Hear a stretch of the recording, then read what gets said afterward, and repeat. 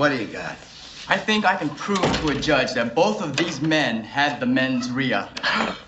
What the hell is a mens rea? It's a legal term the lawyers use. It just means the intention to commit a crime. Okay, come on, let's go. Mens rea? Put the cuffs on him. How could we have gotten mens rea? We take blood? Can you do it without taking blood? We both use condoms. How is this possible? I want to see a doctor. Can I have an independent blood test? Money! I feel sick. What are you doing? Mens rea! Oh!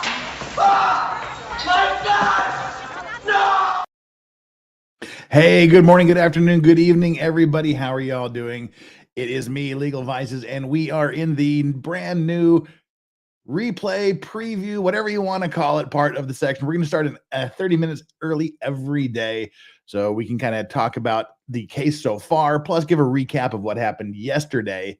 And this is a wild case. It seems like nothing's happening, but there are some things once you sit back and you look at it. But to do that, first, we got to bring in a guest. But before we bring in our guest that's already waiting backstage, let me do my little housekeeping stuff here real quick. Everybody, welcome. I'm really happy that you're all here because you guys could be anywhere. There's no shortage of people streaming this. There's the big mainstream media. There's other people on YouTube, whatever. But you guys have chosen to be here, and I deeply, deeply appreciate that. Because as I said, literally, you could be anywhere right now, and you chose me. Thanks. Deeply appreciate that. First of all, we have our poll up already. No, what's going on here? Hang on, this is bad. This is interesting, isn't it, folks? Right. Hang on. Well, this is a great way to start, isn't it? That's weird. All right. Turn off camera, turn on camera.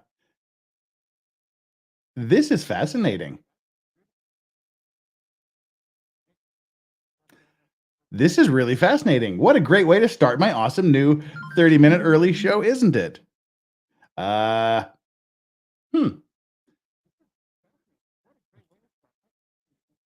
Let's see. Give me a second to boomer my way out of the sitch.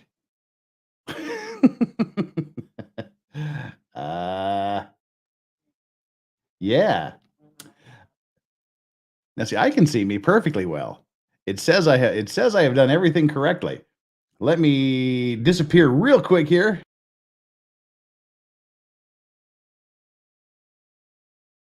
And let me reappear.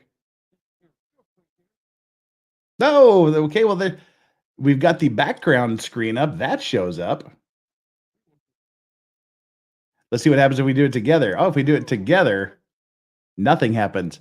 Oh, for effing mother effing sakes. Hang on. I'm going to totally shut this program down. Hang on. Let's do this. Hi, guest.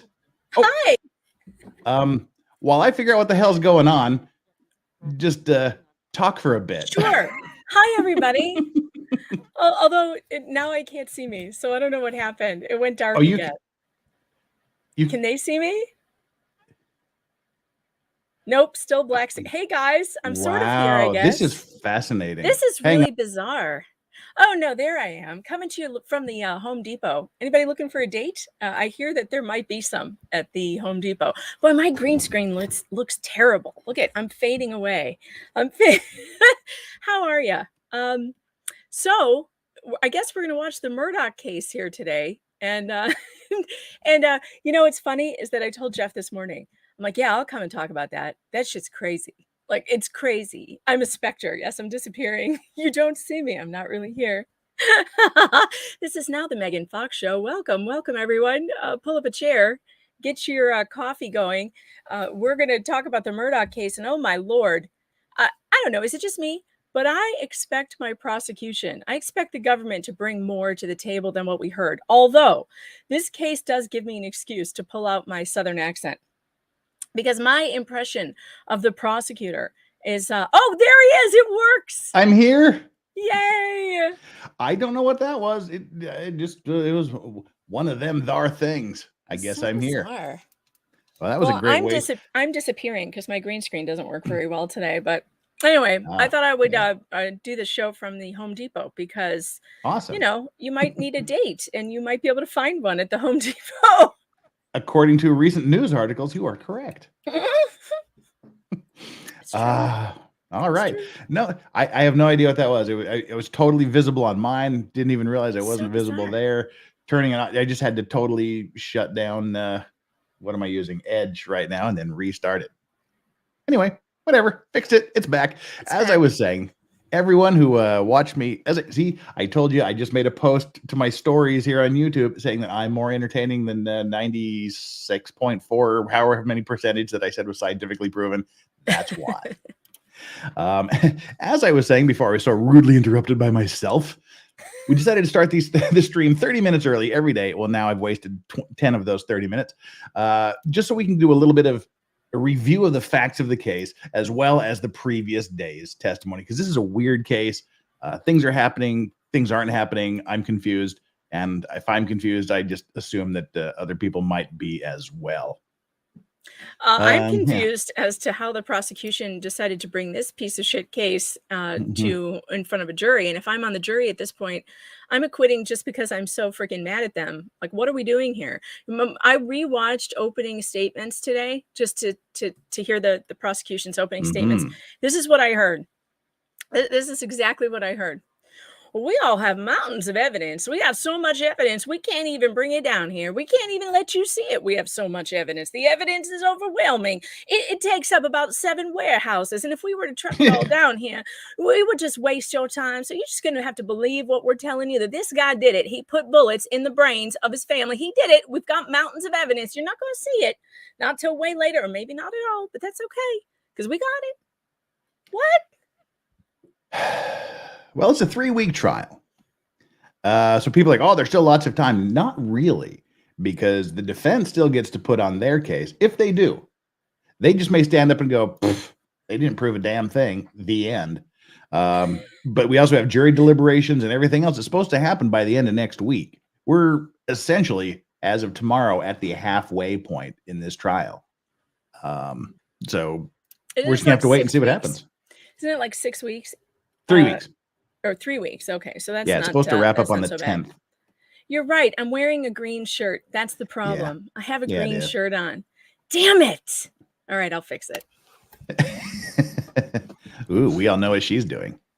All right. While she's doing that, let's start our review of the facts. We started to get into this a little bit yesterday, but the court decided that we'd talk too much and they cut us off by starting again.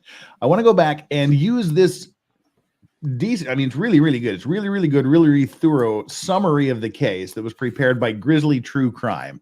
And you should go check out Grizzly True Crime, by the way. They're on Twitter, just Grizzly True Crime. I'm using this with her permission, so everything's cool, and I appreciate her allowing me to use this because it really summarizes just the whole history of this case. And then we'll talk about what happened yesterday, and that should hopefully take us right up into what's going on today. All righty, we are going to go up here, and I'm just like afraid that every button I click is going to shut my camera off. I have like post-traumatic, anyway, PCSD, post-traumatic stress syndrome, whatever. All right, these are our cast of characters when they looked younger. We have Peter Griffin over here on the right. We have the kid from Arrested Development here. We've got the lady from Best in Show here. They are kind of like the Bluth family, aren't they? Buster. There's Buster. Yeah, and his name is literally Buster, so we don't even really need is Buster. Yeah. So this is our cast of characters, and she's done a really good job putting this together. All right, it's scheduled to go to the 10th of February. He's pleaded guilty to 2 charges of murder and also 2 charges of firearm possession in the course of doing whatever it was he was doing, allegedly. The Attorney General said, after carefully reviewing this case and all surrounding facts, we have decided to seek life without parole for ALEX MURDAUGH. And listening to his tape, we all know how he officially pronounces his name. It's not Murdaugh. It's not Murdoch. He pronounces it Murdoch. Murdoch. If you listen to him give his statement to the police, like, can you state your name? Like, Murdoch. I'm Alex Murdoch. Murdoch. His name is Murdoch. This is like that island in and there's some island up in the Upper Peninsula somewhere, and it is not spelled. It doesn't sound at all like how it's spelled. I'm not going to remember what it is now, but those weird Michigan names. There's a lot of weird Michigan names that you can't pronounce either, and his name is like this. We have them in Utah too. All the Indian names. Indian names, yeah. Yes, some of mine are favorite, like Toolooee, Tooele. Exactly. Yeah. What the hell, man? So here we go. Great suit, by the way. If you're like a multi-millionaire, you can afford a better suit than that. Just saying. It's also the South. It's also the South. Oh, and of course, Megan, if you haven't been following along with Legal Mindset and I, the head of the defense team is a state senator, Dick Harpootlian, and we've just shortened his name to Dick Poon for short. Harpootlian? Yeah. Is this a joke? Nope, that's the head defense lawyer's name. Oh, he's a state senator, and that's just too long, so we just call him Dick Poon. Is it just me? Or is this trial dragging because everyone takes 8,000 hours to say a 3-syllable word? Every word is dragged out. Welcome to the South. I mean, they turn 1-syllable words into 3-syllable words, and it's just it's driving me crazy. I mean, no offense to those of you from the South, love ya, but can we speed up the court a little bit? Crikey. We can. And we're doing our part, like I said, by shortening his name from Harpootlian to just Dick Poon. Dick Poon. And we got one super chat in the way here from Vepper. Thank you so much. Do you still think he's guilty? Prosecutors have nothing. Well, let's see. We'll let you know here. But I mean, spoiler for me. My gut tells me if he didn't do it, he paid someone to do it. Really? But that's what I'm feeling. If he what's did his it motive? or paid What someone is to the do it. motive? I still can't come up with a motive. I don't know why he would want his wife and son dead. Well, let's talk about that after we get through this. We'll do that. What's your gut feeling, Megan? Did it or didn't do it? Didn't do it. So far, I don't think he did it. I think he's a crook. I think he's a crook. Mm-hmm. I don't think he's a murderer. My gut tells me he did it or had something to do with it, but the state has in no way proven beyond a reasonable doubt that he did it. If he did pay somebody, that would really be the dumbest thing he could ever do, considering he just paid someone to kill him. Yeah. And everyone knows it. That's why I'm thinking, But I mean, do it again after getting caught? That doesn't make sense. But no, he paid his cousin to kill him after he killed his family. His family was dead was first. after? Yes. Oh. Okay, I didn't know that. All right. We got some ground here to cover. Grounds. On July 8th, 2015, this is the background here. The body of Stephen Smith was found on Sandy Run Road in Hampton County, South Carolina. His death was ruled a hit and run, but is being investigated. Interesting part, the Murdoch family came up 46 times in the investigation of this hit and run. Stephen told his mother, now follow along here, Stephen told his mother he was dating a son of a powerful family. Who is Stephen? Which one is Stephen? Stephen is the victim of the hit and run 6 years before this murder. Gotcha. So they're thinking Buster was dating Stephen. Ah. You want to cover that? You want to cover up that bit of dirty family business? And That's the way to do it. Lucille and George didn't like that very much. So no. And hit and run, death on the side of the highway. Eerily familiar to pay your friend / cousin to try to blow your brains out on the side of a road. But on February 16th, 2018, there aren't many roads there. It's all the same road. Gloria Satterfield, the family's housekeeper for almost 25 years, trips and falls to her death at the Murdoch estate. But everybody, including the police, said there's absolutely no evidence of foul play there. But what happened was Alex says, okay, tell you what, you sue the shit out of me, and then my homeowner's insurance will cover it.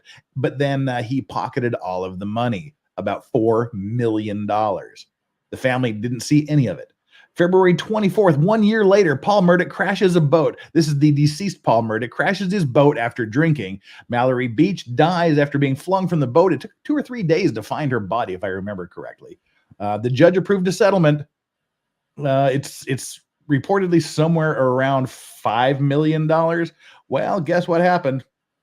Nobody ever saw any of that either. Paul Murdoch, again, 4 months later, is charged with 3 felony counts in connection with the deadly boat crash. He pleads not guilty to that.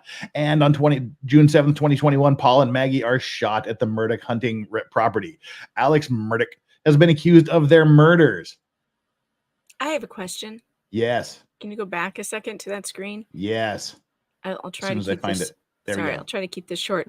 The housekeeper, he tells her to sue him, Yes. but he Sue me and- pockets yeah. the money. I don't Yes. how. If she sues him, Because the homeowner's insurance would pay him, and then he is supposed to pay them. and he never paid her back. Yeah, the guy's a swindler for sure. I mean, there's no doubt. I just don't think swindler equals murderer. Well, the state could be has wrong. to prove it. State needs to prove it. So far, they're not doing a great job with all their evidence that they haven't brought No. forward. Yeah. They brought a lot of evidence, just none of it really does anything. June He's got 7th, guns. 2021. He's He bad. does. He's got lots of them. Alex Murdoch asked this is weird too. Alex Murdoch, and again, but there's no evidence of this yet. We're just told about this. Alex Murdoch asked his wife to meet, there's a little bit of evidence, asked his wife to meet him at their Moselle estate in Islandton, South Carolina. Their marriage had seemingly hit a rough patch, and Maggie had been staying at the family's beach house on Edisto Island, 30 minutes away from the family's estate. Alex asked Maggie to meet them at their hunting property and then go with him to visit his father, who was about to pass away. Actually, he died like 3 days after the murders. Maggie asked if they could meet at the hospital, but Alex insisted that she meet him at the family estate.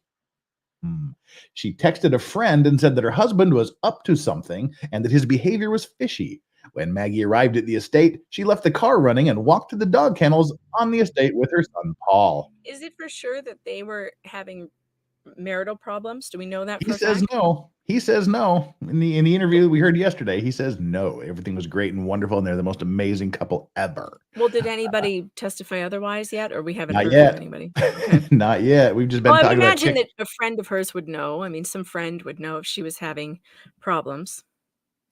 Yeah, well, hopefully we'll find out one way or the other here what's Because I going don't on. think living separately necessarily means you have problems. It could also mean I like the beach house, and those idiots like to go to the hunting cabin. We meet up when we meet up. No. Oh, shoot. Where are we here? This is the timeline of the day. Alex Murdoch's narrative is that he was not at the location at the time of the murders. Paul's son's phone, however, captured audio and video that proved otherwise. The opening statements from the prosecutor. He says it's his voice, though. He's not on camera. That someone identified his voice. How good is that of evidence? Yeah.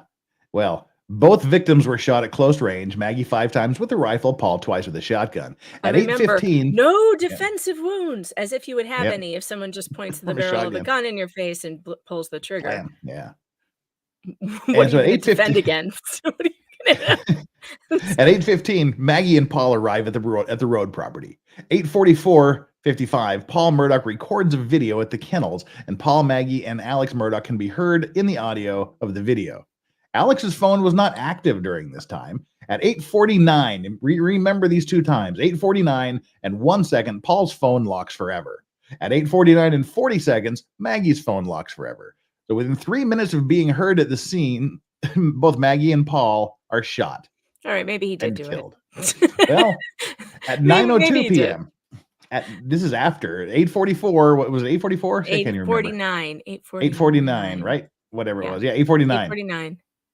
So 13 minutes later, Alex's phone calls Maggie's phone. He then calls his father, Randall, then Maggie's phone again. We had some testimony about that yesterday. He says they didn't return his calls or his texts, but they could have been dead. 9:06 p.m., he turns on his car and texts Maggie, "Be right back. I'm going to check my mom." His mom suffers from Alzheimer's. So we have one of these timelines says that he left after the murders. He says he left before the murders. He drives to Alameda. He's there for 20 minutes and is back on his way to the property at 9:44 p.m. So he's been gone an hour. And on his way back, he makes more calls. And then he gets at Moselle Road at 10:01, calls 911 to report they've been shot. He then drives a third of a mile back to his house to get a shotgun for protection and then returns back to the bodies. Is that the same? Well, is that the same? Were they shot at the place that had all the guns, or that was it back at his house? Yeah. Well, the house and the dog kennels are about 1/3 of a mile apart. Okay, so he just goes back to the house to get a gun. Well, if he believed there was some crazy murderer on the loose, yeah, that makes sense to me. This is an 1,800-acre estate, so it's long Gotcha. distance from everywhere to everywhere else. Gotcha. So then the officers arrive, and then he starts telling them about this 2019 boating accident. You saw the video. It was like, oh, my son was in this boating accident, and the people don't like him, and he's been getting threatened, and some people have been beating him up, and maybe that's what he just started telling his weird story. That's not the first thing you'd tell the police. Normally, if you're, I'm just assuming I know what you'd tell the police if your family was murdered. Well, unless he believes that that's why they were Yeah. killed. And in that They case, I would didn't ask him absolutely tell about it, them. though. They didn't Well, even why ask would him you, about why it. would they need to? Your wife and son are dead, and you're trying to tell them, hey, he had enemies. They're on the loose probably, and these are the guys who did it. The people who were mad at him about this death. I Well, don't know. that's Makes his sense to argument. me. That's his argument.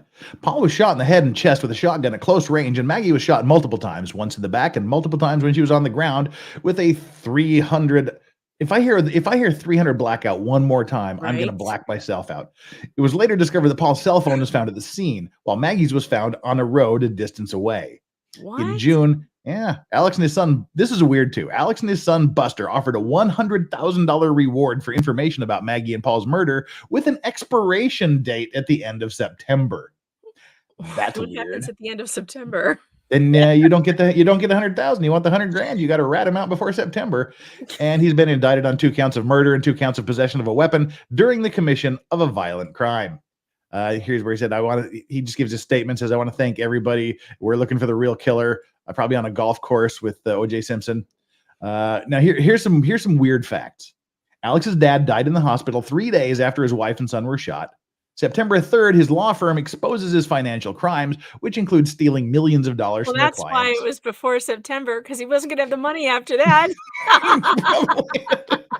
he knew it was coming Makes sense. down on him in September. Get it while I got it. My assets are going to be frozen by the end of September. Hurry. That's why I said by September. There it That is. makes sense. So on September 4th, Alex staged his own assassination. He allegedly hired Curtis Edward Smith, a client, to shoot him in the head while he was changing a tire. I've also heard it may have been his cousin. But the interesting thing is, because as I understand it from what I've read, the insurance clause had a 2-year suicide clause, which means if you're going to delete yourself within 2 years, you don't get a payout. So he decided he was going to pay someone to do it for him so his son would get the $10 million life insurance policy. But from what I read, it had been way more than 2 years since he got the insurance. So he didn't even really have to pay someone to do it to him. He could have done it himself, and his son would have got paid, from what I understand. On September 6th, he checks himself into rehab 2 days after staging his own assassination, saying he had an opioid addiction and had resigned from the law firm. He faces charges of conspiracy to commit insurance fraud and lying to police about the incident. He was arrested and charged with assisting Alex in an Curtis was arrested for attempted suicide. On 16th, 2021 of September, Alex Murdaugh turned himself in at the detention center. He was charged with insurance fraud and all these other things. He was held. This is weird. This is weirdly low. $20,000 personal recognizance bond for 100 and some odd financial crimes. Then he's arrested and charged that he stole insurance settlements totaling more than $4 million intended for the son of his late housekeeper. In November, all of his assets are frozen. He could have had it go through October, but He could have had it the October, but he didn't know that. He figured he might get frozen in September. And new charges, stealing $5 million in settlement money related to the boating accident his son had. And then finally, he's charged with the murder. So he's been disbarred from practicing law. He's facing more than 85 criminal charges in addition to 2 murder counts and 11 civil suits, and is being detained on a $7 million bond he's been unable to meet. Well, you freeze your assets, you ain't going to meet that. His defense team, Dick Poon and Jim Griffin. He's going to jail for something. Oh, yeah, he's going to go to jail for the rest of his life for something. For something. Just maybe not this. And he's pled not guilty to absolutely everything because he plead. This is his stepson. Oh, sorry, Stephen Smith. He was the one that was allegedly dating Buster. And he was friends with Buster, Alex's son. Alex coached them both in sports, assuming football. He was found dead it's a safe assumption in the South. He was found dead on a rural road. His body was found more than 3 miles away from his car. This is kind of irrelevant to this, but we'll skip through it just because we're short on time. Mallory Beach was the girl that died in the boating accident. There were 6 people on the boat. He bought alcohol using Buster, his older brother's ID. Well, as I've been saying, at least we know which son was his favorite. Sorry, Paul, you're a liability. Blam. This is the boating accident. Ooh. Yeah. He ran Deceleration out of the trauma. water. Yeah. Oh wow. And this is the housekeeper that died in a slip and fall. He'd worked for them for like 25 years. And her body is being exhumed? Yep. Holy cow. They think see that what- maybe she was murdered?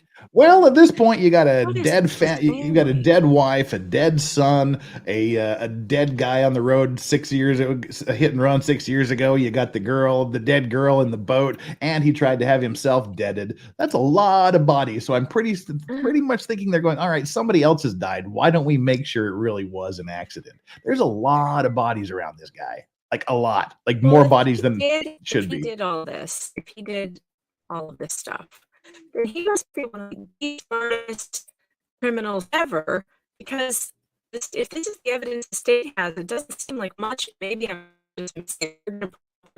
Your microphone's really cutting out bad. Oh shit.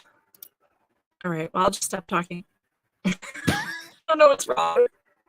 I'd like to see that happen. Ha ha ha. Sorry. All right. So while she's figuring that out, it's like her camera, well, my camera and her microphone. Mm, Are you on Wi-Fi? And your video's frozen too. It's like you're on Wi-Fi. right. Yeah, now we can't even hear you. All right. While she's doing that, I'm going to go back through here and hit the super chats. We need to get the super chats before we get going, and then we'll just kind of talk around yesterday's testimony while we wait for the jury, and then during breaks. Flux says, "Wow, Megan's looking hot." Of course she is. She's Megan Fox. Give me now. I just get rid of the background. You're saying something. Okay. You're saying something. All right, and I'm scrolling. Oh, okay. I can't scroll up to the very first super chat, which was from Southern Brainwater. Jeff After Dark. Jeff in the Dark. Yep, that's me. And Wild Reed says, "I have a feeling the deaths of the family members are consequential to the foul murders." Oh, the FOWL murders. I see what you did there. Justice for the chickens. Well, the chicken. Yeah, we need to get. Oh, and Megan has disappeared. She'll be back, I hope. 2 more super chats. Got to run on. Let me scroll back up here. I was too busy furiously reading that information because I wanted to get it out before. Vepper, Branca's idea is Irving on the Sun, Mon's collateral. A revenge, I guess. Branca's idea is revenge on the Sun. Mom is collateral. Could be. That's the state's got to prove it was him, and they're not doing a really great job of it yet. And scrolling up a little bit further to get to Bad Weather Biker super chat. How lucky are you to have hot Megan in a cocktail dress so early in the morning? Well, she's working her problems out. I hope we get hot Megan back on. Not just my dumbass sitting here struggling to make this case entertaining. We currently have 466 people here, and I'm grateful to every single one of you because, as I said at the beginning, you all could be on any other stream, anywhere on the entirety that is YouTube, and I'm glad you chose to be here with me, and I hope you'll stick with me through today. Hopefully we'll have some guests coming on. Hopefully we'll get Megan back, and then about 3 or 4 hours from now, we'll switch it on over to Andrew Legal Mindset. He'll be joining us at some point when he wakes up. And Megan says she is rebooting. So she will be here in a bit. Alan, hey, Alan is in the middle of a vacation. I hope you're doing super well, Alan. Friday is our F at Friday stream. You're not going to want to miss that, Alan, if you have a bit of a break. Cheers, Jeff. Well, cheers to you too, Alan. Deeply appreciated. So to all of you, as I was saying, I hope you'll stick with me as we go through the trial this morning. We try to keep it entertaining here. We're a little bit lighthearted. We're a little bit irrelevant. We're irrelevant too, but we're also irreverent. And in fact, we have a little bit of a poll here for you to take.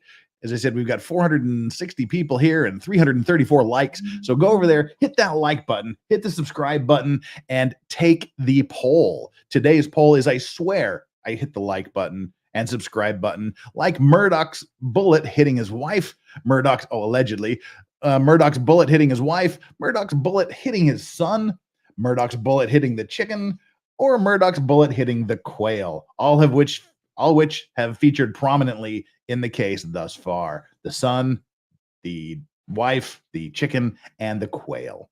Hit the like button, hit the subscribe button, and tell us how you hit that like button. Which one of those was it like? And we will look at this in about an hour. Again, for those of you that are just joining me for the very first time, the super chat button is active. There is no minimum required. I will address things that aren't super chatted.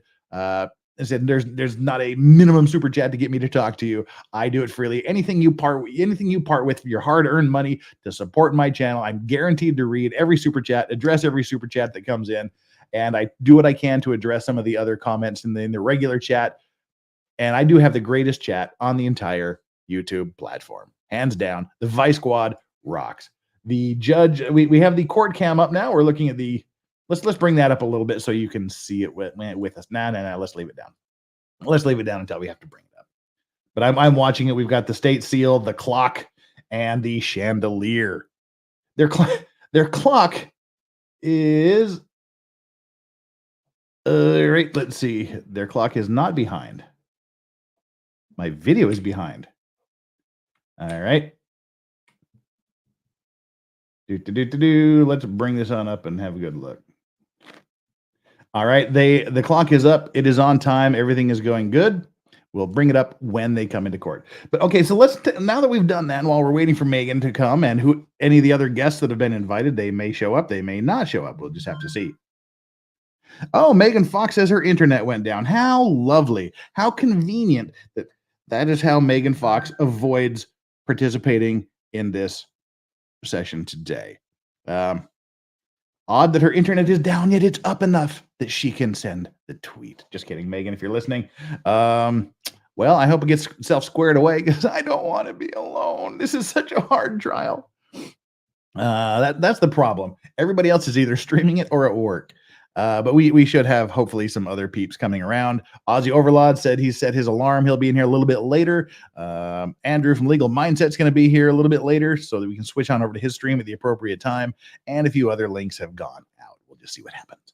So when we got here yesterday, a lot of things happened. The criminologist, I don't know what her name, I can't remember what her name was. We've been calling her Clarice Starling because she sort of has Silence of the Lambs Clarice vibes. She, I think, severely damaged the prosecution's case. Severely. But we'll get to that. And as I said, I started out thinking the prosecution was going to crush this because I didn't like the way defense lawyer Dick Harpootlian, who we refer to as Dick Poon, I thought was blowing the case from the beginning, stumbling around, boomering the electronic equipment worse than me, shuffling around but I've decided that's an act. It's all an act. It's a ploy to lure people into a sense of downplaying his role, giving the aw shucks kind of guy. Because as you watch him, every single person he's cross-examined, he's done it in the same way. He starts off by shuffling around, being uncomfortable, either to put them at ease or to make what I think is to make the witness think they're smarter than him because he's just this bumbling, doddering old fool. So they think they're smarter than him. And then, he shuffles around and then he starts to walk around the courtroom a little bit. And he'll get in the prosecutor's face. He'll lurk around the prosecutor's table. And by the time he ends his cross-examination, he's right up in the grill of the witness. And he rambles on. He takes a long time to get from point A to point B. But in the last little bit, he goes to these rapid fire on-point questions that are basically designed to show how incompetent the witness is. So I think he's playing this up a bit. I think he's playing it up. They went, as we were talking about, as we're joking about in the poll today, they went on for almost an hour talking about quail cages and bullet trajectory that went through the quail hutch. I don't know. Do quails live in in cages or hutches or pens. I don't know. And so they just went through that like an hour about a bullet trajectory and the quail cage. But it became really, really damaging when he was talking about how one of the bullets came from a low angle and one of the bullets came from a higher angle, according to her own calculations, which she also screwed up. This isn't good either. In her notes, she said it was an 84-degree trajectory, but in her official report, she said it was a 96-degree trajectory. So, I mean, that changes it from this to a this, which is a big deal. But when he was talking about the different levels of the path, he specifically asked her, is there a possibility there could have been two shooters? And then he said the magic words. Yes, there's a possibility there was two shooters. There's also a possibility a freaking Martian came down from outer space and, and shot them. That's a possibility. I mean, is it a reasonable possibility? No. But that's the magic word, reasonable. They have to prove beyond a reasonable doubt.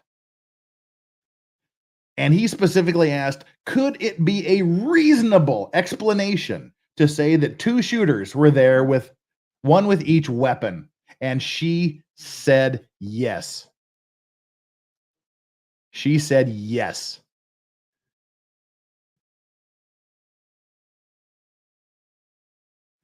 And we need to bring this up there in court.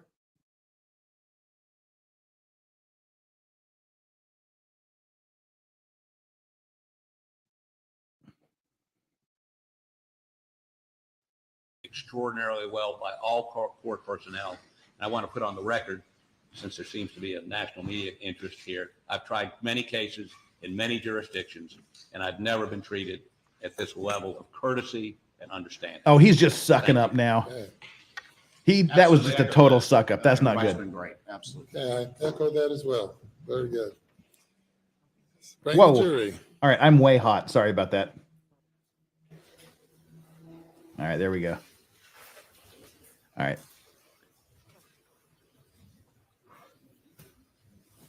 I'm sorry for being so hot. Once they start talking again, let me know how the volume mix is, me compared to the court. But anyway, the star, one of the star witnesses for the state, the criminologist, she admitted under questioning that it is a reasonable explanation that there were two shooters. And if this lawyer is worth anything at all, he's going to harp on that repeatedly during closing examinations. He's going to get up there and say, even the state's own witness, the criminologist that works for SLED, that is responsible for the collection of evidence. Hey, good morning. Testified under oath that it is a reasonable explanation that someone else did. State's case. So let me know how my balance is here. Have our witness back.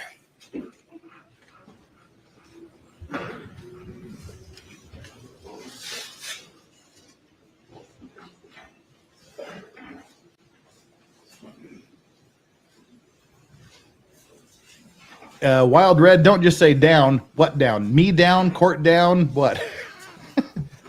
Yeah, remind you, you're still under oath. Yes, sir. Cross-examination. Mr. Griffin. Good morning, Agent Cross. Good morning, sir. Yes, lawyers closing arguments. On June 8th, I understood that was your first involvement in this case. Is that correct? Yes, sir, that is correct. And you went to Moselle on the morning of the June 8th? I was en route to Moselle, got rerouted to the office, and then went and conducted an interview, and then back to Moselle. That's right. You interviewed Brogan Gibson and then went to Moselle. That is correct. And what time did you get to Moselle? I was around lunchtime when I got there. And as I understood from your testimony that your role. Okay, I turned the court down. I don't know how that sounds. Let me know. Because you know a lot about guns and ammunition. Did I understand that correctly? That was not my sole role. I was in the search of the residence because of my familiarity with firearms. Yes, sir. And you went and searched the residence with other agents, and we saw those agents, some of them on the body cam video that played yesterday. Yes, sir. I was in the gun room. And this search was a consent search, correct? That is correct. Yes, sir. And you weren't there executing a search warrant, right? No, sir. I was not. And were you aware, though, that there was a search warrant that had been obtained the night before? I was aware of the consent, the search at the incident location. It's common practice that they get a search warrant to process the scene. Yes. Were there any limitations that you were aware of on the scope of the consent to search? No, sir. And so, as far as you knew and understand, It's almost impossible to do these little micro adjustments. You or other agents at SLED could have searched that house from top to bottom on the 8th. Is that correct? Other agents went through the residence with family members. And there were no limitations on what the other agents could have looked for, right? Again, I can't say what limitations was placed on them as they. Well, this is about as good as the volume's going to get between me and the court. Well, to your knowledge, did anyone look for bloody clothes or dirty clothes in the house while you were there on the 8th? I was in the gun room and I was. I'm going to change my hat. This keeps reflecting the light. Now you mentioned that you had been provided some information about the type of ammunition that was used down at the crime scene where Maggie and Paul were murdered. Is that correct? That is correct. And you and one ammunition was a 300 blackout. Oh my God! If I hear 300 blackout one more time, I swear to God. Yes, sir, I was. And who relayed the information to you as the type of ammo that was used for the murder of Maggie and Paul? It came from the investigative team. I don't recall exactly who called me. Megan Box. Me the information, but I was relayed the information through our investigative team that was at the scene. All right. So you were informed that, look out, see what you can find in the gun room related to 300 blackout. Is that correct? Oh my God. It wasn't limited to specifically 300 blackout. That was. I wish I had a counter on round of here interest. to have a blackout counter. We need one of those. Round of interest was 12 gauge, correct? That is correct. And were you given any information as to what specific type of 12 gauge ammunition was used at the crimes? I knew we had a 12 gauge. We'll do it the analog way. Turkey load. Do it. Load, and then a buckshot. Okay. That's 3 so far. Let me talk to you a little bit about the 300 blackout ammunition. 4. You testified yesterday that the grains, the weight of the ammunition found at the house was 147 grains. Is that right? That is correct. That's what's on the empty box which I located. And is this the empty box, State's Exhibit 213 that you're referring to? That is correct. And this, I recall, this pack of ammo on this exhibit has a label of Woody's Pawn and Jewelry and $11.99. You couldn't buy this ammunition in June of 2021 for $11.99, could you? I don't know what the ammunition cost. Well, it was a lot more than $11.99. I don't know the price of ammunition at that time. All right. I bet you know it's more than $11.99. Basically, two types of ammunition for the 300 blackout. There's the God damn it. supersonic and subsonic. I am, sir. Supersonic. The subsonic is the heavier of the two, correct? That is correct. And that would be a 220 grain. Thereabouts, yes, sir. Yes. Probably correct. And the most popular ammunition for hunting is the supersonic, the 147 grain ammunition. Are you aware of that? I can't say the most popular would be, but I am aware that 147 grain is used for hunting. And you're aware that the 300 blackout has it's not a rare gun in that area of Hampton and Colleton County, is it? It's not as common as the General 223 or the AR-15, 308, different caliber Now, rifles. see, I always thought it was a very Not as rare common. gun, but people are saying it's But been increasing in there's plenty out popularity there, correct? in I recent years. can't testify as to how many's out there, sir. I understand, but it's not the first time you'd seen the 300 blackout on June God 8th, damn it. 2021, it wasn't. I had seen one before, yes, sir. And and then the 12 gauge, you didn't know what type, you weren't given any type 12 gauge you're looking for. You just, from the information from the crime scene, right? The type of weapon I was looking for? No, Yes, sir. sir. No, sir. And then were you given information as to the size of the 12 gauge shell? It was about the size of a 12 gauge, I'd 3 imagine. It was, I was given a 3-inch Magnum was Who what is I was, questioning right what now? I Is was this given. the That defense was on the- or the Yes, This prosecution? is cross-examination. All right. I was given 3-inch Magnum of shotgun capable of shooting a 3-inch Magnum. I was busy resetting Now, all of my we're gonna get some of routers these and things. Shotguns here in a minute, but I fucking hate that Spectrum. the Browning Light doesn't even shoot a 3-inch shell, does it? It does not. 2 3/4 what it shoots. Right. And yet you seized it I secured it, yes, sir.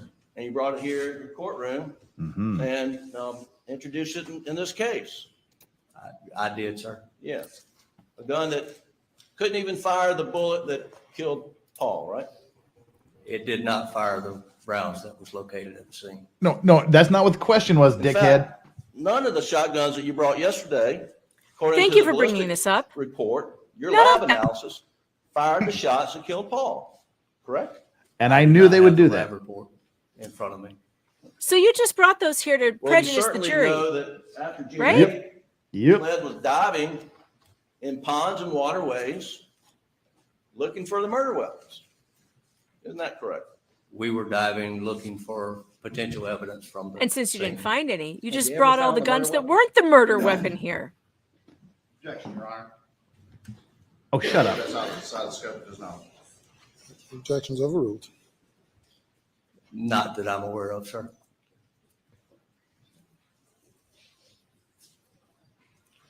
And are you familiar with what ballistics tests were done on Buster's 300 blackout? And whether that was excluded? Do we have to as count it for both the ammo a and the weapon? used to kill? I think we his do. mother? Again, I don't have the report in front of me and I'm not able to testify to that, sir.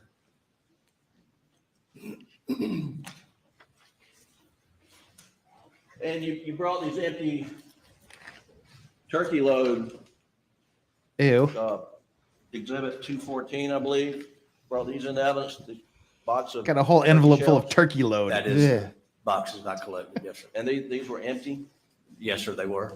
and these were found in the trash can? Yes, sir. They were found in a trash bag, yes, sir. Okay. And you, let's see. Exhibit, the other end has exhibit number. Exhibit 90 is the Browning Auto 5 Light 12 gauge, which we already talked about, wouldn't even hold a 3-inch shell, but there was no shells, no ammo in the Browning weapon, which is exhibit 90 you brought. Of course they do. They have There big was children. no rounds in that weapon. When you seized it on the 8th, no rounds in it, right? That is correct, yes. All right.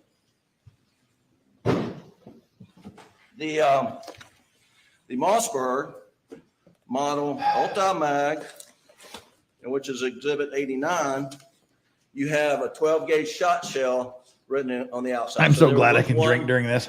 shot shell in this, loaded in this gun, correct? That is correct, yes, sir. And do you remember if it was buckshot or birdshot? It was black. I don't remember what It's it a was. Dave Chappelle comedy hour. Will you be able to look at it and tell us? Yes, sir. All right, I'm gonna hand you exhibit 89 and ask if you can pull out the ammo in there and tell this jury if that's birdshot or buckshot first.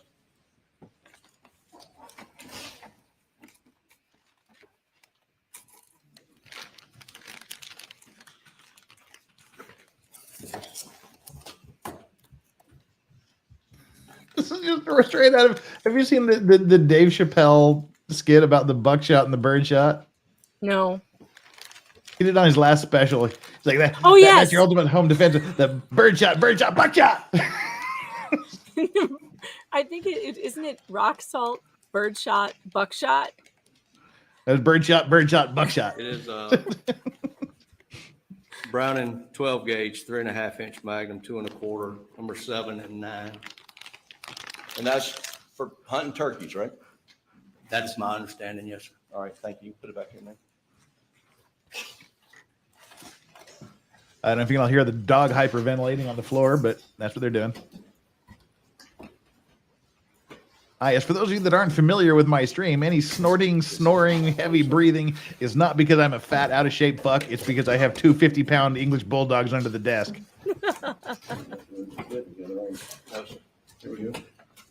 I woke myself up snoring yesterday. Oh, I hate when you that ever happens. do that? You ever do that? Yeah. You're like, you're sleeping. It's like worse when you're on a plane In and the you do it. Mossberg, there's one bird shot. I fell asleep in Now front the of other, the Benelli football Super game. Black Eagle. And I woke up like, oh. 3 had 2 unfired shot shells according So to embarrassing. your notes on the box. And this is Exhibit 91, is that correct? Yes, sir. And do you recall whether any of these is bird shot, buckshot? Do you remember? I what would they- have to look at them again, sir. All right. Please do.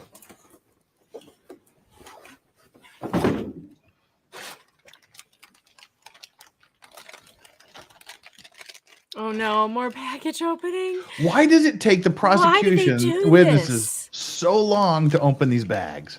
I don't recall ever watching people open as many packages during a trial as this crew has. Look at him. He can't even find where. Like, he's like, where does this thing open? That was Exhibit 91 for the record. I tell you, the Clarice Starling criminologist, it took her 15 minutes to open a bag. At least 15 Look, minutes. he's There's all. Because I was black getting round like in here deep that's, vein 3 inch thrombosis, and I number told 4. Andrew that I got to get up and walk around the Pellet. house and just kind of And then flex the there's legs a, a little bit. And I did. I made like two 7, fried 2 eggs. I 2 snarfed them 1/4 down, ounce, and I came back in, and she was 3.5 still inch trying to with open an that 89 package. millimeter. And those are both turkey loads, right? Oh, he's not going to open this. He's just looking at the evidence through the bag. It could be used for turkey, yes, sir. Well, let's just be clear. Neither one of those are buckshot, correct? No, sir. Thank you.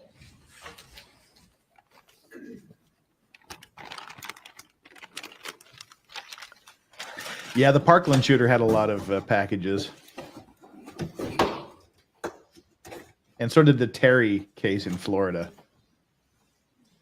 Yeah, see, I'm not even exaggerating. It was like literally 15, 20 minutes to open this package. Ruled out as having any involvement in the murder of Paul, right? Exhibit 91. I can't testify to any lab reports. I don't have the lab reports, and it's out of the scope of what I did. Was it correct to say, Agent Croft, that you did not find any guns loaded in the gun room or anywhere at Moselle that had a bird shot and a buckshot loaded at the same time? The only weapons I've recovered are the weapons that are there. with the Well, answer the rounds question, that sir. We have just looked at, yes, sir. And if you or another agent in your presence made a representation that we found in the gun room a gun with similar loads as that we found at the crime scene, that would be an incorrect statement, would it? I don't think it would be incorrect to say that guns were loaded in a similar fashion using two different types of ammunition, 2 different loads.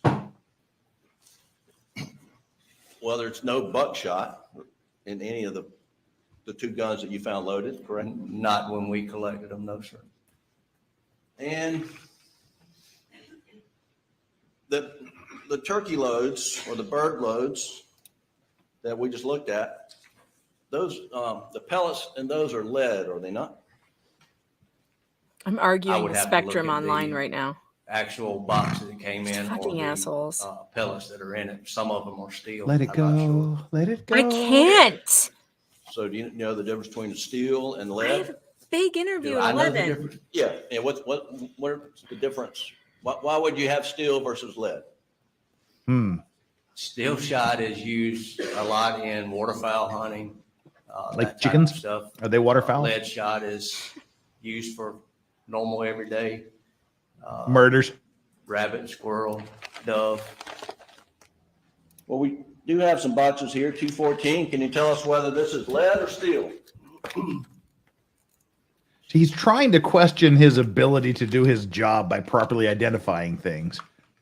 But even when he answers the question correctly, he just goes back to the default. But none of this really has anything to do with the murder, does it?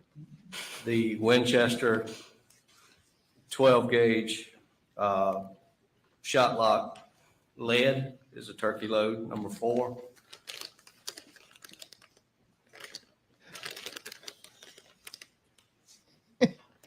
Bird load.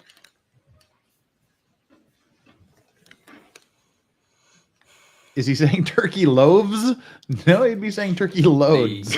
Brown and But a box, turkey I do loaf not sounds pretty see good right now. it indicated on the box what the ball is or the pellets are.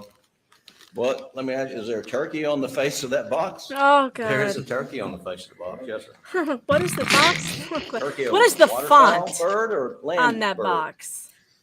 Turkey is a land bird, sir.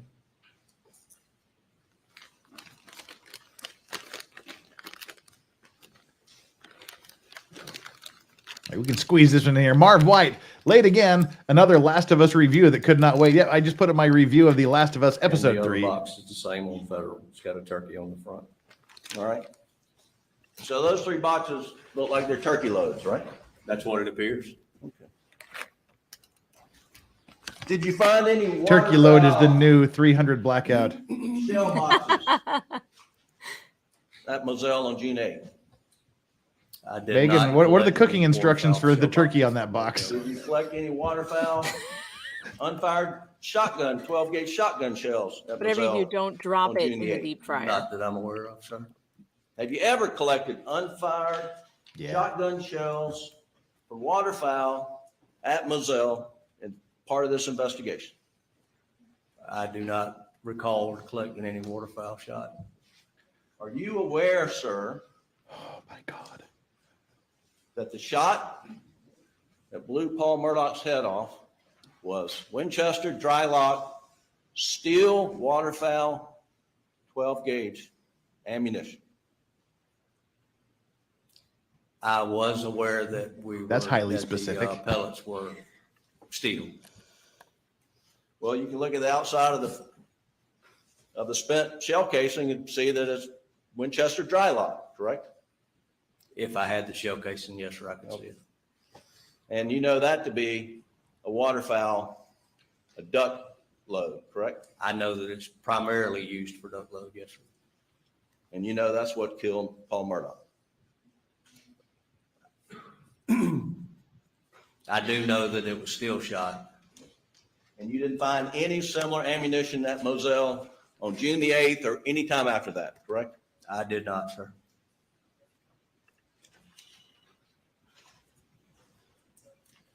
Now,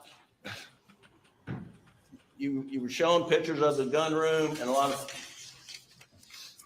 and I think you testified there were some 25 guns and gun racks. It's roughly 20 to 25 guns. And this is 1,700 acres of hunting land. Yes, sir. And I mean, did it shock you to see that many guns? And they were all hunting guns, were they not? It did not shock me to see that many hunting guns. And a lot of people in I Hampton, bet everybody in the Colorado, entire courtroom part owns of at least low country. 25 guns. when they hunt with those types of guns. Isn't that correct? Yes, sir. And nothing, you didn't find anything unusual about the number of guns they had in their house, right? I did not, sir. Thank you. James from court was here yesterday, and Now, he you said that mentioned, everybody on the jury you looks know, like they own multiple guns. Something about Whatever that the means. injection pattern It's of where the they live. Everyone has lots of guns there. 300 It's just a way of blackout. life. You remember testifying about that? I wasn't I scandalized by remember the video of testifying all that those it guns. ejects to the right So and what? slightly backwards.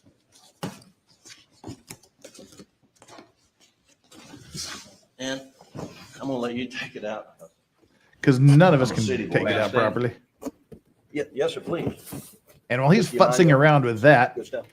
Jason J says, what are the odds, over under, that Jeff will lose his mind over the trial having useless things brought up or going so slowly today? Well, that is a very, very good likelihood, because we're already up to 8 300 blackouts, and I'm getting annoyed. We're at and now the While you're unboxing standing, of Yeah. more if you could guns. just step down and point the gun at that door, and hopefully no one comes through, and show the jury the direction What? that the shells would go.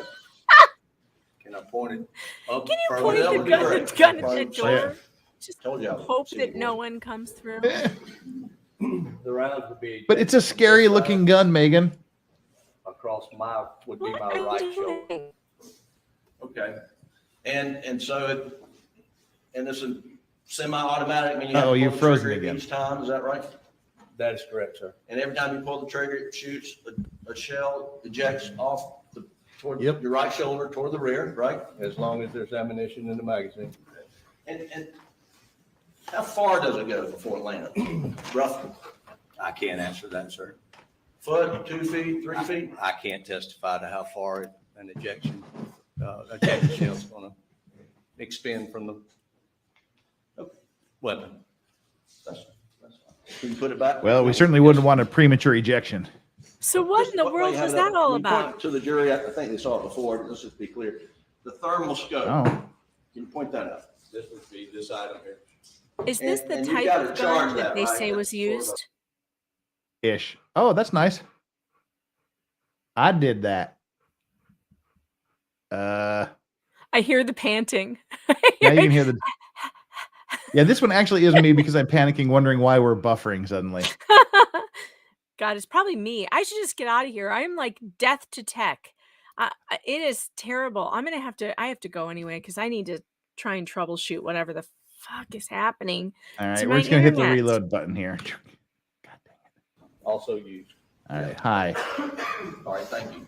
Yes, sir. You're gonna leave us?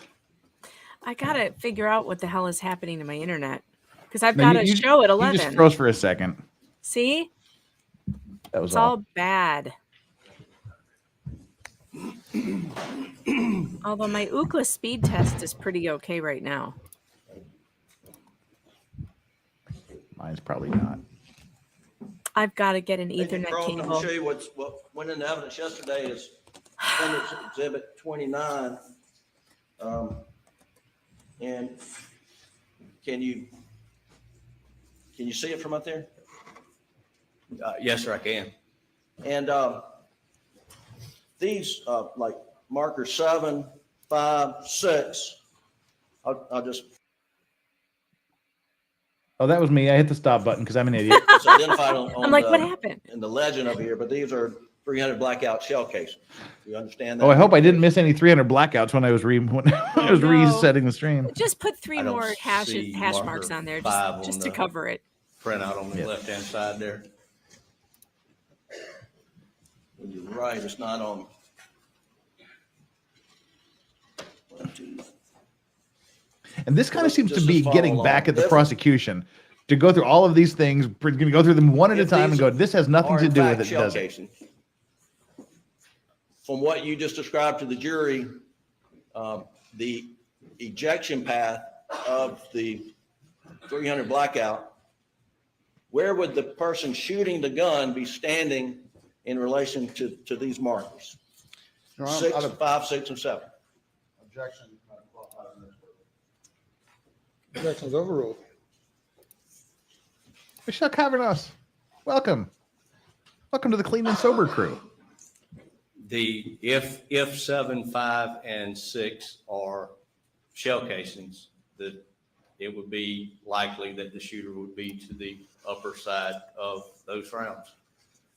Somewhere near this line in that area? I can't testify to that line or any kind of angle of that line, no, sir. Understand, but it would be on the side of the line. It'd be up in here somewhere, right? It would be on the left-hand side of where those numbers are. It would be likely that the shooter would be on the left-hand side of where those numbers are if you're looking at it from where I'm sitting. The shooter would be on the left-hand side of these numbers and a little forward of these numbers. Is that right? I can't say because I'm not sure if the ejection hit something on the way out, or if there was an obstruction. I wish we could put this on like 2x I speed. can't testify to how far they would go. I just know that a normal 300 ejects to the right and slightly backwards. Yes, sir. Thank you.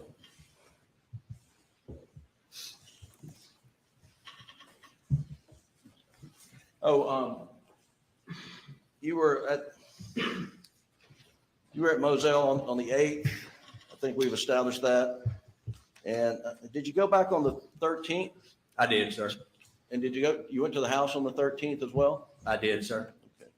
Okay. And we saw body cam from where you're picking up shell casings around the side door, 300 blackout shell casings around the side door. And I think, was that the 8th when you got the shell casing next to the? That was around 2 o'clock on the 8th, a little after 2. Now, jury will have the video if they want to see it, but as you're standing out there, you can see the rooftops of the shed building and some. Oh, come on, me. This is me. I know I've got exactly what the Spectrum problem is. telling me that I need Mother to plug structures into their modem, and I'm down like, at I'm the not going to kennels do your work where for the you. murders took place. Come here and do your own work. See the rooftops? Don't put me to work. The hell? I would think you could see the rooftops. So pissed. But I see that. But that's all you could see, correct? You couldn't see SLED agents working around down there by nonstop. the dog kennels. No, sir, there is planted pines between the residents and the kennels. So the fact of the matter is, you can't see people at the dog kennels from the house based on your personal observations. Is that correct? From where I was standing, no, sir. Now, you also testified about the location of Maggie's phone, how it was found. Yes, sir. Did you go out there when it was located?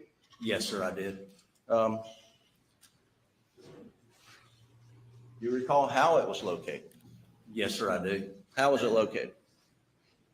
We sent information to the phone company for a ping. The ping was actually 20-something hundred meters, which is a long ways. We then learned that she had 2,000 meters. Find My iPhone on her phone.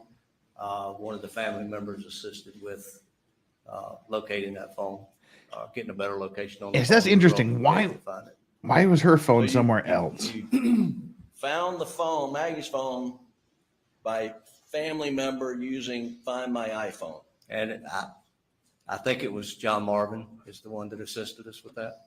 And do you think John Marvin was using Buster's phone to do that? I don't have a clue what he was using.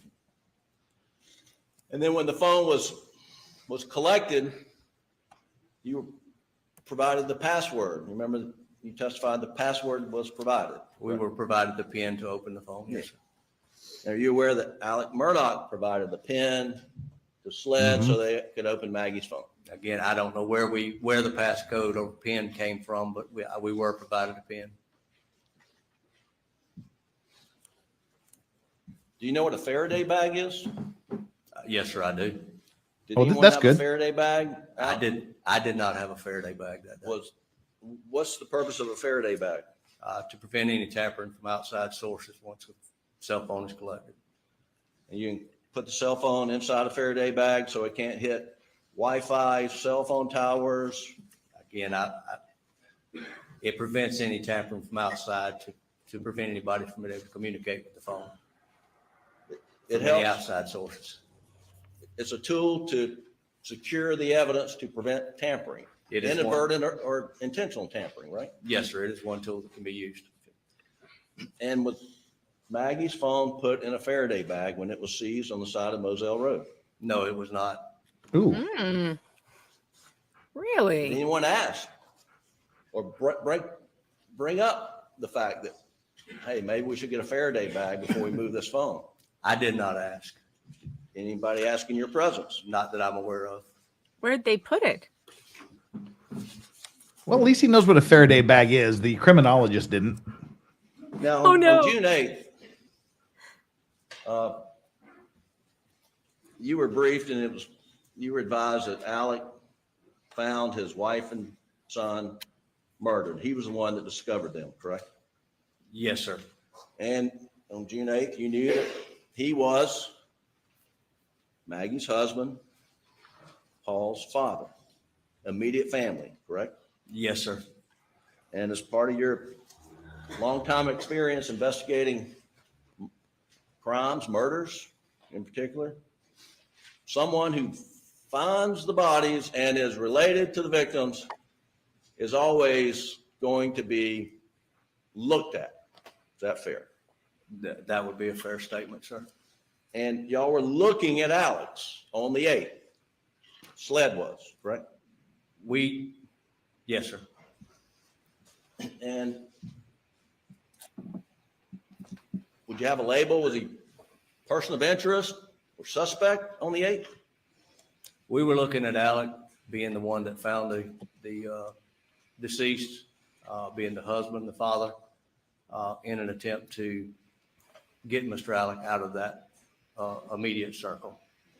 And you've described this investigative circle. So you draw a circle around potential This should be interesting. persons of Who interest. else was in the Alex circle? was in that circle, correct? We don't draw a circle around any individual person. We work with the crime scene, which is what we consider the circle. And we work from our way inside out in order to What? find any potential suspects, identify suspects, clear individuals. So we start with the small circle. So when you started with the small circle, although you don't draw it, I mean, it's a sort of an investigative mental tool. Who was the person in the small circle? We had Miss Maggie was in the crime scene, Paul was in the crime scene, and Alec was in the crime scene. Well, clearly the deceased didn't do it. What And the hell? you remember that No, that's not on what the question was. Yeah. Oh, good. No, no. No, I've got some morning of the serious 8th, packet there were loss media issues reports here. that I got to be Alec really was a careful what I person of do. interest in the murder of his wife and son. Do you remember that being public knowledge? I try to avoid the media in any investigation because I don't want to be influenced by anything that's said. And the, what do you recall SLED putting out a press release on the morning of the 8th that the public need not be alarmed? I do not recall any press release being put out by SLED. Never. Well, the point being, on the 8th, there was a circle and it was only around Alec. He was the only living and breathing person in the circle. Is that correct? That is the only person that we could place in the circle at that time. And on the 8th, So if he's a jerk, does that make him a SLED circle knew jerk? that, from what interviews with Alec, that he said he left Moselle at shortly after 9 p.m., went to visit his mother in Alameda, stayed for a while and came back. SLED, and you were aware of that fact. I am aware of that, yes, sir. Did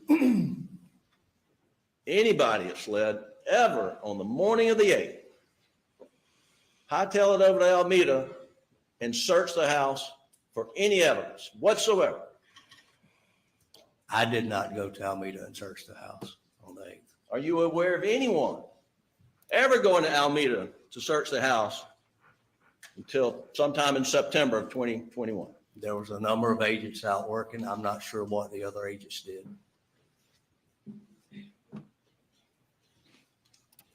Wouldn't it have been a good idea to go to Alameda on the morning of the 8th, where the guy in the circle says he was, right?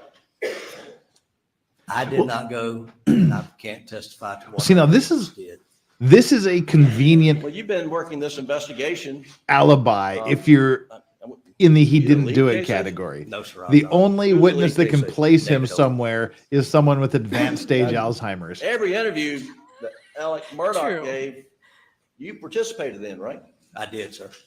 So were you working, sort of Agent Owens' right-hand man in this investigation? I was assigned by the captain to assist Agent Owens. So The defense calls Belinda Carlisle. it's fair that How you did she, knew how did she get daily involved in this? developments as the investigation progressed, right? We had briefings. Chicken was dead. The quails with saw each everything. other on the case. Yes, sir. And you knew that at no point in time, in June, July, True. August, anyone went over to Alameda, searched the house, searched the property for any dirty clothes or any murder weapons. I know that I did not go, and I'm not sure what the other agents in the investigative circle had done.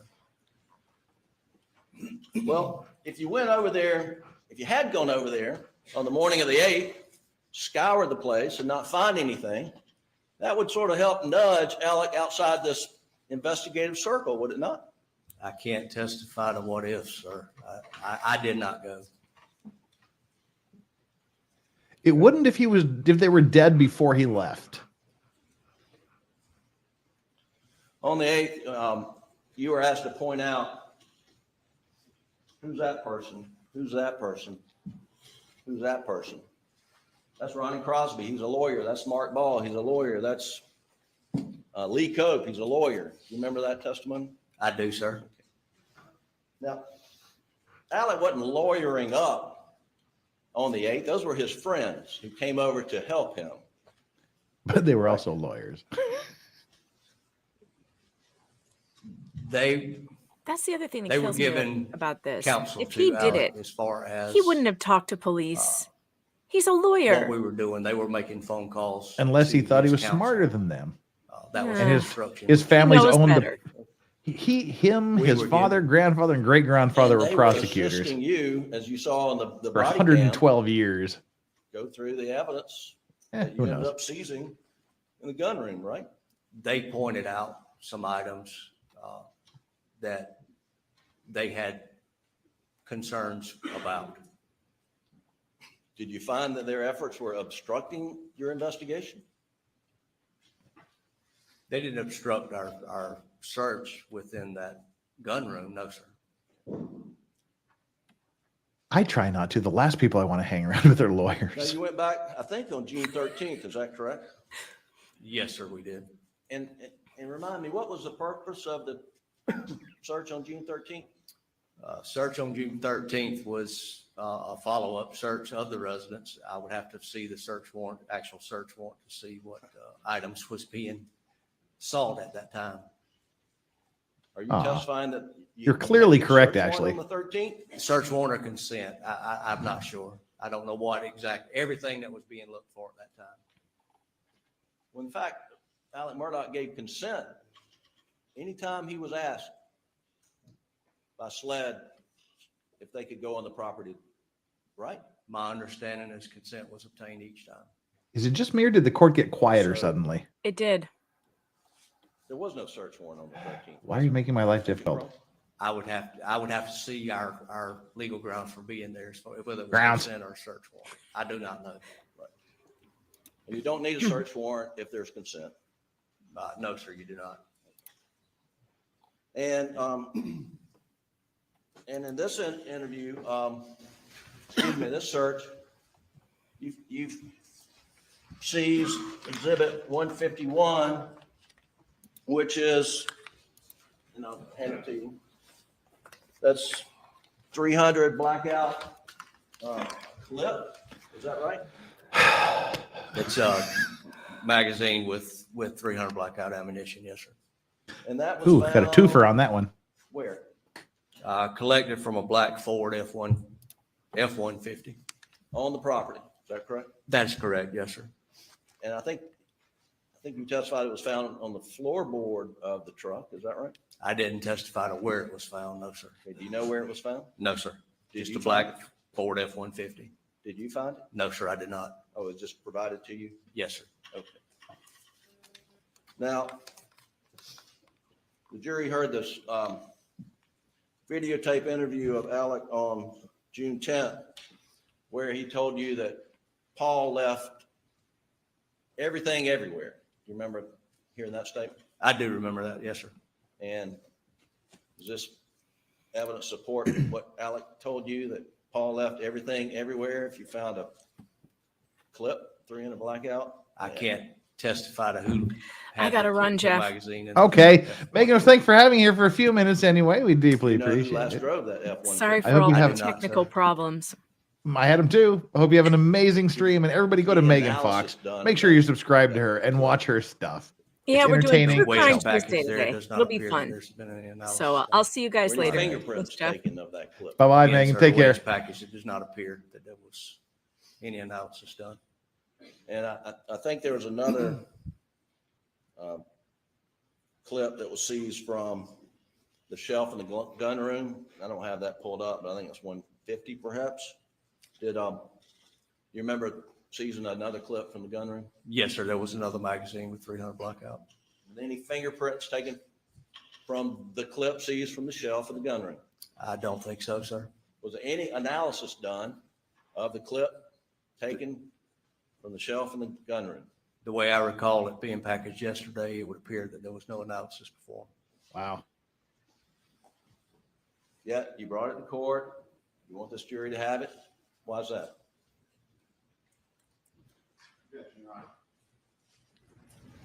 Basis for the objection. I believe that's outside the scope of this witness's purpose here as to why it's being offered in court. Response to the objection. You're not asking his knowledge, not anything beyond his knowledge. He can say, I don't know, or if he has a reason. Overruled objection. Can you repeat the question, Yeah. please, sir? Do you know why you were asked to bring those clips here to court and put them in evidence before this jury? I do not, sir. It annoys me when they call them clips. Now, you also did a search of the shooting range. I couldn't go through my notes, and I don't have a date. Was that on the 13th or a different day? I'm not sure if it's the 13th or the 16th. 16th? So many of these super chats. I think you may be right. Either way, again, that was a consent search, right? You didn't have a search warrant for that. We did get consent for that, yes, sir.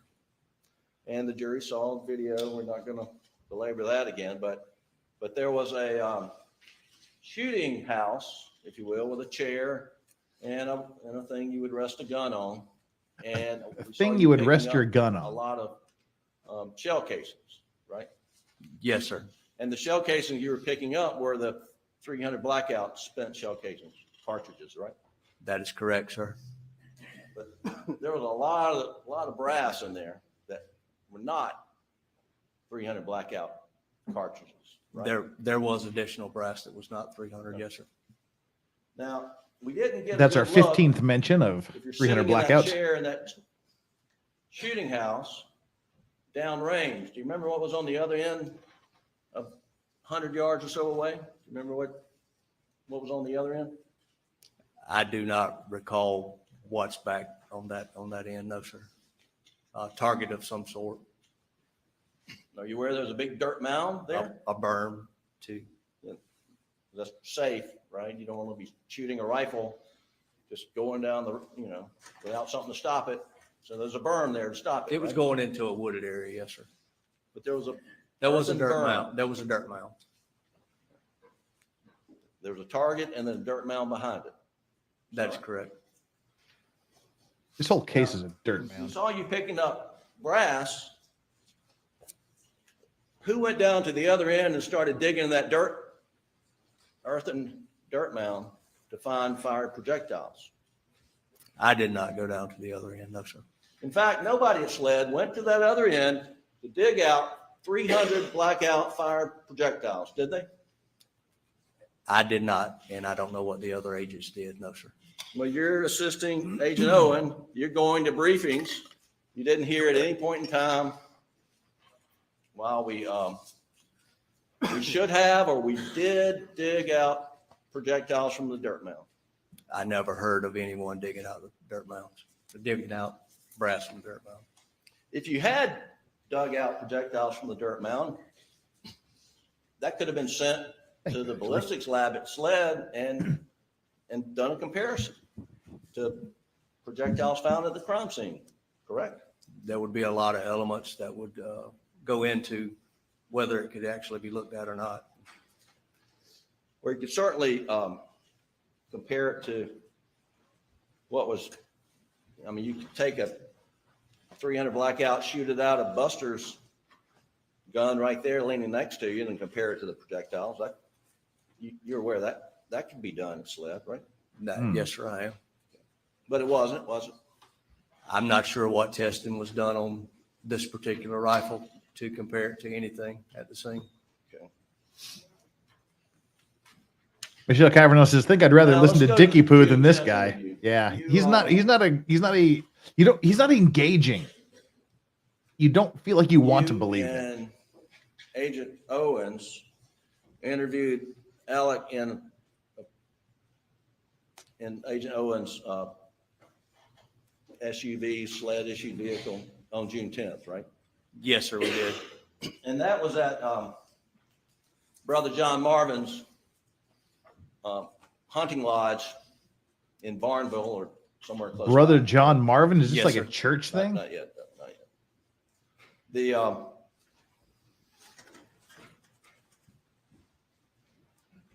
lot of people were interviewed that day, right? There was a number of interviews going on at the same time. Yes, sir. And well, again, that was consent, correct? The interviews were consensual. Yes, sir. And you interviewed, the folks being interviewed that day not only included Alec, but they included John Marvin, his brother, his son Buster, and his other brother Randy. Is that correct? To my recollection, yes, sir. Daryl and his other brother, And- Daryl. When you pulled up on June the 10th, it's about, was it early afternoon it seemed like? The timestamp should be on the video. I don't recall what time it was. But it was a little bit like the cavalry coming, wasn't it? Because there were a lot of cars that pulled up at one time, right? They were aware we were coming. They were, how many agents went? We took agents to interview each person that was there. You took 2 agents for each interview, right? I think there was 2 agents for each interview. Yes, sir. And each agent came in their own car, right? I think I may have rode with Special Agent Owen. I'm not sure if the others drove their own cars or not. Well, and so there's at least 4, could have been more than that, cars, right? There was probably full cars. Yes, sir. And you put each person, Randy, John Marvin, Buster, and Alec, in a separate car all at one time. Pretty close to the same time. Yes, sir. Each one got in a car with agents. And that's a law enforcement investigative technique so that you don't want witnesses to be comparing notes, and you want to interview them in separate places, same time, and to get what's fresh on their mind without learning of what another witness has said, right? We wanted to interview them individually. Yes, sir. And you said they knew that they were coming, but did you alert anyone that we're all going to be coming in, at least 4 cars, and we're going to interview you separately at the same time?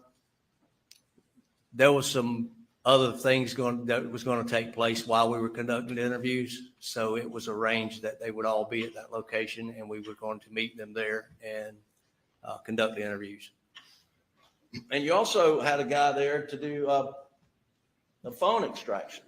Yes, sir. Those are the other things I'm talking about.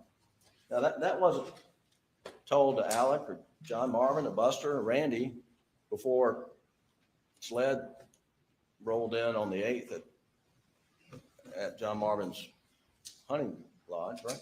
It's my understanding that they knew we were coming and that we were going to request the phone analysis be done.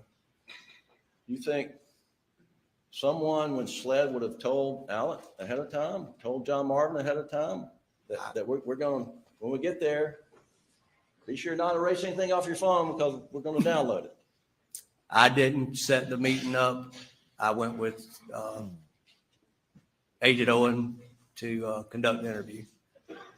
So, but one of the first things you did in the interview was you and Agent Owen was ask Alec if he would give over his phone so that it could be extracted, correct? That was one of the first things we asked for. And that extraction was done, by another agent who came in a separate vehicle, I assume. Is that right? He's not an agent with the South Carolina Law Enforcement Division, no, sir. Okay, he was investigator with 14th Circuit Solicitor's Office, That's my understanding of his job title, yes, sir. and that would be Investigator Hightower. Is that who did that? That is my understanding, yes, sir. And during the interview, you also, at the end of the interview, you got a buccal swab from Alec, right? I did, sir. You got a buccal swab from, not you, but everybody who was interviewed gave buccal swabs, meaning John Marvin, Randy, Buster, and Alec, correct? I know that Alec, we secured a buckle from Alec. I'm pretty sure that there was one collected from Buster. I'm not sure about John Marvin and Randy. Now, yesterday, we listened to the entire video interview with Alec, and it ran for almost an hour, could be longer, but you sat on the stand. There's a couple of very interesting Yes, sir, I points did. in there. And at various points in time, you were asked, what did he just tell you? Did he just tell you this? Do you remember that? I do, sir. And then you get to one point in the interview where you're asked, what did he just say after you said it must be tormenting? Oh, And you testified that Alex said on the video captured by audio that it was so bad, I did him so bad. That's what you Yes. testified to yesterday. yes. Yes, That's sir, he that is what I testified. testified to. Now, are you 100% confident that Alex said, I did him so bad, rather than they did him so bad? I'm 100% confident in what I heard and I interpreted him as saying. And we'll listen to that during a You would break. agree that this We'll jury listen to can that hear part. the same thing you heard on June the 10th by playing what was captured on the body cam or the recording equipment in Agent Owen's car, right? Yes, sir. Now, when you heard what you said, you're confident what you heard, that he said, I did him so bad. What'd you do in response to that? I made a mental note of it. Again, we were still in the early stages of investigation. It was more of an information gathering from Mr. Alec. And we did not have. Yeah, we'll listen to that a little bit during during one of the morning 10-minute breaks. Mr. Alec on any of his statements. John, will that be? We'll use this fire truck to make a quick super chat here. Doral on, thank you so much for the sticker. And going back about an hour, measuring on a So, sketch clearly labeled not to Alec scale makes Murdoch any measurements garbage. Pretty much. Was the one and only in this circle on June the 10th. You're in the car with him, and according to your testimony, he says, I did him so bad. That is what I understood him to say. Yes, sir. And yet, you just said you took a mental note of it. Yes, sir, I did. I mean, if the guy in the middle of the circle, the only one in the circle, says, I did him so bad, isn't Why that didn't a you arrest him? significant statement if he actually said that? Yeah, why didn't you Definitely arrest him something we would immediately? Follow up with. You never followed up with it, did you? There was a third interview conducted with Mr. Alex. There was a third interview. There was a third interview conducted on August 11th, 2021, right? I don't recall the exact date. We hear about it, but you were there, right? Yes, sir, I was. Tell the jury, if you asked Alec Murdough on August 11th, 2021, what did you mean back on June 10th when you said, I did him so bad? We didn't make it to that point, sir.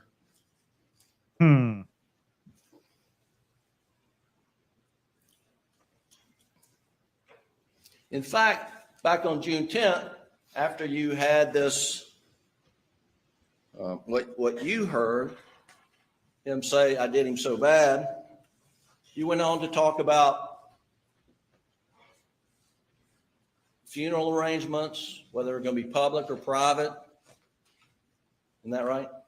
There was questions concerning funeral arrangements, yes, sir. And Agent Owen says, well, Alex said he's trying to make arrangements so it wouldn't be, a lot of media there or any media there. And, the guy who just said, I did him so bad, I mean, the response to that was, they don't deserve to be there. You recall that? Repeat that again, sir. Do you recall If you don't Agent mind. Owens saying in your presence to Alec, the media did not deserve to be at Maggie and Paul's funeral? I do recall Agent Owens saying something about the media not being. See, I heard they did too. And I that was heard after, they. according to But you, we'll listen he to it on a said, break. I did him so bad. Yes, sir. Did you consider that to be some sort of confession on June the 10th? Again, it was something that we were definitely going to follow up on. Yes, sir.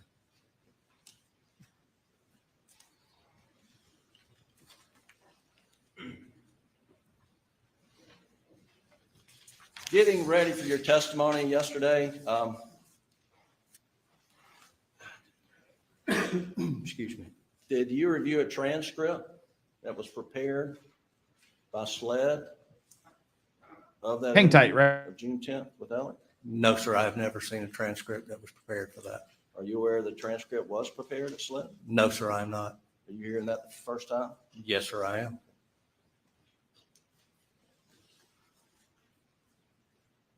Well, let me ask you back on June 10th. Why didn't you ask him right then and there when he said, I did him so bad? Why didn't you ask him, what do you mean by that, Ellen? Again, it was early in the investigation. It was more of an information gathering interview, if you would call it an interview, with Mr. Alec. And we did not, at that particular time in the investigation, we did not have evidence to challenge anything that Mr. Alec would have told us. It was decided that we would not cross that at that time. I mean, my question wasn't, why didn't you challenge him? My question is, why didn't you ask for clarification? Like, what are you talking about? You did him. Ozzy, get your Ozzy in here. Asking for clarification of I did him so bad would ultimately be a challenge of what he said. So what were the things going through your mind when you heard or misheard, I did him so bad? I know it was going through Buster's mind. I wasn't a good dad. A shotgun blast. I spoiled him, or I killed him. Not Buster. Shit, Paul. What I was ruined going that through joke. Your mental Fuck. note. There was a mental note that it was definitely something that we needed to follow up on and ask at a later time.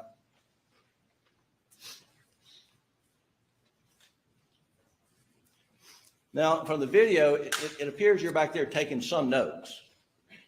Yes, sir. Did you take notes? I was writing specific Now, stuff you down. mentioned you made a mental note of this, what you heard or misheard, I did him so bad, but did you make a written note of him saying that?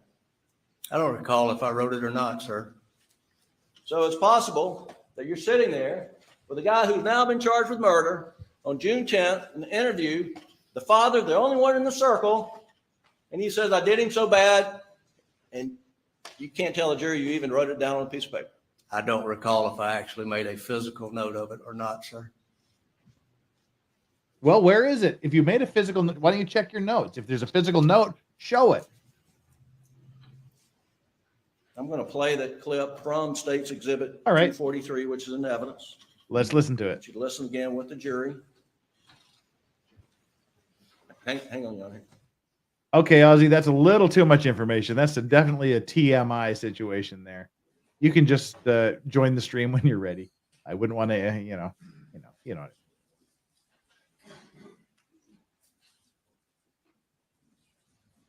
Are we going to hear it? We got to hear it yesterday. I assume we're going to get to hear it. Well, he's setting that up. Southern Brainwater says unrelated, but Danny's a white girl who wants to be a Fed.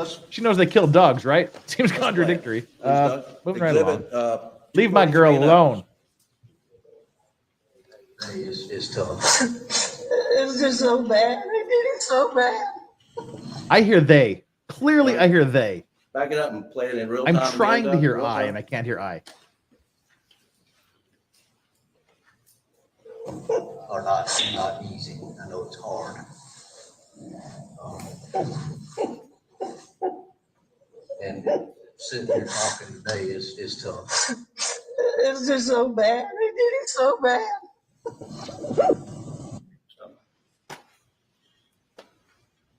Did you hear now, they or I? I will still testify that my hearing, I hear aye. Your Honor, we'd like to play it again at 1/3 speed. I hear they. Slow it down. Totally they. It's just the Does same. anyone? Okay, 1 if you hear I, 2 if you hear they. Third speed. 1 for I, 2 for they in the chat. Foundation laid for who's manipulating it, how it's being manipulated. I think obviously we have it in real time, but there would have to be some additional foundation. Play at 1/3 speed.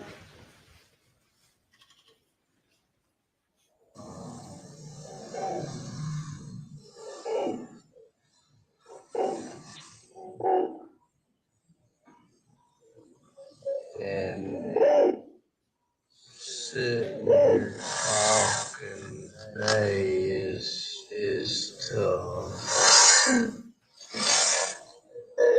It's just so bad. It's so bad. What the fuck?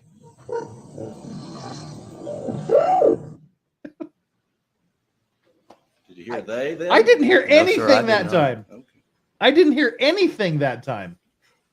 I just heard. He was a jury to decide what he said on that tape. That's the best evidence.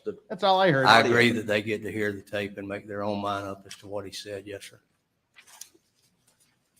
Thank you. That's all I have on that. Now, I said the date August 11th. You said you weren't sure, but there shit was was another that? interview Wow. with ALEX Murdaugh came to the SLED Low Country office, and you and Agent Owen sat down and interviewed him, correct? That is correct. Now, on all these interviews, Looks like that you guys are were about even. conducted There's like and about as many ones as there are played twos. somewhat, or body cam conversations, except for Ella. When you're doing them, do you tell the person that you're interviewing, hey, I'm going to turn the audio recorder on, you're now being recorded? Is that standard operating procedure? We normally don't advise that we're recording, no, sir. Okay. And you certainly didn't advise Alec that you're recording him on any of the interviews that you conducted with Agent Owen, correct? I never advised anyone that I was that they were being recorded. And this meeting that you had, were you aware that Alec was asking for the meeting so that he could get an update on whether you made any progress in the investigation of the murder of his wife and son? I was aware that Alec had requested a meeting to raise some questions as to what was going on. I mean, he wanted information as to what was going on, right? That's my understanding, yes, sir. But y'all had other plans for that meeting, correct? No, sir, I'm not going to say we had other plans for that meeting. It was an interview. Yeah, I mean, he came there he didn't go to that meeting thinking, I'm going to be interviewed. To your knowledge, did he? To my knowledge, I don't know what his thinking was. He knew he was coming there to meet with myself and Agent Owen. Oh. And during that interview, pretty much you made it known to him that, well, I mean, you asked him point blank, did you kill your wife and son? He was asked that. Where was he asked? And you made it pretty clear that, well, let me ask you, at that point in time, was he full bore suspect in your murder investigation? He was still a person of interest. There was some questions that we had regarding information that we had obtained that only he could answer. And did he answer the questions that you asked? Yes, sir. And then at the end of that interview, he asked you to meet with Maggie's mom and dad, Mr. and Ms. Brandstetter, and her family, correct? I think that was the end of the second interview, not the third interview. All right. Well, shortly after that, shortly after that third interview with Alec, which we'll get the date in the record eventually. A few days later, you and Agent Owen went and met with Maggie's mom and dad, sister and brother-in-law, and nieces, correct? That is correct. And part of that interview, that interview was recorded, right? The interview with the branch Branstetters? setters? Yes, sir. It was audio recording. Did you tell them you were recording? We did not. And I don't think. I did not tell them. And part of the interview was conducted as part of your investigation to get information to assist you in next steps, correct? The interview was a combination interview. It was to share information and also to gather information concerning family dynamics. Yes, sir. In that interview, you and/or Agent Owen told the Branstetters and the Proctors that Alec is in this circle of investigation, correct? It was no secret that Alec was in that circle at that point. No, sir. And that you also told them he's the only one that you've identified in the circle, correct? I don't recall saying he's the only one in that circle. Well, did you identify for the Branstetters or the Proctors any other people in the circle? They particularly asked about Alex, so I don't recall giving them any other names that was being looked at. In early August of 2021, was there anybody else in the circle that your SLED was focused on? Again, sir, at that particular date, I'm not sure who all was still within that circle.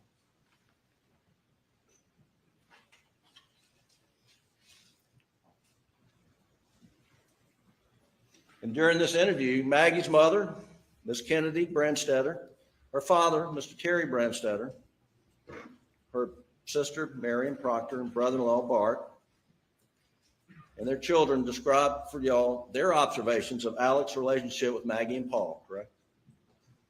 From their observation of their relationship, yes, sir. And that was, you were asking that as part of your investigative tool and getting Yes, sir, information. that's correct.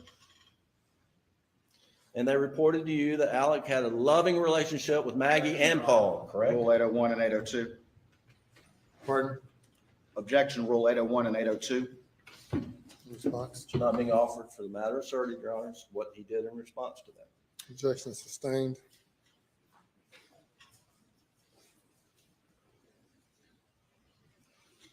Were you given that information in that interview? Did they identify other people who had warned Maggie that word on the street in Hampton that there was some risk to her family's safety resulting from the boating accident? I don't recall any specific information concerning warning of threats or of any nature. No, sir, I don't recall that. You don't recall being provided the name Barbara Mixon? I do recall being provided names of those that may have information, but as far as specific information, I do not recall any specific information that was shared by the Branstetters. You know whether Ms. Mixon was ever interviewed following your meeting with the Branstetters? I know I never interviewed Ms. Mixon. Were you given information about Ms. Keena Traherne of a similar nature? Again, I never interviewed Ms. Traherne, if her name was given. No, sir. 1 minute. The defense is doing a good job of making them sound like they're incompetent, whether they actually are or not. They're getting them to give a lot of these, I don't know, I didn't do this, I didn't do that comment. But I'm going to use this very, very brief opportunity here to catch up a bit here. About an hour ago, Nicholas Starr of Union Rep Labor Law, go to his channel, like and subscribe to him too. A bit late. Who doesn't know a box of premium shotgun ammo costs more than $12?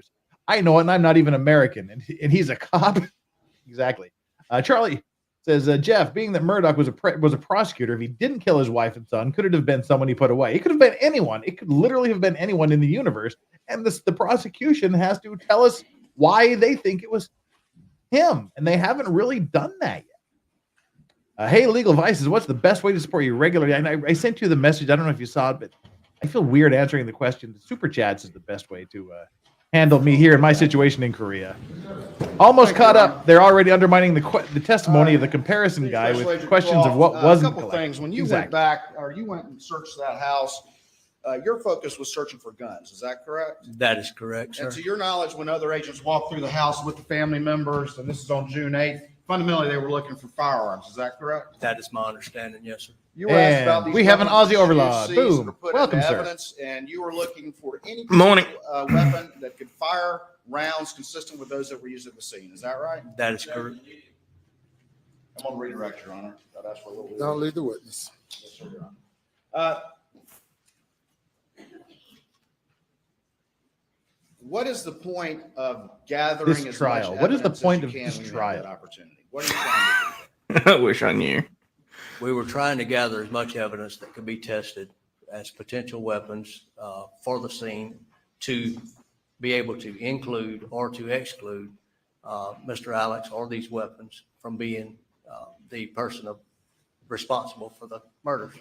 You Oh, that's asked a a little car. bit about this right here, and this was June of 2021, correct?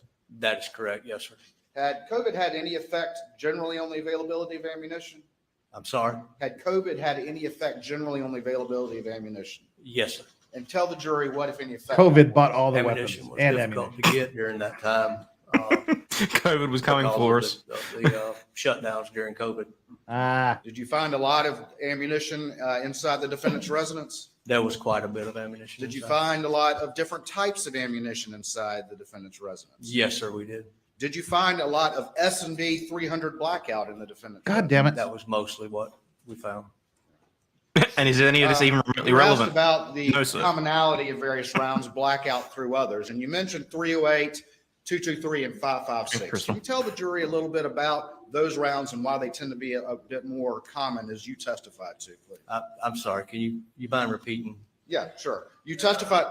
Objects beyond the scope. I didn't ask anything about 223s and whatever he said. He asked about the commonality of blackout, and he answered about those The other witness calibers. asked you to repeat the question. I would like to hear it as well. Yes, sir. You were asked earlier about the commonality of blackout, and you mentioned it was not as common as 308, 223, and 556. I was asking you to explain a little bit about those calibers and why they are more common. 223 is a very common round. It's utilized in law enforcement. 556 is utilized within law enforcement and also within the military. It's prior to COVID, it was easily found, fairly cheap ammunition to go out and shoot as far as rifle ammunition goes. 308 is a hunting rifle, which can be used for larger game such as whitetail and stuff like that. 308 is also a common round that's used within the law enforcement and the military side. It's a very common round. our current count is 300 on the other 16 hand mentions of is- 300 blackout. It's just at that particular time, 300 rounds or weapons were just not that common. How many criminal investigations have you worked where 300 blackout was the 17. 17. I have none. None. Need to work out You how were like asked books earlier are having like a about- counter on the screen for how many times they mention the different types of ammo. What has been admitted I into wish I evidence knew how in to do that. States 214. And are there multiple exhibits in that particular bag that was not open? Yes, sir, it is. And aside from the boxes, what, if any, other exhibit is in that particular bag? It is a. Great, now I've got appears to be a credit PTSD from card alone. receipt, with Yesterday one he particular item. yesterday he mentioned that he found a Item receipt for circled some with what? Goosey handbags. Oh my God. Yeah, he said Goosey. He's like, you mean Gucci? Yeah. Sort of reminded me of Showgirls. Where here's my new dress from Versace.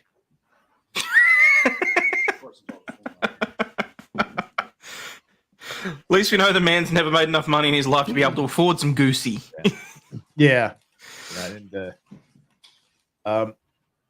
there was a bit of a thing a minute ago about whether he said in one of his tear laden questioning by the police, he said, I did it or they, I did him bad or they did him bad. Did you hear that? Mm-hmm. Yeah, I was listening through. And when they what slowed it did down to the you- whale call, I heard they.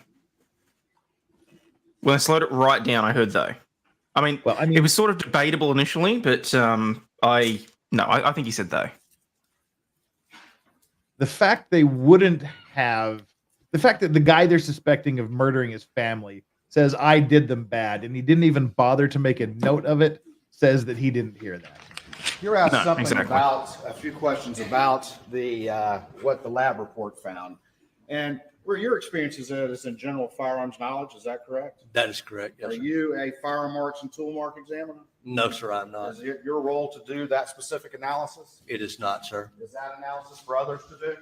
That is correct, sir. Others Am I will going to ask you testify questions later? about others That's did? correct, Yes. sir. Richard Dreyfuss has kind of let himself go.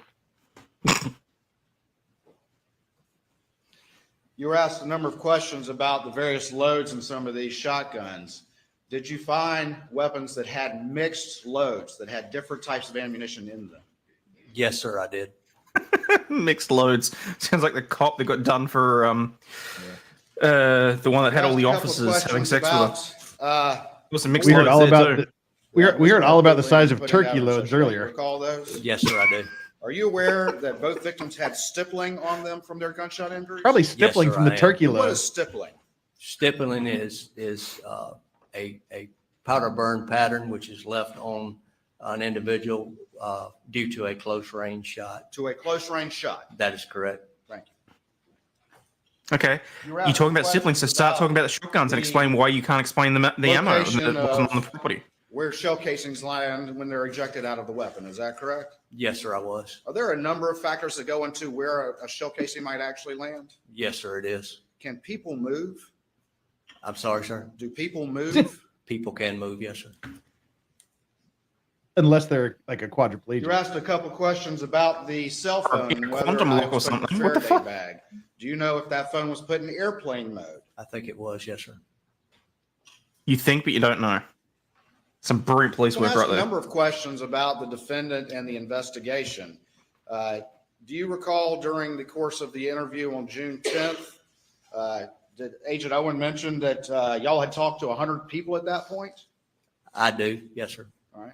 And was the investigation just focused on ALEX Murdaugh, or was it focused on anyone and everyone it could focus on? It was absolutely not just focused on ALEX Murdaugh. He certainly made it sound like that under In cross-examination. that particular interview, did Agent Owen mention victim advocates or any sort of grief counseling to ALEX Murdaugh? Is that correct? Yes, sir, he did. When you're that early in an interview and you are interviewing someone who might be in the circle, as Mr. Griffin describes it, The circle of are you jerks. trying to keep your ears open? Yes, sir, I am. Are you trying to keep the lines of communication open? Yes, sir, I am. Are you going to confront somebody that early on, or are you going to try to keep the dialogue going? Action leading, Your Honor. I'll lead the witness.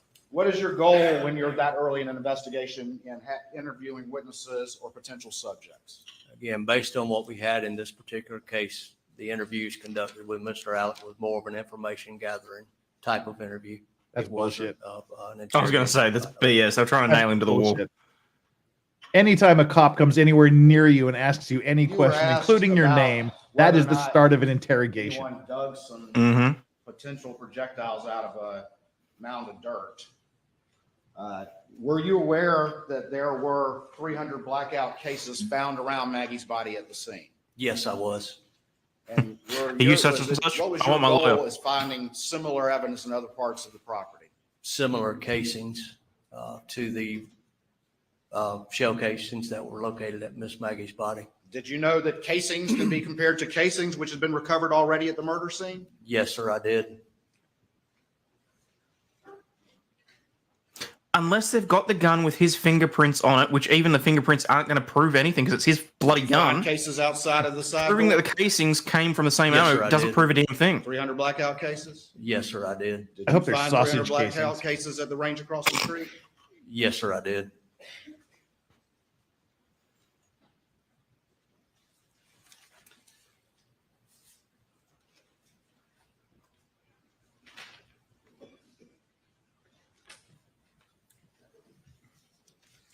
You were asked about interviewing a number of witnesses on that day on June the 10th. Is that right? Yes, sir. Is it common standard operating procedure to interview witnesses separately? Yes, sir. Is there anything different or unusual about that being done? No, sir, it's not. Would you do that in any case? Yes, sir, I would. Right across, apparently, right across the street or very near to the murder scene is a shooting range, an outdoor shooting range, It was where they've been myself, shooting lots of these Senior 300 Special Agent blackout David rounds. Owen, Mr. ALEX Murdaugh, and counsel. Jim Griffin was there. That is correct. His lawyer was there. That is correct. Remind the jury what ALEX Murdaugh did for a living. He was a trial lawyer and a prosecutor for the 14th Circuit Solicitor's Office. Was that interview aggressive in any way? Not at all, sir. So you were going soft on the potential defendant who said, I did him wrong, huh? You weren't being aggressive. You were being soft on the prosecutor. Oh, please. That cop was hard during that entire investigation with how bad he hates him. Let's go, Coco, sending you some hearts. Hello, hello.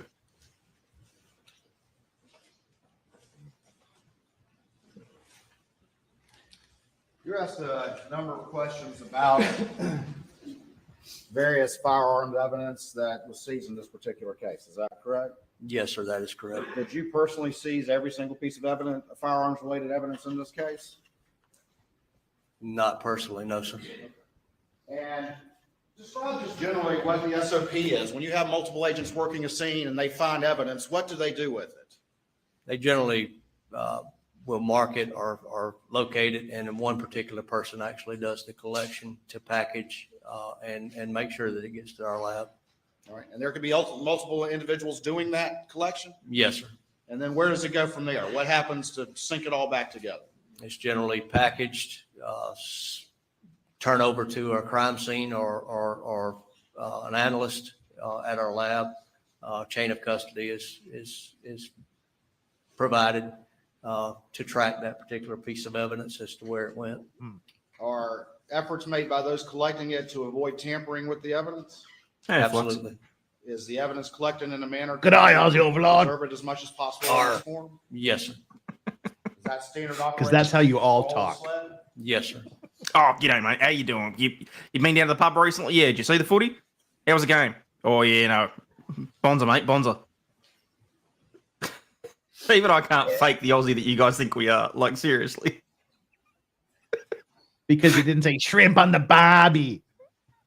Which in my entire 53 years of existence, I have never heard a single one of my Aussie friends ever come even remotely close to saying. Particularly because they've all called them prawns. What's funny is I had someone in chat yesterday realize that Barbie meant barbecue. I don't even want to ask the follow-up question.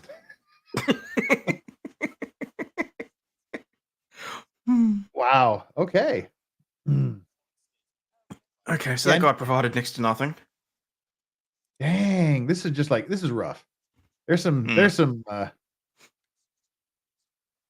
I wish we could just like listen to Rives the live trial on 2x speed. Oh, you could be playing the Benny Hill chase music over the top of this, and it still wouldn't be entertaining. Well, I'm concerned about their findings here with all of these shell casings. They're saying that all of the shell casings they found were from this particular weapon.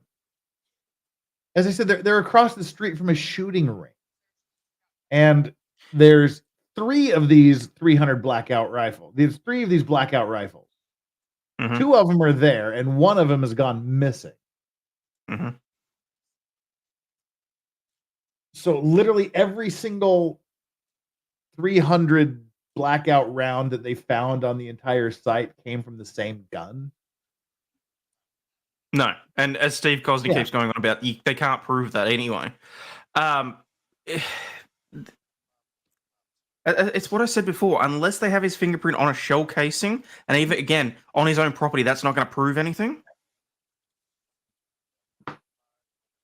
I mean, short of them actually short of him having a drunken confession like 2 weeks before saying, "Yes, I'm going to shoot them" or something, I don't know that they can prove this. They're not doing a great job of it right now. I mean, not at all.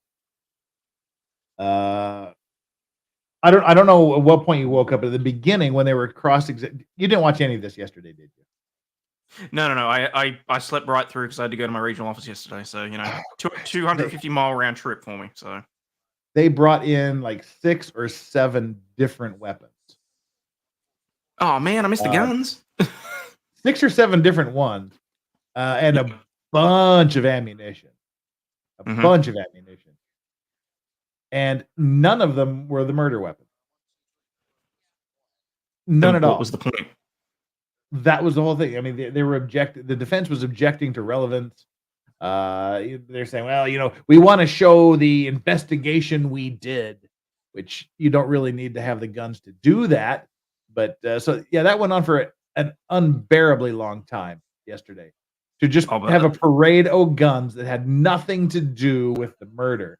And then during the cross-examination when it began today, they basically went through with one weapon at a time as well, to say that none of the weapons you saw yesterday had anything to do with the trial.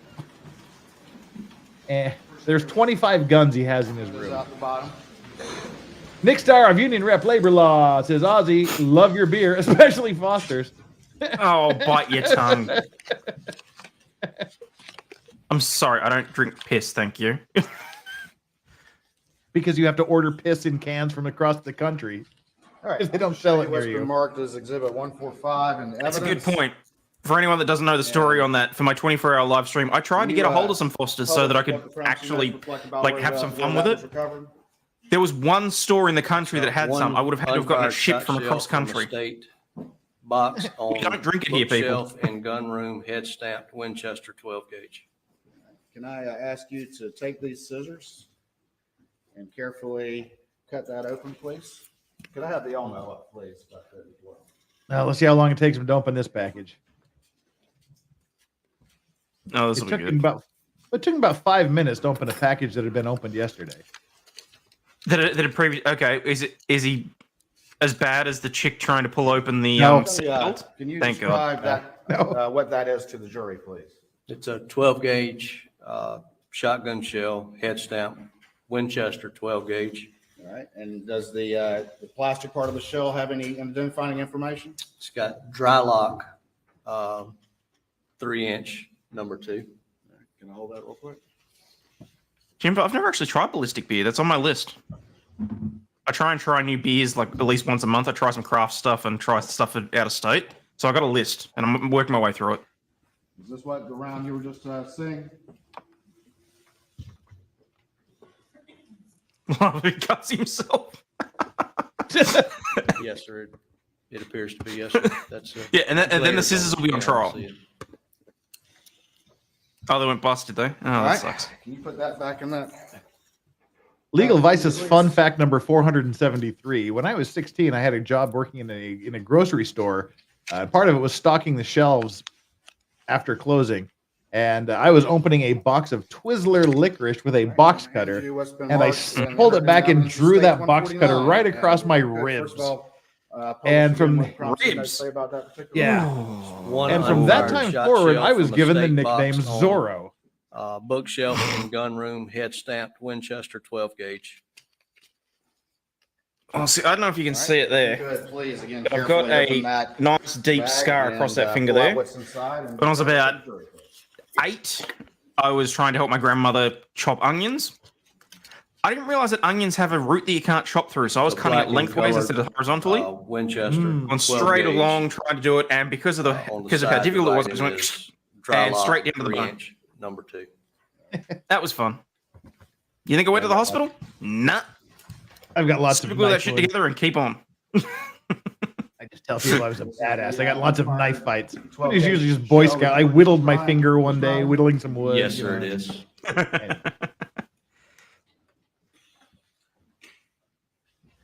Oh, Crystal, remind me to tell you the story. Yes, I'm so well, it's quiet here. I can tell the story really quickly now. When I was young, I was in the hospital like at least once every 6 months. I got in a motorcycle accident, my first motorcycle accident. They pulled me in, and literally the announcement over the PA system on that Sunday morning was, Dr. So-and-so, please report to the emergency room. It's the Harrison boy again. To that package, My dad was mortified.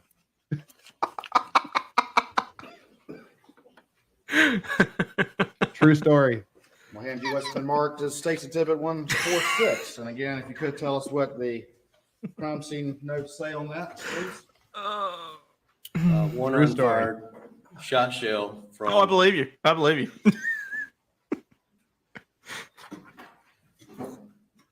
Kent box on bookshelf in gun room, head stamp Winchester 12 gauge. All right, and if you could again carefully open that and see what's inside and describe it for the jury, please.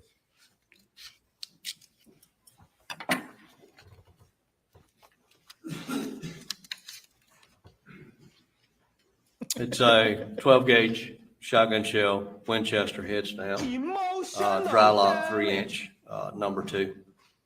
Is it the same? That as was previous quick. two? Yes, sir, it is. I mean, you had to know it was coming. That was quick. Impressed. I'm getting better. I'm getting better. I just got to make sure that I stay on this page of the stream deck because the next page is all the naughty stuff. Do the fourth verse.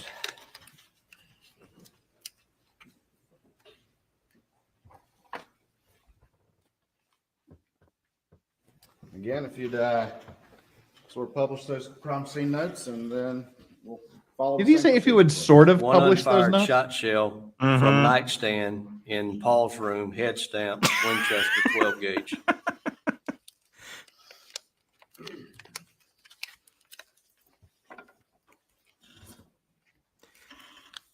Unless any of these rounds have been fired, I don't give a shit about what they're showing on the. Yeah. All right. Tell me what. Describe it to the jury. Head stamp Winchester 12 gauge on the side is got writing dry lock 3-inch, number 2. Same thing. Yes, sir. Because presumably that's written on the plastic part, the part that disintegrates when it's fired, so they can't compare that to what anything that is potentially found at the crime scene. All right. Let's move on to the next one. All right, let's move on to the next. I'm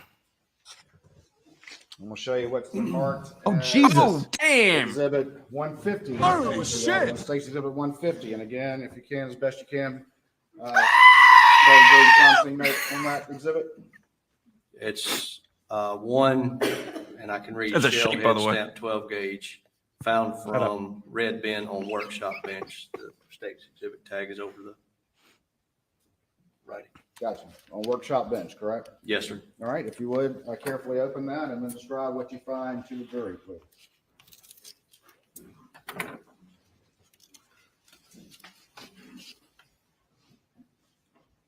So red in color, Federal 12 gauge shotgun shell. On the side is Federal Premium double aught buck 3-inch mag, 76 millimeter maximum. Dipley, it really feels like it. It does. Federal buckshot. Federal buckshot, yes, sir. This trial has all the hallmarks of something that could have been magnificent for us. I'm half wondering if they're being paid to do this to make sure that we don't cover trials anymore. On the workbench from the red bin on the workbench. I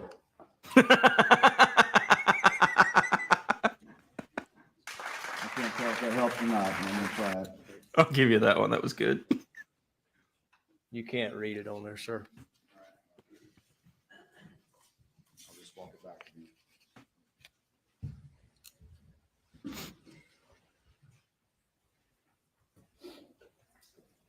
I had a friend who in high school whose shirt got caught in the power takeoff drive of a tractor. It just wrapped his shirt around him and then took his entire chest skin from neck to groin, just ripped it off. We had a girl that got her hair caught in the double beaters during her mech class. Let's do the same procedure. If you could tell One of my friends got his hair cut in a drill bit. crime scene notes on that particular exhibit reflect. One unfired shot shell head stamp 12 gauge Federal from red bin on workshop bench. Oh my God, the jury does not care about this. Describe to the jury what you found.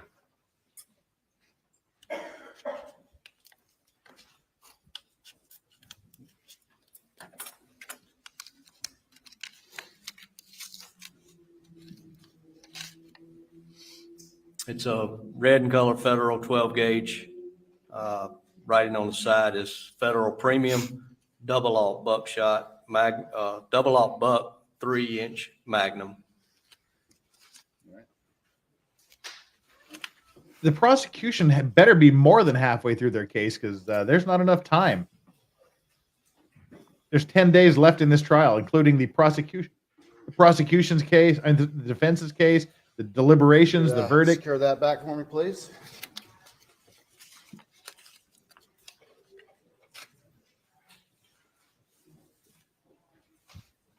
I'll show you what's been marked as State's Exhibit 143 and have you take a look through that one, if you would, please. Go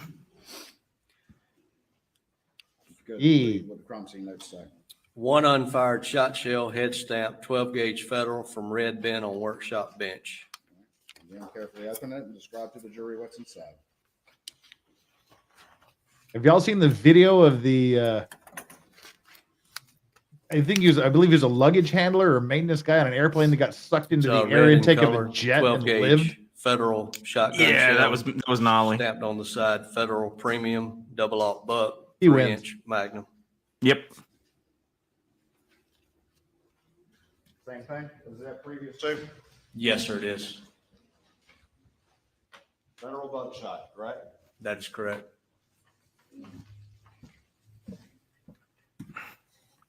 All right, if you could put that back for me.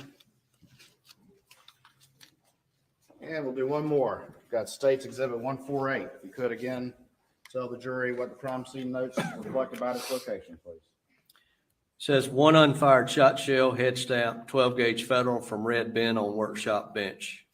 If you could carefully open it and tell Okay, so he had a lot of ammo lying around. This proves nothing.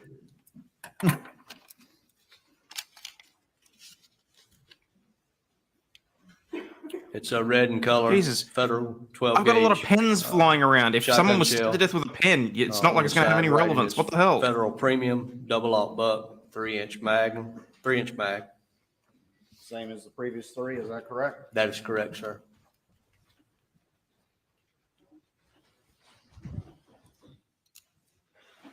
Oh, no, sorry. I'm sure that the jury are hanging on every word on the edge of their seat right now, honestly.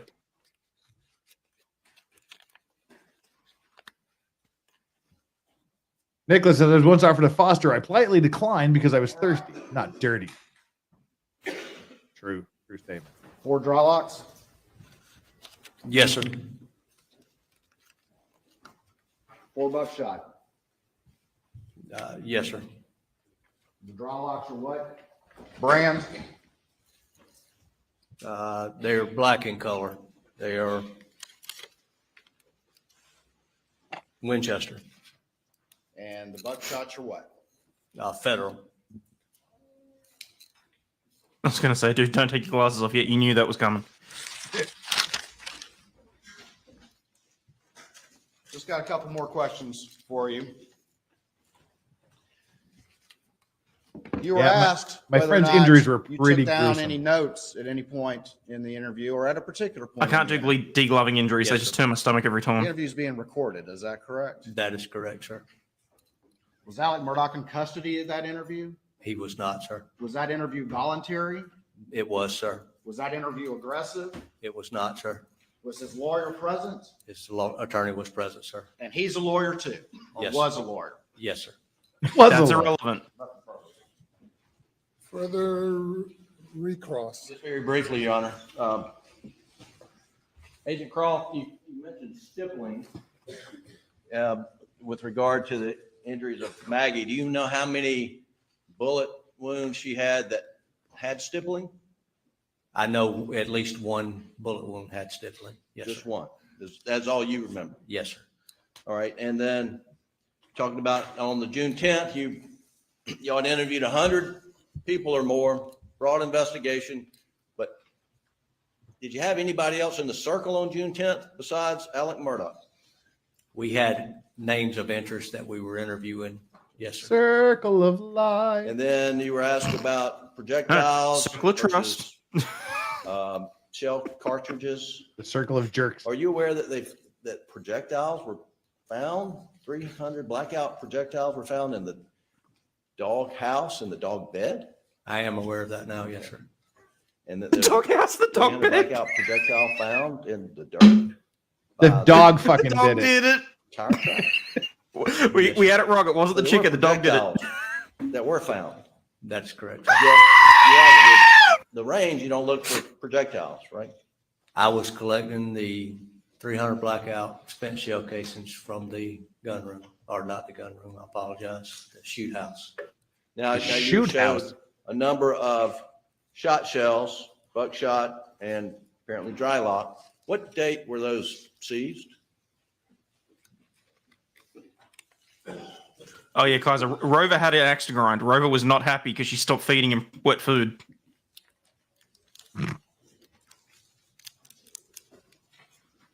Now Scooby's not a Looks dog like now. Scooby is now a young of person of color. 2021.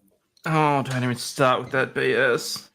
Those were seized 3 months. I refuse after to the ruin my murder? childhood memories with that. It's bad enough that I see it on Twitter.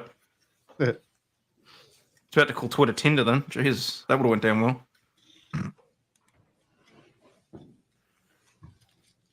Hang on a second. People, just remember, if I do say anything stupid, it is 3:20 in the morning. 9/13/2021 is the date that's written on it. That's all June, I'm here July, for too, Eva. August, September. 4 months after the murder. That's correct, sir. That's why the dogs are barking. They were And do you confessing. know whether that property had been secured during that period of time? It had not been secured by law enforcement during that period of time. Do you know if any of that in front of you was on the property on June 7th or before? It was there the date we collected it. I can't answer that other question. And I understand you didn't collect any of that, correct? No, sir. And you don't know where it was collected from other than what you're reading on the envelope, right?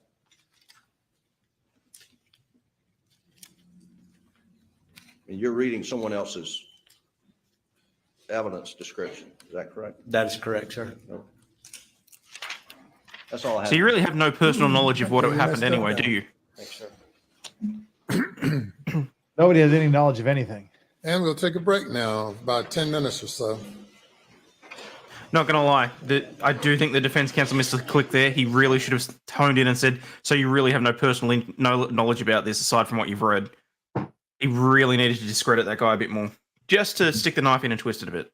Oh, he could have said a lot of things, but he Yeah. didn't. He just said a lot of useless things. This is wild. I mean, we are well past the halfway mark for the prosecution's case. We're at the halfway mark for the entire trial, including the defense case. If they put one on, they don't have to put one on. They can just stand up and go, "Prosecution didn't prove a fucking thing. We're not going to shit because they didn't do anything." But assuming they put on a power case, move. At this point, I genuinely think there's a good chance that I would do that in this situation, is to just stand up and say the prosecution has not proved their case beyond a reasonable doubt, and sit down and leave it at that. Because nothing that it's been 7 days for this trial, 4 days of 4 days of testimony, and there's not a damn thing there that has linked him to this that isn't ridiculously circumstantial and can't be reasonably explained away in another scenario. They have not proved anything beyond a reasonable doubt. Unless every person on that jury hates him to the point where they are willing to throw away their own morals, he's not going to jail. Not over this. He might cop the fraud stuff, obviously, but I don't like the chances on the murder charges. the one thing that is clear beyond a reasonable doubt is you have to take this thing for about the next 30 seconds. Bye.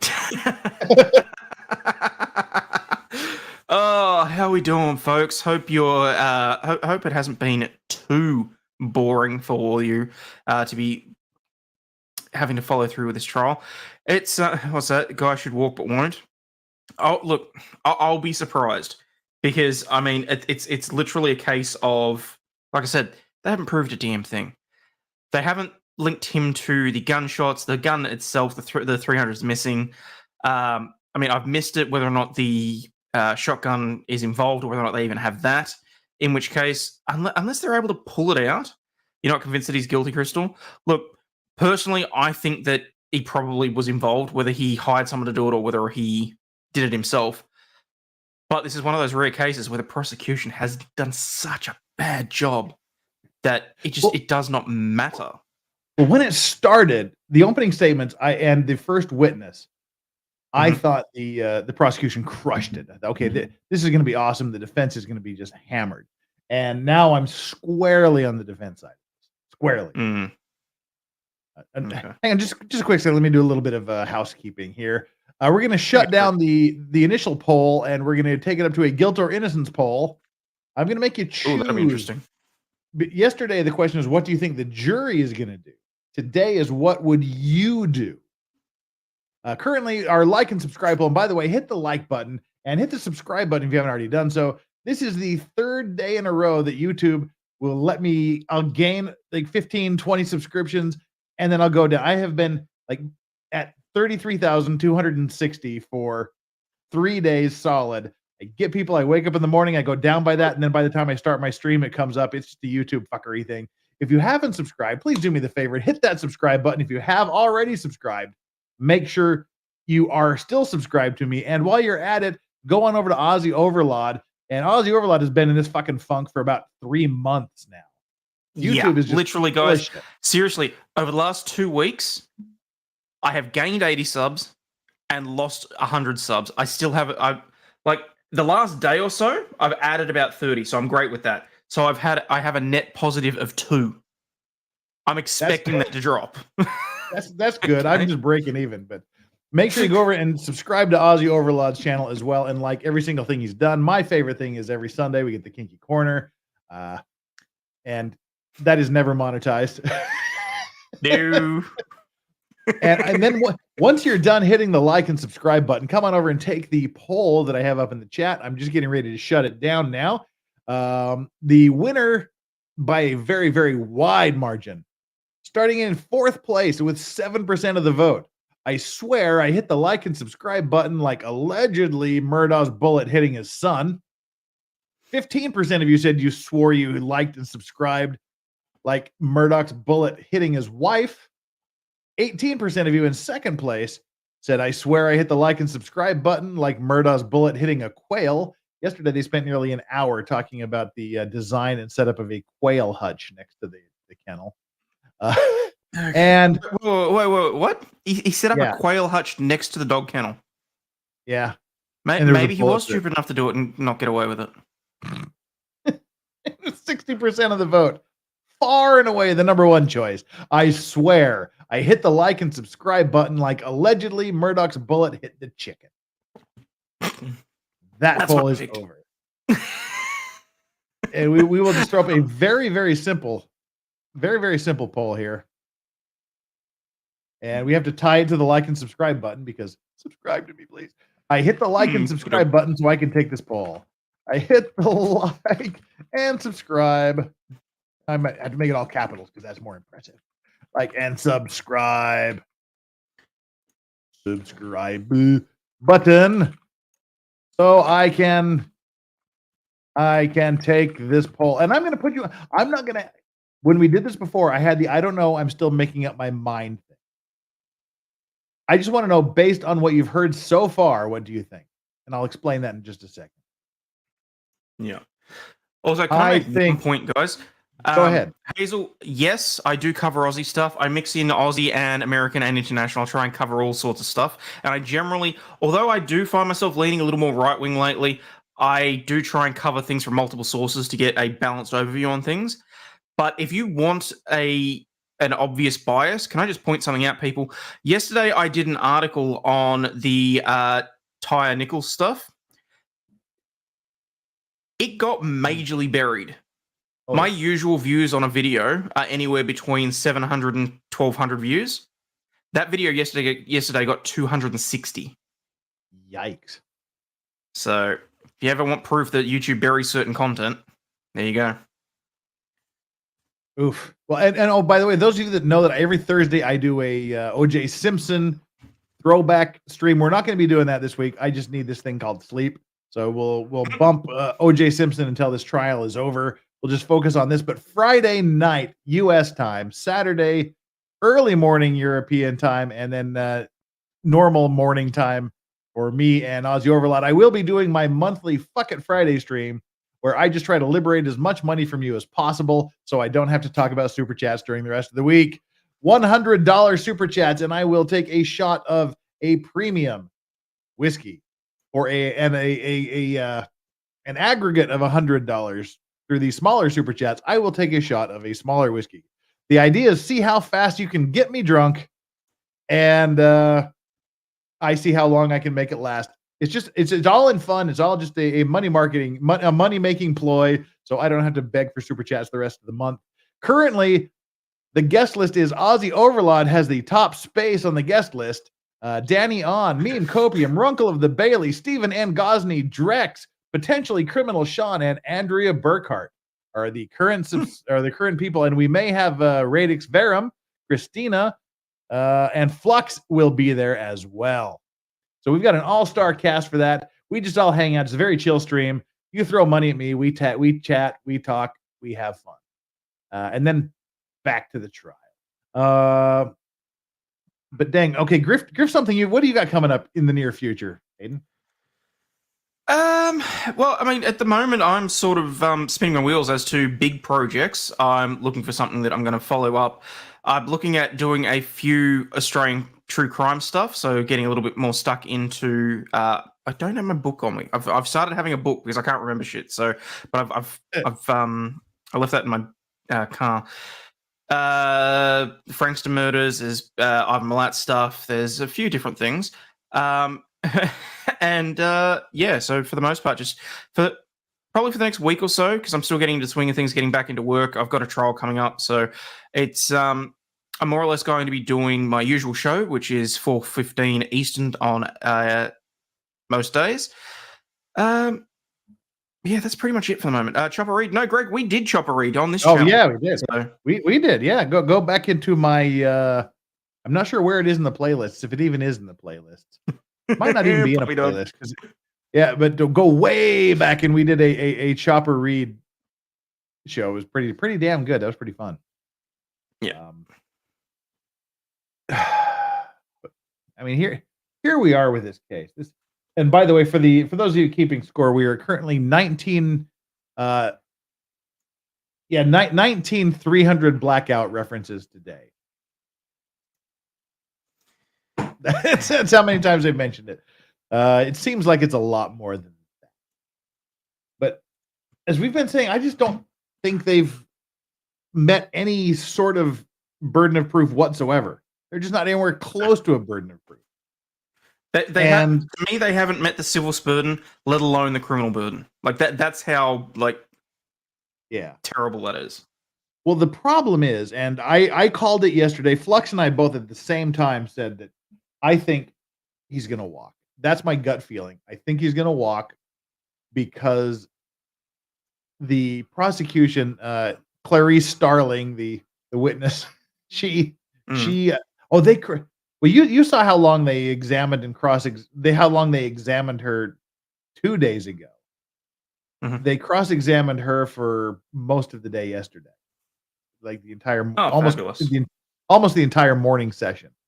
But she made a huge admission. Wow! Here we have our super special guest. We have Ariadna Jacob in chat. Welcome. Good morning to you. Hi, good morning. I'm on the West Coast over here, so I tried to wake up early, but it didn't happen. Just woke up. No, congratulations for waking up. I'm getting on. I was listening to the stream for a while. I'm sorry. Are you bored to death with this? Just listening to it? No, I'm trying to understand why. I mean, I don't understand how they're going to pin him on for this. I mean, there has literally been zero direct evidence tying him to these murders. Yeah. There's not even a hint of it. I need to catch up, but I was also I saw Ashley Banfield was talking about a Gucci receipt or something, and they're trying to add all this significance to it. And I'm like, how can they do that? I yesterday things on my receipts all the time doesn't mean I got in a fight with somebody about it, or you know what I mean? Yesterday they showed him the receipt and said, "What's this?" He said, "Oh, that's a Goosey receipt." to which I said, "That just so reminds me of Showgirls with, I just bought a new dress from Versace." Yeah, exactly. This guy is an old gray hair. And he's been pronouncing it goosey his entire life. He's an attorney, so I guess like circumstantially you could say like, oh, he has some knowledge about like how he was going to go about this, but it's all there's no evidence that points to it. I'm no attorney. That's why you're here. You're our layperson of the day. You're the one that asks normal questions and makes normal insights, because it's so different. Amongst us lawyers, we all think the prosecution is just screwed. But everyone else seems to think the prosecution is just doomed and this guy is guilty as hell. Really? And so it's fascinating. It's dynamic. Well, the financial crimes don't make somebody a murderer, though, right? That's the thing. Well, and that's the alleged motivation. He's so buried by all of these financial crimes that he deleted his family to gain sympathy for when these indictments come. Plus, his wife wanted to divorce him. Yeah. I don't know. Yeah, it's well, what we were just saying when we came on, the witness yesterday, the criminologist, the lady that was in charge of collecting evidence made a huge admission, I guess we'll call it. It was pretty frightening. It was really, really bad. Let me go back here in the oldie notes, because they were saying either this guy is a grand mastermind that put together that knew how the investigation was going to go down, and so he planned this. He used two different weapons. He made this elaborate plan to go visit his mother and call everybody, or he didn't do it. It's one of these two things. But there was definitely two. His wife was shot 5 times with a rifle. His son was shot 2 times with a shotgun. So there are 2 different weapons. Whether he was wielding them, whether he was wielding one of them, or whether 2 other people were wielding them, we don't know. But they were talking about the trajectory of the bullet. And first of all, her first mistake was she was admitting that in her notes, she said that one of the bullets was at I don't want to misquote her here. In her notes, she said the bullet was an 84-degree trajectory. But in her official report, she said it was a 96-degree trajectory. So there's a significant difference between her notes and her report. But then he was saying, okay, so you got one coming from a low angle and you have another one coming from a higher angle. Is it possible? His first question was, is it possible that there could have been 2 shooters? He kind of hemmed and hawed. And then he asked the magic words, because you have to prove beyond a reasonable doubt that he committed this. If you can create a reasonable doubt, you have to vote for you have to cast a vote of not guilty. He pinned her down and said, could it be a reasonable, use that magic word, could it be a reasonable explanation to say there were 2 shooters, one with each weapon? She said yes. Right. Reasonable. So she admitted that it's a reasonable explanation. It sounds like you're describing the magic bullet theory. I have JFK. There you go. There you go. But no, as long as we're talking about bullets and trajectories, what was the last thing to go through JFK's mind? The bullet. Ah ha ha ha. Hey, you're pretty quick with that, Hayden. That was good. But yeah, and so I think that's right when I called it and said, okay, unless they come up with something to conclusively say there is no possibility there was another human being in that location at that time, this case is done, as far as I'm concerned. Right. From a legal standpoint, it's over. Honestly, if I was the defense lawyer, and he seems like he's the Columbo Matlock type, I'm just a bumbling, unfrozen caveman lawyer, but just one more question. That kind of guy. Yeah. I think he's going to give the closing arguments. And if I was him, I would just harp on nothing but we had the prosecution's criminologist, the lady in charge of collecting evidence, and she was here on the stand, and she admitted under oath it is a reasonable possibility that there were 2 shooters. She testified it's reasonable. There was more than one person. I would I don't know if I could spend that much time harping on about that. I would be picking apart every other aspect of this prosecution's case, and then, as you said, pull the Columbo and go, oh, and by the way, we also had their specific experts say it's reasonable to assume that there was 2 shooters, and just have that hang in the jury's mind. Like, because the prosecution has bored them to tears the entire way through this, has basically shown nothing of any sort of value. So make a spectacle out of it now. Well, Pick apart everything else, and then go for the kill. Well, Ari, have you been following this trial at all? Yeah, I've been like watching pieces and things like that, but I also think Give us your parts here. Talk. Well, Go no, ahead. I was just about to say, like, didn't Casey Anthony go free because of the same thing? Like the jurors said that the prosecution didn't prove the case, and I think that's like ultimately, and in that case, I think that they maybe like misread the directions or like, but this one seems pretty clear that it would be difficult for somebody to like definitively without a reason without reasonable doubt. Yeah.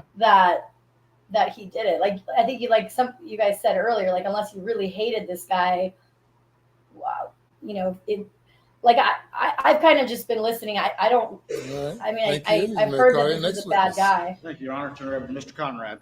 All right, we've got the next witness in court here. Let's share our screen. Yeah, because I'm glad that Ari's here so she can give us the normal human's view. Does it sound like it could have been like a mob hit? Like, I don't know if there's like mob involved. Well, it could have been, because that's one of the theories. His son was in a boating accident, killed this girl, and this was a revenge for that.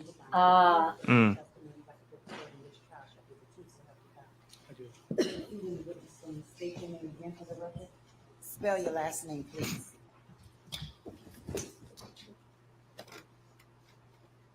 My name is Michael Anthony Knitch. What? Oh, God. Great. How are you? Am I pronouncing that correctly? Knitch. He didn't spell it. And where are you employed, sir? Verizon Wireless. Didn't she say Conrad? In this capacity, I'm a custodian of records. And now suddenly it's Knitch? And so it's in its normal course of business, does Verizon keep records? The hell is that? Correct. And does it keep call Oh, Christ. He's the telephone company expert. What kind of records does Verizon keep in relation to This is pinging his location witness. subscriber information, cellular data, which could be telephone calls, text message, data sessions? If I fall asleep, call me and wake me. All right, and these have been previously shown to counsel. I'm going to show you what's been marked as State's Exhibit 268. And I'm going to ask you if you recognize that, sir. I do. And what is that? State's Exhibit 268 is Alex Murdaugh's telephone number 803. Conservative Husker, it's not like you're missing anything, dude. 1227. Okay. And have you reviewed the contents of that CD? I have. And what is the contents of that on that CD? Subscriber information, cellular data information, text messages, anything related to billing purposes of Verizon Wireless. A CD? What is this, 1980? Previously turned over to law enforcement? In request to a search warrant, they were. And you've reviewed those records, correct? I have. Do they still have the same issue because you've got to have it in a permanent format, whereas like USBs are rewritable and whatever, so it can't be used as a court document? And those are related to Alex Murdaugh. I think it's just an old courthouse and they just have a CD player. With the number ending in 1227? That is correct. All right. At this time, State moves to enter Exhibit 268 into evidence. Sorry, Dwayne, I don't have the camera set up to set me upside down today. No objection, Your Honor. It's admitted. I'm going to approach and hand you State's Exhibit 269.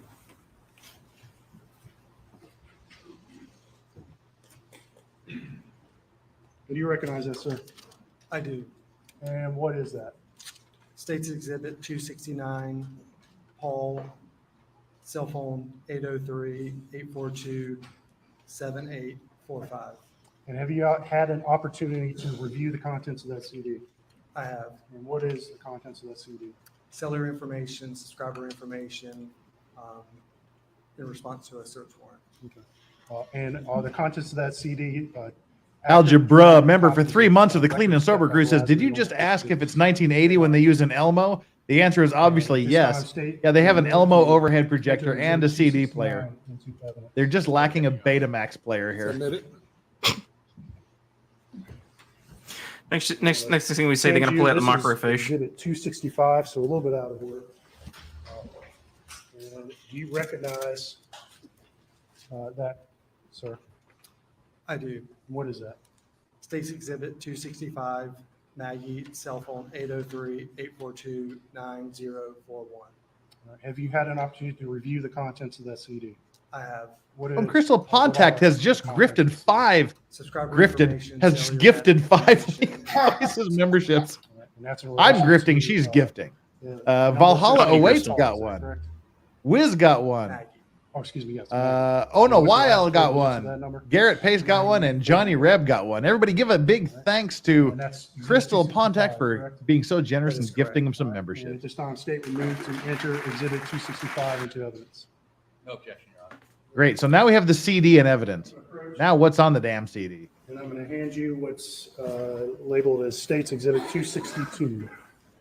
Oh, never mind. More. Do you recognize that, sir? I do. And without reading any phone number, full phone number, what is? Oh, am I louder than the court now? Damn it. Every new witness, they mess with the volume. Claude Rowe Records. All right. And have you had an opportunity to review the contents of that CD? I have. And what are the contents of that CD? Subscriber information, cellular data information in response to a search warrant. And those are related to the account associated with Claude Rowe, correct? That is correct. And there is a phone number associated. We're just not going to read it in the record. Is that correct? That is correct. At this time, and what number is that? State's Exhibit 262. This time, state will move to enter Exhibit 262 into evidence. No objection. Now, Ari is the normal human on the panel here. Does this just bore you to no end? Do you recognize that, sir? I mean, this one's pretty boring, yeah. I do. And what is that? State's Exhibit 263. And these people have been sitting there for 3 hours. Is there a phone number associated with that without reading it? There is. And that's a Verizon phone number, correct? That is correct. What are the contents of that CD? Subscriber information, cellular data information in response to a search warrant. And you've had an opportunity to review that, correct? I have. And those are the What phone numbers did they give out? Provided to law enforcement pursuant to a search warrant. Is that correct? That is correct. All right. And what number was that again? State's Exhibit 263. All right. This time, state will need to enter Exhibit 263 into evidence.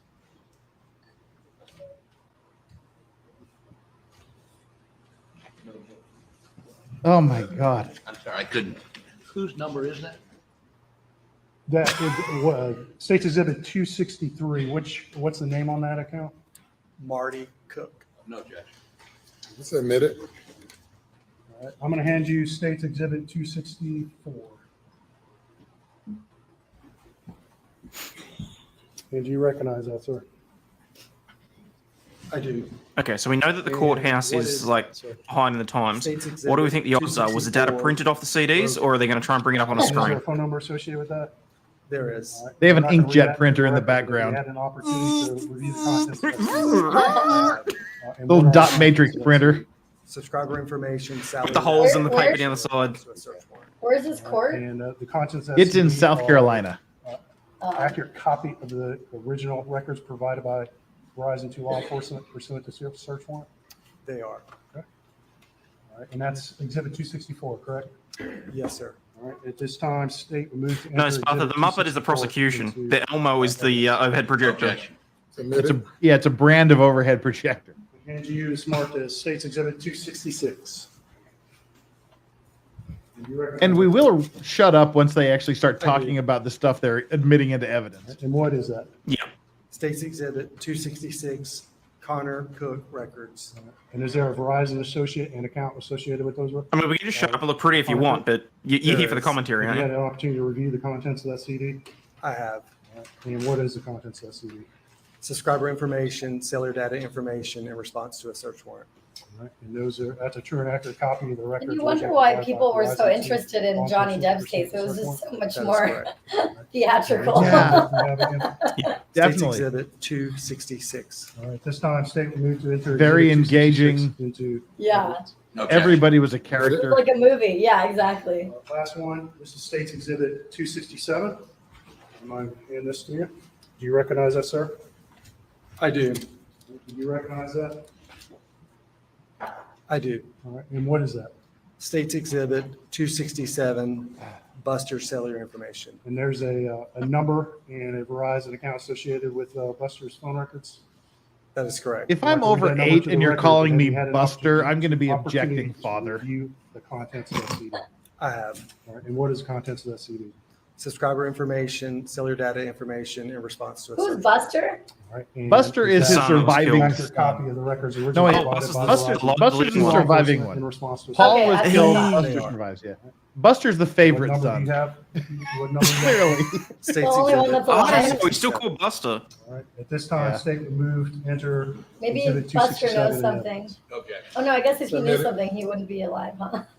If you look back here in the gray suit with the person with the reddest of red hair, that's Buster. Okay. I'm gonna hand you, this is marked as on the back, State's Exhibit 270. And I'm not so much worried about if the CD starts skipping. I'm worried if it was corrupted when it was written. Yeah. Everybody's corrupt in the South. And what is it? Exactly, that's what I'm thinking. This would be a key The that CD is won't be. used to explain the Volti call detail with. So Ari, have subsite you gone to the AVN Awards? And is that? Yeah, I have. Originally comes from a PDF provided to each of the search warrant. Every year That is they're at the correct. same So time that as CES, so document there's will like be a bunch of found on each nerds, CD, correct? a bunch That of is porn correct. stars in This is Vegas. just a printed out version. That is correct. It is exactly similar to the explainer on contained on those CDs, correct? Yes, sir. And at this time, state would move to Exhibit 270 into evidence. No objection. And literally, all they're doing is introducing All right, CDs, sir. So let's phone talk about records, the and shit document like that this. we advanced. I think you- All of which this guy has reviewed, and then they're going to ask Total him some kind of questions order as is to the what this biggest one over there. pinpoints, What does that and do? it's just going to be his interpretation of the data. In response to a search warrant, Verizon provides a key to be able to read the records that were provided. So this particular record is a Volti call detail record key. Okay, all right. I'm gonna take this to you. The hell does that Demo even is mean? still up.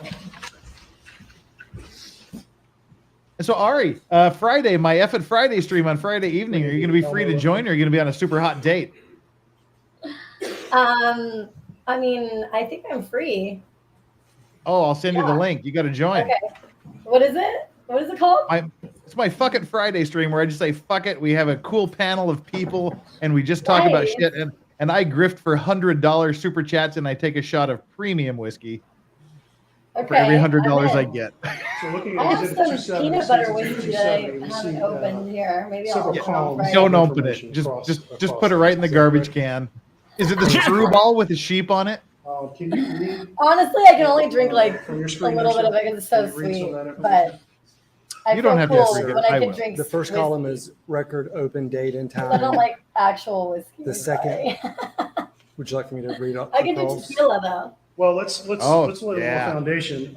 The records that are provided on those CDs and what they're in digital format, correct? That But is I've been correct. watching And it. what program are they? It's not so smart for women to get too messed Excel. up drinking format, that's a while spreadsheet, on correct? stream That is is what correct. I've learned. And so when we look at these records, they're all provided in columns in Excel spreadsheet, Yeah. correct? That is correct. And each column going left to right is a different sort of information that is on the records, correct? That The is correct. subtitles, each column is Korean, And so right? We'll look at an example in a few minutes, but this is the key to look at to understand what each column is in reference to, correct? That is correct. Okay, so let's look at the far left column, and I believe that says record, open, date, time. What does that mean, sir? That would be the date and time the call record transpired. And Okay, now we're getting into some Local interesting time. information. Okay. Who made calls What's the when second and where? column from the left? That would be the date and time the call transpired in Greenwich Mean Time. Okay. In Greenwich Mean Time is that also known as universal time? That is correct. And on June 7th of 2021, do you know the approximate offset for local time and Eastern time with Greenwich Mean Time? -4, -5 hours? Would it surprise you if I said it was 4 hours difference? That is correct. Okay. And it's Greenwich, not Greenwich. To the third from the left. Fucking column, idiot. What is that? That is the Serving system ID. And what does that mean? That's a network name on Verizon from which the call transpired. Okay. And what is the column next to that? I believe it's labeled NID. That would be the switch number that Verizon uses to route.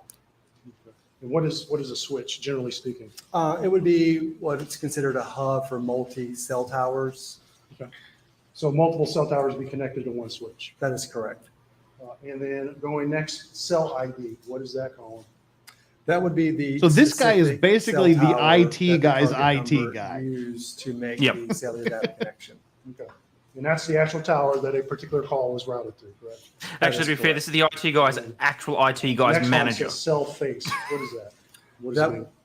would be the cell face that the cellular data connection transpired over. There's typically 3 faces. That should foreshadow on how fascinating cell this tower. testimony is going to be.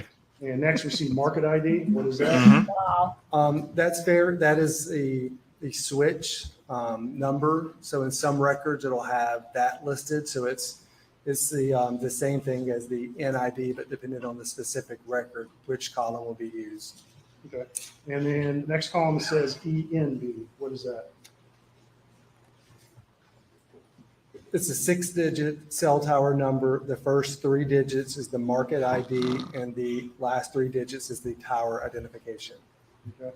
Next column says DIR. What does that show for and what does it mean? You That's are the correct. direction They do not use call transpired GMT, they over use Verizon UTC network. now. When you say direction, you mean incoming call or outgoing call? That's sort of direction, Excuse me. not north, south, east, or west, right? That is correct. All right. The next column says MSIS. No, keep smiling. They have to go through all this That is BS to the establish the foundation of the Verizon documents subscriber before they can number enter it that into the court. record is for. Okay, and it says this is your target number, and that's in reference to the search warrant, correct? That is correct. And all So of the search this is warrant to asks get for the records for a information and certain where they can number. say That's Buster's the target phone number, was correct? here That at is this correct. time. And that's what that column. Everybody else's phone was in this That is place, correct. this location at this And time. next column says called number. What does that mean? Which is all going to be triangulated This using is at the least number 3 cell dialed to towers. initiate the call. For inbound calls, this number will be the same as the mobile directory number, MSISDN column. He's and about the 4 minutes away from outcall. saying anything This informative. is the number your Yeah. target dialed. Okay, so simplifying it, it's simply the number that Nope. was called when someone. No, placed a it's phone call, still there. I'm That just is waiting correct. for, I guess we can Next read it column is now. CPN. What is that, sir? This is the calling party number that Small Victory initiated said, the "Would you call. rather If the call is outbound, forced to this listen column to will be the 300 same as the mobile directory 300 number, blackout MSISDN. or grounds. If the call is Grounds was inbound, much more this entertaining. is the Listen, number talk that about dialed 300 your blackout target. rounds and guns all day. And the next That is column says SOU. What is that, sir? Seconds of duration. Okay, and that's how long the call lasted, correct? That is correct. And the next column says RAT. What does that mean, sir? So basically, That this is is the the type of records that show cellular whose cell connection that phone, the where it data was, session the or call location, the transpired number called, how long the call lasted, who And they so we see called, et several cetera, different et cetera, et categories underneath cetera. that. I see a 3G voice. 4G It's probably a big, voice, stupid Excel and some others. spreadsheet. What does that stuff mean? The Verizon wireless technology that's used to allow that call to take place. Okay. So 3G and 4G are different types of technology Verizon uses? That is correct. And depending on which tower and where the. Oh, they haven't forced 5G on people yet? Call could be routed over 3G or 4G, is that correct? That is correct. Ari is a fashion expert. Tell me about this Okay. tie gap Getting between pretty his tie and his close to the end buttoned here. up The top next column collar. says VICE endpoints. What does that mean, sir? Does that mean it's like loose or It's a something? I Volti don't know. I Yeah. haven't tied many ties in my connection with an day. endpoint. So that's a type of device that can boost the Verizon signal. He's got like about a 2-inch gap It's an between the top of his indicator that was tie used and in his Opera. top they button. all- Do they all wear name tags like that? It's kind of weird. No. Voice over LTE Yeah, Name tags no. throwing me. technology similar to the 4G. Okay. Fastest And that's ground. how I'm it's sorry, called. but That's routed over If the you're going into digital court, you need to be going with the That is full correct. Windsor, not the half Windsor. That's just lazy. Finally, Especially if you know it's on TV. DZWNE, network extender, excuse me. What is that, Colin, sir? That is a device that allows consumers to connect One of the to jurors is pissed and want the analog back. a network extender to boost their indoor coverage. So there'd be a difference in the call type listed in the records. So Verizon provides to certain customers network extenders for them to use in buildings to help. If I ever get my day in court with you know who, I'm gonna have a lawsuit dress me. You'll be right. That is correct. I think that would be fun. I'd like to switch over to the laptop, please. I'm gonna hand you back Exhibit 270 in case you need to look at it here.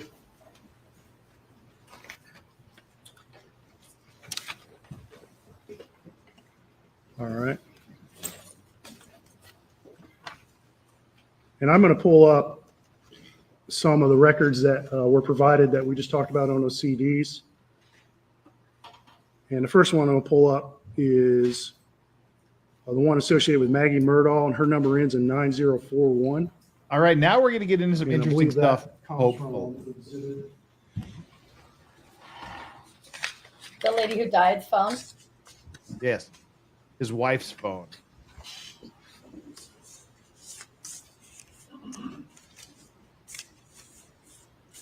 That's State's Exhibit 265.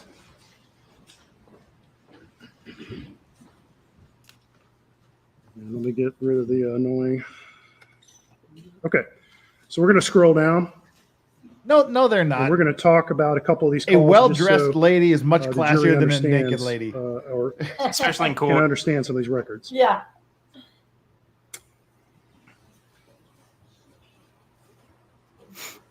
Wake up, dude. There you go. Trust me, when you're on the stand, you want to look like Camille. You don't want to look like Hood. Let's face it. Yeah.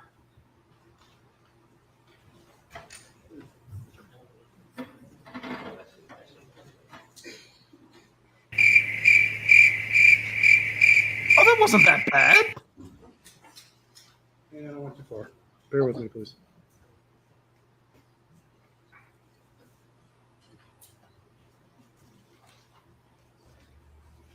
Dude, Okay, wake I up. highlighted column 1846 on this spreadsheet. Can you see that, sir? I can. Okay. So let's walk through this particular call. Okay, here's the call details. Cool. All right. The far left column A, we see a number there. What is that number, sir? That's the phone number that was associated with the search warrant. Okay. And that's the 9041 number, correct? That is correct. Okay. In column B, I see a date that says May 1st of 21. What is that date, sir? That was the date that the search warrant started the request for the search warrant. Okay. So when law enforcement sent a search warrant to Verizon, they requested a record starting on May 1st. Is that correct? That is correct. May 1st, 2021. And then the next column says June 10th of 2021. I am What very is good that? with that. I have no issues with that whatsoever. That is Either. the last day that was requested on the search warrant. Okay. All right. So in this case, June 10th was the last date from that search warrant. That is correct. All right. Okay. So let's look at column D. And what is column D in this record? Look at Home Depot. I love YouTube's auto captions. That is the time that the actual call took place in local time. Okay. And what time is that? 1950 and 20 seconds. All right. Can you convert military to civilian time? Okay, so 7:50 p.m. Are you good at it? I am In 20 not- seconds. Okay. So generally you subtract 12, is that correct? That is correct. So would They that don't be subtract 7:50 12. PM? You idiot. That is correct. Okay. All right. And then the next column, we see it says June guess 7th, 2021 at 23:50. What is that column? That's the record in Greenwich Mean Time. All right. And so that's in the universal time, correct? That is correct. And can you convert that to local time? Oh my goodness. Well, subtracting 12, would it be? It would be 11:50 50 p.m. p.m. I actually All right. turned on. Next column, your there's a screen digit that says when I 13. woke up thinking it would like wake me up, and then I went back. Oh, no. Put me to bed for a little bit Yeah. Yeah, no, you picked the perfect time to scroll to the join top where I for the most can see exciting and riveting The testimony so header far. On that. And we're looking at column I. It's all right. Ari's keeping the viewers for us while That these is the guys bore everyone to cell tears. phase number. See, I subtract And 2 and switch AM to That is the PM. That's how I do direction it. Based It's off faster. what you previously testified, that is the direction the call is in the sector from the tower. correct? So at 17:50, you make it 15:50 in the morning? Shut up, Hayden. Scroll back down.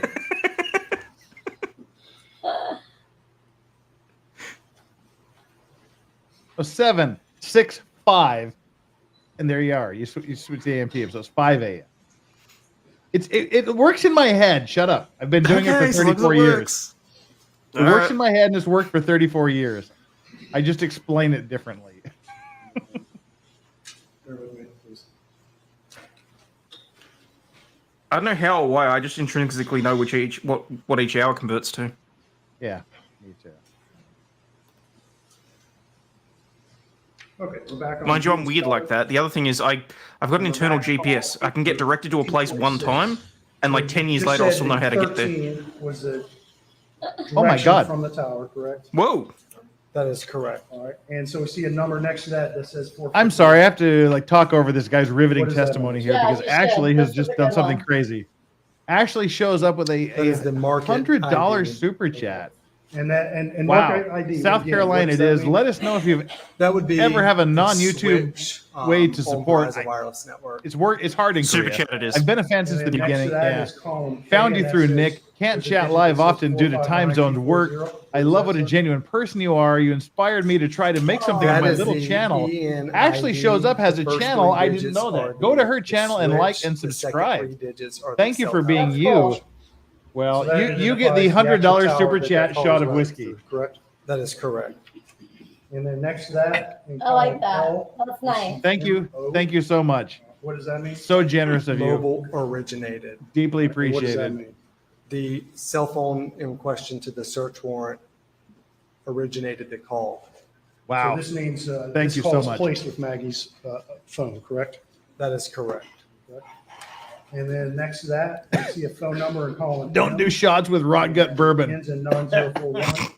Is that the target a phone number? That is correct. And next to that. Thank you, we see a Ashley. number God bless you. That ends in 0853. What is that in column M? That was the number that Enough, both of them. 9041 dialed. Okay. Haha, And then- I got a shot of whiskey. You all have to suffer through this sober. Column O, and we see that 9041 number again. And remind us Oh, what it's still that- night time. I could that take a number shot is. if I needed to. That was the number that dialed the In Vegas, it's always tequila time. 0853.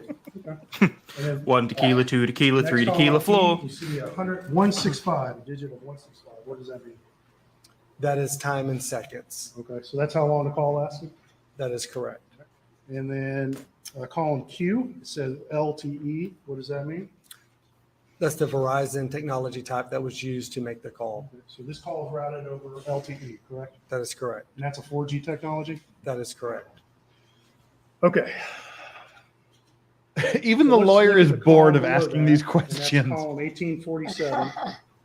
Okay. Next And column. let's just go ahead and look directly at column D, and that's the date where it says 2021 680104 24. Remind us again what that column means. Which column? Column D, and we see the date Oh my of gosh. June 8th of 2021, Bad. and there's a time that says 010424. That is the time in Greenwich Mean Time. Okay.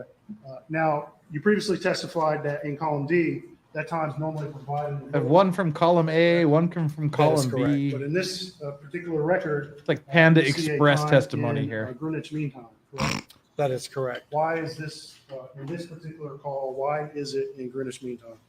Because this call connected to Verizon, but the call was not answered on the cellular connection and routed to voicemail. Okay. So because this call was not picked up, the call was routed to Verizon server, right? That is correct. And because of that, Verizon records the record in Greenwich Mean Time. That is correct. But I hate to do this. Let's convert that back into local time. So subtract 4 from 010424. And that would yield a time of 9:04:24 in Eastern Time, sir. That would be correct. Okay. PM, correct? That's correct. Okay.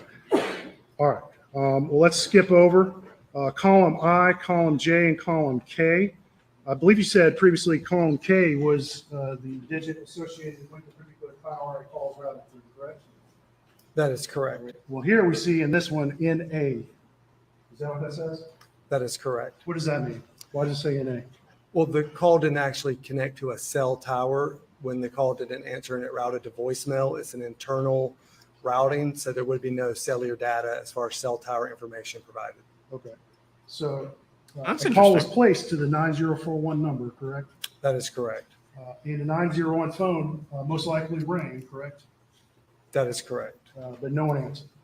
That is correct. And so Verizon did not record a particular cell tower associated with that call. Is that correct? That is correct. All right, let's finish up with this record. Column M, Please again, do. that's the target number, correct? 9041. That is correct. All right, and then we see in column N, as in November, 9041, again, the same number. And what does that mean? That means the 1227 number dialed the 9041. Okay. All right, and no one answered, correct? That is correct. And I skipped over column L, it says MT. And what does that mean? Mobile terminated. Okay. And so that call was not in fact completed, correct? It was forwarded to voicemail. Okay. All right. And after that 9:04 p.m. phone call, we see multiple more calls to Maggie's phone, correct? Or multiple, correct? That is correct. All right. And are any of those calls answered according to the records that Verizon keeps? They are not. All right. I'm going to shift to pulling up the call records for the number ending in 1227. And that is State's Exhibit. Somebody kill me, please.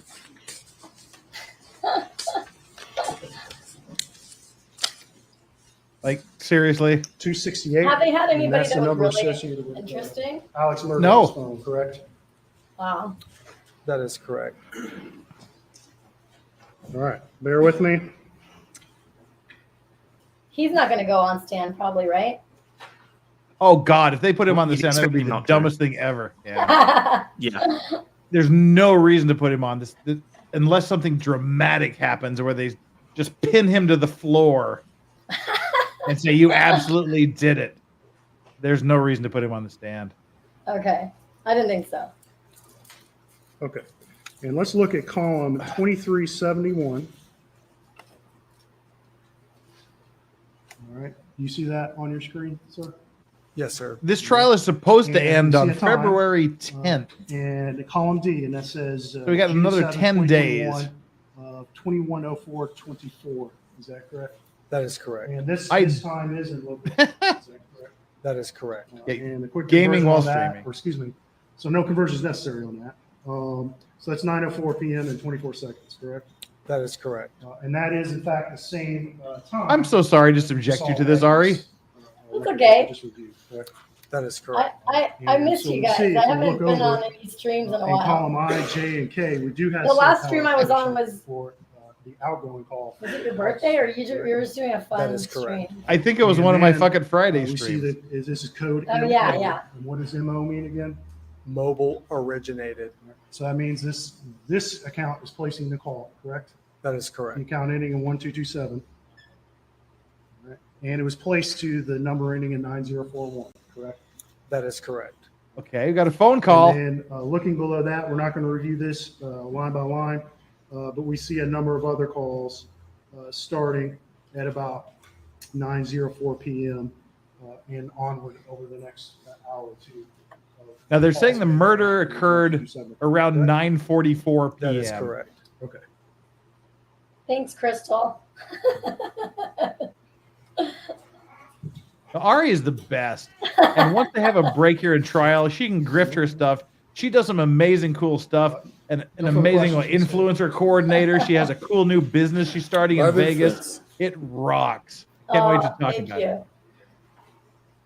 Assuming we all live that long.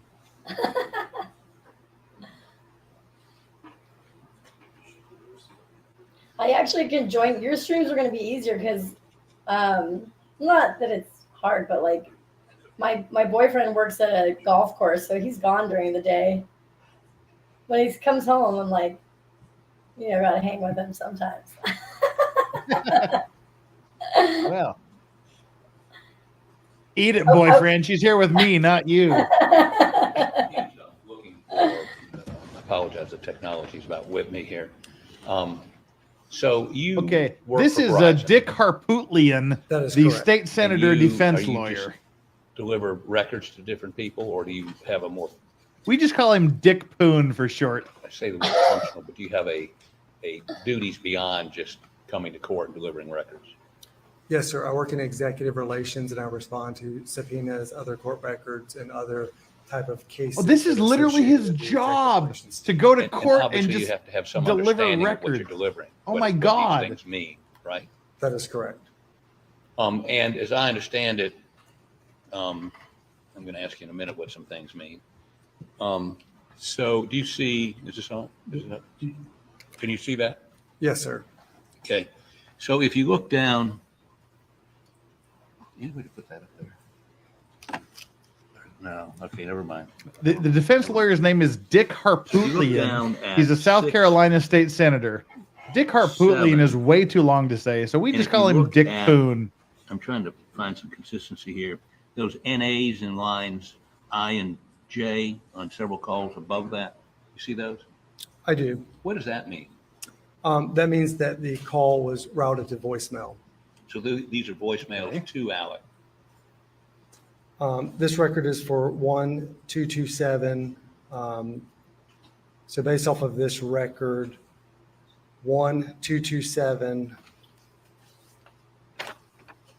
Who leaves voicemail these days? Ari, when was the last time you left voicemail on a cell phone? Can't remember. Yeah, me too. Voicemail. Like years. That's different. Yeah, you just send a text. You go, dumbass, answer your fucking phone. That call Dialed the 9041, but it was routed to voicemail. Okay, that's him dialing out. But what about if you go up to 67 at 2208? Is that a call out or a call in? Oh my God. Hayden, get back here on stream. Is that the line that you have highlighted? No, I'm talking about go up to 67, maybe go highlight. It's my turn to leave. I'll be back in 30 seconds. Either one of these right here. Jack Cokes are catching up to me. Yeah, that's fine. Is that an outgoing or ingoing call? Incoming call? That was mobile forwarded, so it was forwarded to voicemail. I get it's forwarded to voicemail. Was ALEC making it or somebody else was making it? Who initiated the call? The 7845. 7845. So that was a call into ALEC. That is and it went correct. to his voicemail. That is correct. And tell me where I look on this to see what's outgoing and what's incoming. Row L or column L, MO, MT, and MF. Okay. Okay, so MO means what? Mobile originated. He's the originating call. That is correct. Okay. What was the other one? MT. What does that mean? Mobile terminated. So he was getting an incoming call. That is correct. By the way, guys, listen to this. MF. Listen to how much information the world has about you. What does that mean? Even if the call doesn't go through, there's two of them. they have all of this All of them with information about voicemail. you. But what's the difference between? How the hell did I just manage to boomer on your stream? The direction of the call What did you on do? Verizon's network. I was talking to your chat for a good 30 Mobile seconds before I terminated realized my is he mic was making muted. a call, and it went to voicemail. Dickhead. MO is whoever called them. initiated the call and went to voicemail. What I was No, saying, people, is that if there means is the anyone with any subscriber musical talent in the response to audience, this search I'm sure warrant Jeff would appreciate his own made a nautical phone maritime call themed out. peace song. MO. So that would be Alex calling somebody went to voicemail. Correct. MT is somebody called him and it went to voicemail. Mobile terminated means that our subscriber in response to the search warrant is the one that the call placed to and could have answered.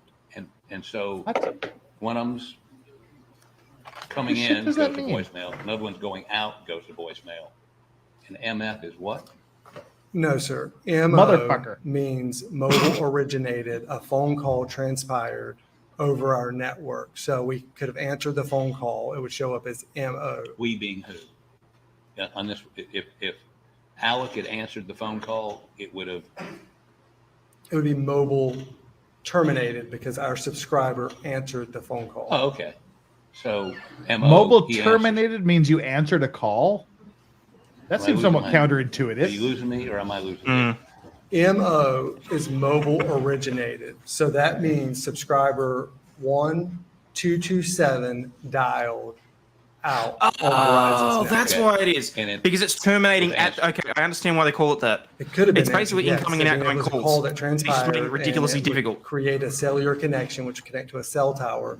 Okay. And it wasn't answered by. For example, if you get on a train, you travel from a train station. That train travel terminates at the end junction where you get off the train.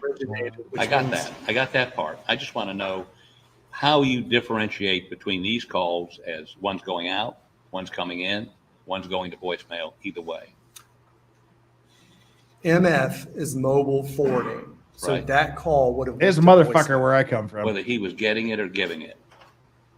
Well, if someone were calling him right, and he didn't answer, then it would be forwarded to voicemail. That's MF. Yeah, so more would mobile forwarded, yes. Yeah, took me a while. But again, I'm not a technological. Look at Hayden, that's it would also apply. So, it would also apply if he had call forwarding on. So if it was getting bounced off another number. To the extent that they are made at certain times, you can figure out whether it's coming, going, or went to voicemail based on these records. That is correct. Now, can I see Maggie's phone?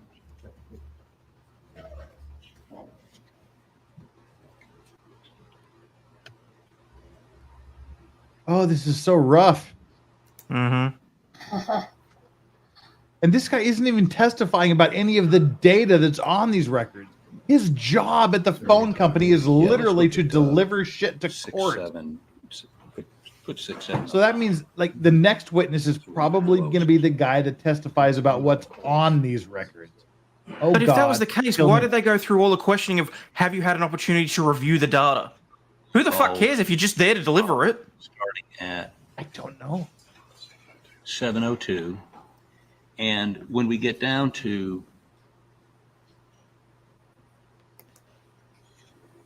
so tell me after that 7:02 p.m. 23:02. That's when is the jury after that? Okay, Ari, you're on the jury.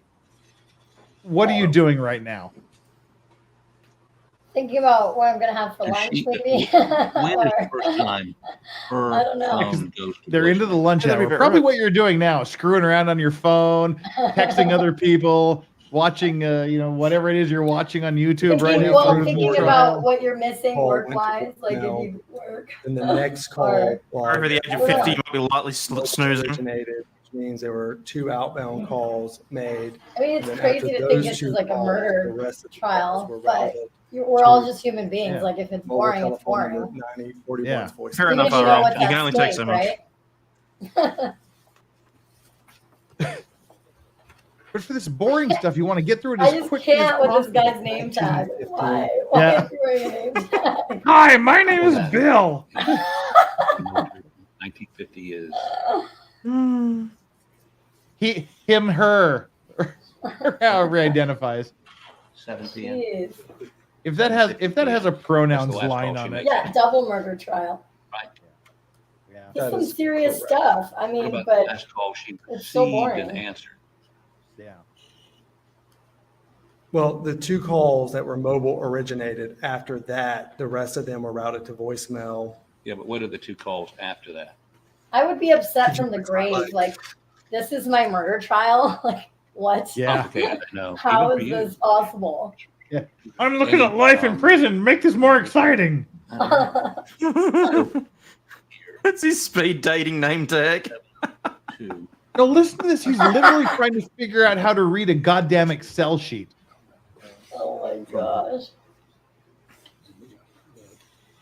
Yeah, and the last one is at 8:00. The other lawyer is walking him through how to read an Excel sheet. One sec. At 7:50. Okay. Okay. And was there any inbound that was answered after 7:50? There were not. Okay. And one other thing. Just take that 7:50 and put it up at the top. Scroll. In other words, I want to see the calls after that. Okay. And this and no. Okay, that's okay. So now go back down a little bit. Matter of fact, let's start with 6-9. This testimony is so dry, it's chapped Ari's lips. So how about look at this for 6-9 and 6-10, and it stops at 6-10. Are there any outgoing or incoming or in other words, any outgoing call, first of all, from that phone after on 6-9? Mobile telephone number 6-9 for 6-9. 9041 did not place a call outgoing. Okay. What about any incoming calls? The rest of the records are incoming calls that were routed to voicemail. Voicemail. So the calls coming into her, it routed to voicemail. No calls after 6. Not a single thing. Job well done. Not a single thing. Now, let me ask you this: text messages, are they shown on these records? You charge for them, right? They are in a separate record, yes. Were you asked to produce those? They are in the file. They're in the file. It's just we're not looking at them here today. I'm just looking at my And are they reflected on this my kind video of, here? Same format? I don't think Very my similar. camera They have a handles separate key to plaid translate really well. exactly I'm what awfully each sparkly column in and my row means.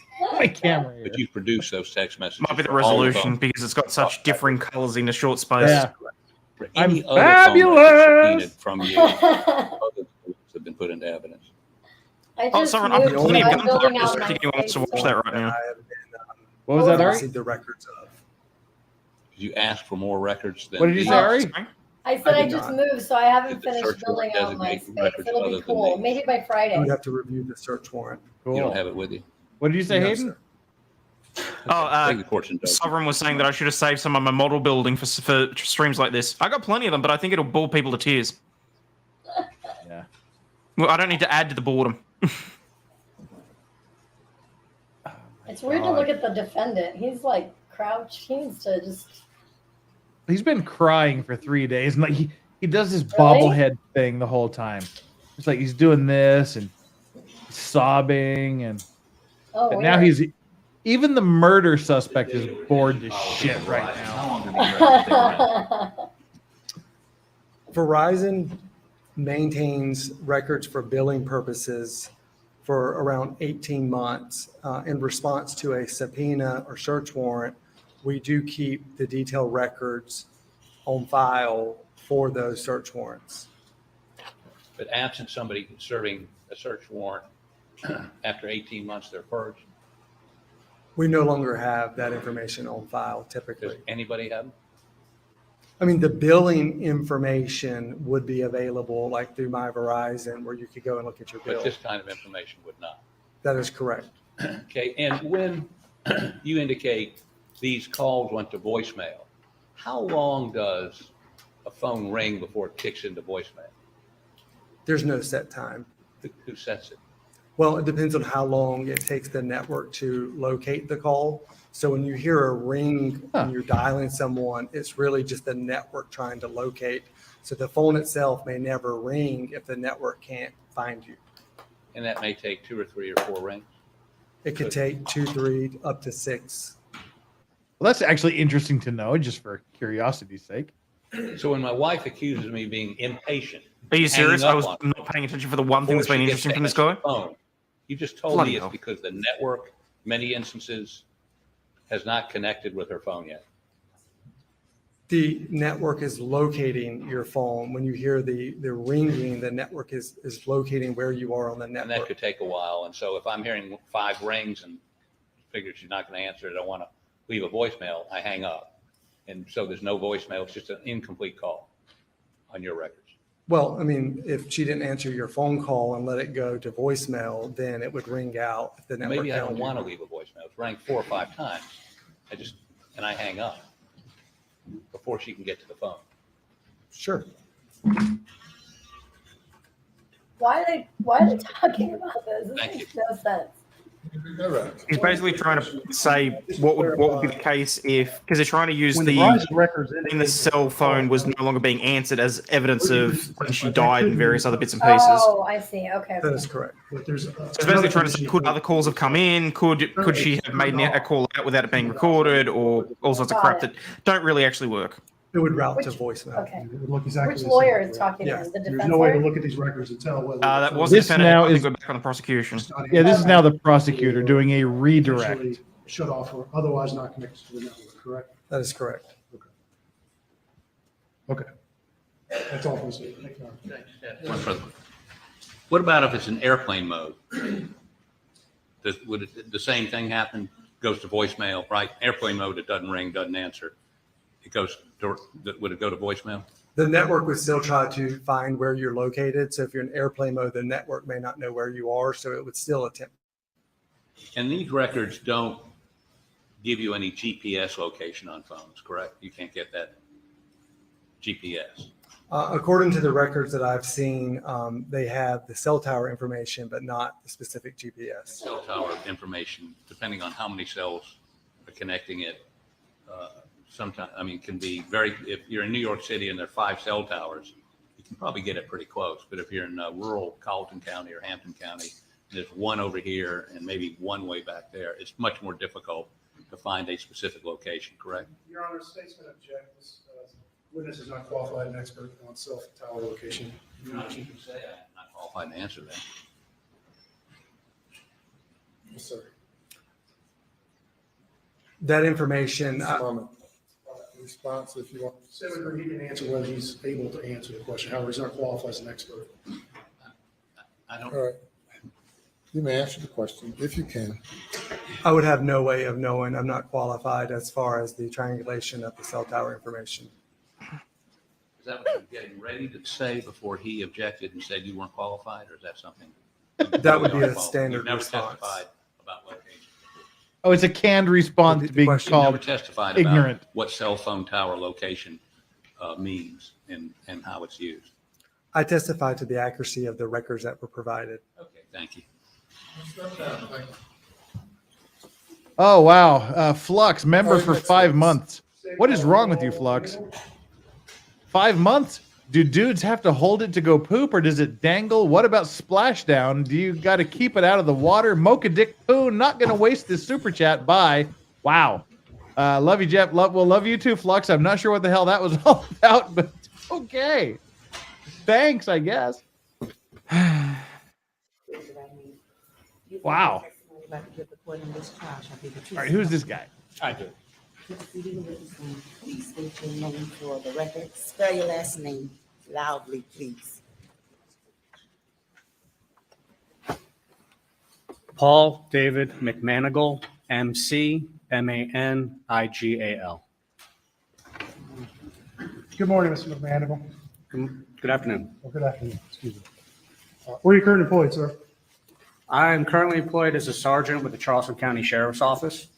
All right. And what are your duties there entail? I'm currently assigned to the United States. I always wondered Secret what happened to Service Pee Wee as a Herman. Task Force officer of the Cyber Fraud Task Force.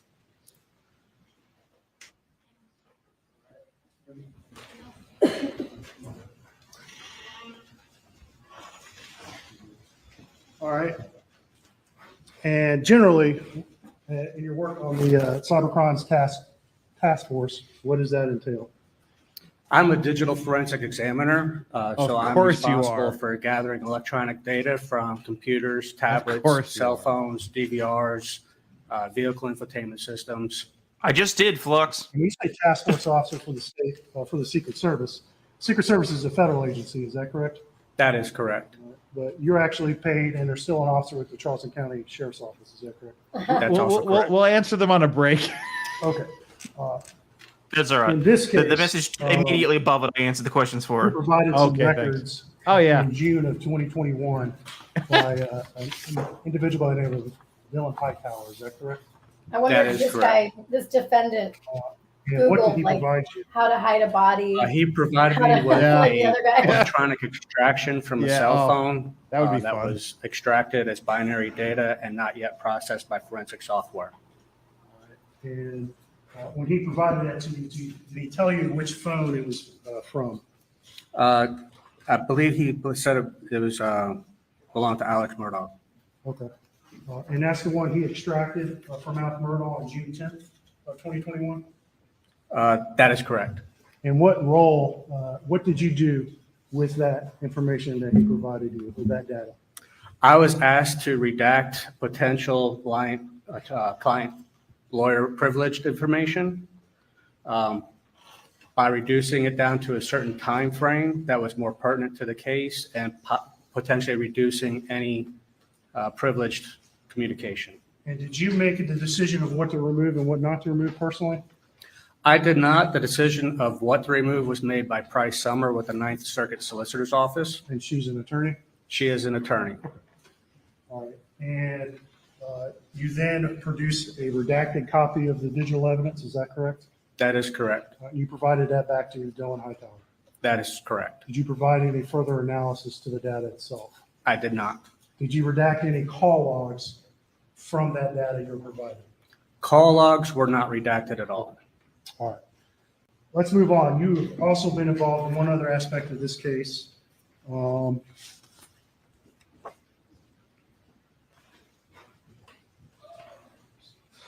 This has got to be disastrous testimony. This has just been a goddamn bore fest for the last 3 hours.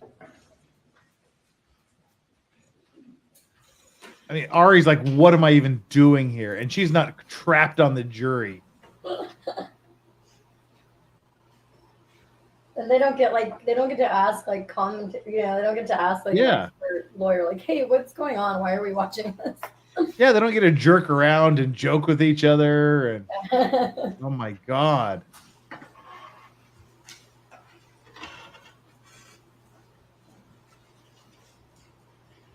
And you never know how long these pauses are going to last. They could last 2 seconds. They could last 3 minutes. Yep. Isn't the prosecutors are supposed to know that this is boring for the jury, right? Like, why would they include it? Because that's all they have. I don't know. We are 7 days into this, and there's not been a single thing that's tied him to the killing. My You recognize that, sir? I do. What is it? This is a chain of custody form from the South Carolina Law Enforcement Division, which we commonly refer to as SLED. All right. And do you see any handwriting on That's there? it. I'm not is putting yours? Pokemon cards. I don't care. I do. And what date did you sign up? James from court is somewhere in the June courtroom 9th, today. 2021. He should be here later to tell us what the jury thinks about all this boring shit. There was a Apple iPhone 11 that was collected and brought to me by Special Agent Ryan Kelly with SLED. And was that phone locked when he provided it to you? It was. And did you, in your forensic investigation, did you attempt to unlock the phone? I did. Were you successful? I was not. And is that false? I'm shocked.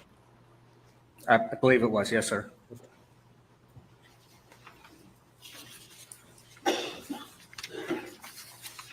I think they should cut off victims' fingers and things just so they can do the fingerprint thing. All right. And at this time, stay with. Surely they can do that without cutting them off the body. Exhibit I'd cut it off anyway.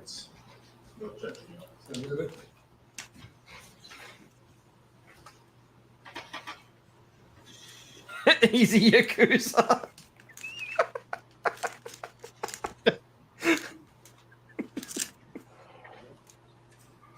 And for those of you who don't know, And you, what's been- Ari Jacob is an amazing person. She is a mover and shaker in Las Vegas. Would it be incorrect to call you an influencer coordinator or consultant? How would you define yourself? Well, I'm not representing talent anymore. I'm representing brands. So I help brands do stuff with influencers. Let me ask you if you recognize that, sir. I do. And what is that? If I ever get big This enough, is I will the get in contact. iPhone 11 that was brought to me by Special Agent Ryan Kelly, the SLED. And that's the phone you attempted to unlock but were unsuccessful, correct? That is correct. And Legal on Vices that is a bag, there's brand. an orange Represent sticker. me. You see that, sir? Yes, sir, I do. What is that orange sticker? This is a sticker I place on devices 10% of that nothing I is have nothing. attempted to I'm process. retired. And at this time, state's going to move to put this in as ID only.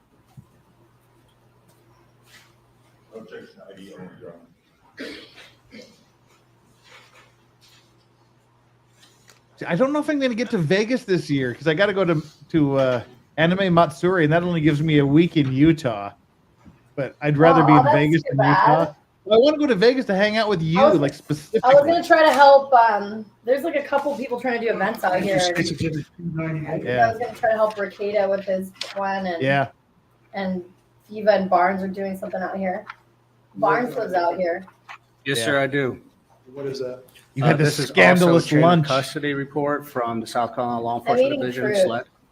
All right. Yeah. Did you recognize your It's signature? still morning for me out here, guys. I do. Yeah. What date, excuse me, did you sign that? This is August 12th, 2021. And what does that form signify? This is the date I returned the phone to Special Agent Kelly. It's so funny you have a guy here named Flux because I used to work at a club named Flux in San Diego. Exhibit 298. And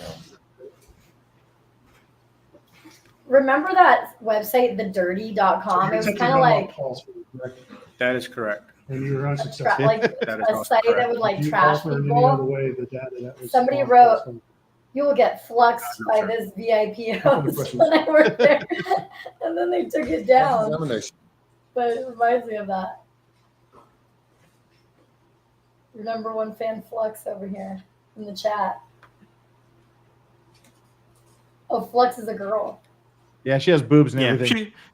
she's good people. So my name is Philip Barber. I'm one of the attorneys for Mr. Murdoch. Good afternoon. I really just have one question. When you received this phone, was the battery completely dead? The phone was powered off when I received it. That is not what he Did you asked. charge the phone after you received it? I did. But do you know whether or not it was completely dead, battery dead? When you I received do not recall if the battery was completely drained. No further Oh, questions. dude. Thanks for, Nothing from the state. thank you. You may step down. Thank you. Well, that was a. That All seems these like an sound- important piece of information. How did he not know? You're an expert, but you don't know if the phone was drained. That's something that should have been recorded. Oh my God. These are just like people say, okay, this is how we introduce the phone into evidence. This is how we introduce the fucking lamppost into evidence. Oh, the prosecution is not handling this well at all, I think. The chicken does not approve. You affirm the testimony about to give the court in this trial shall be the truth, so help you God. I do. Take a seat and you understand. State your name again for the record. Spell your last name. The annoying thing is today, all we've heard is from people that are effectively middle management. They haven't done any of the work themselves, and they haven't provided anything. Mind you, this guy smells a bacon. VANHOUTEN. Mr. Van Allen, where are you employed, sir? United States Secret Service. And how long are you employed there? This April will be. I stand corrected. Radioactive Are you bacon. currently a law enforcement agent? I am not. Okay. And you're a civilian employee of Secret Service? I am. All right, but you do have a background in law enforcement, correct? Yes, I retired after 21 years with the Columbia Police Department as an investigator. For the last 10 years, I was assigned as a digital forensic examiner with U.S. Secret Service. Okay. And you were a task force officer Correct. during that time? Yes. And you retired from the Columbia Police Department when? He's investigating the April disappearance 20th, of his neck. 2020. And in this case. That's a good question. I mean, cops are all about donuts. What does Secret Service focus on? Is that correct? Clearly Lieutenant donuts. Dove, correct. But not hot dogs?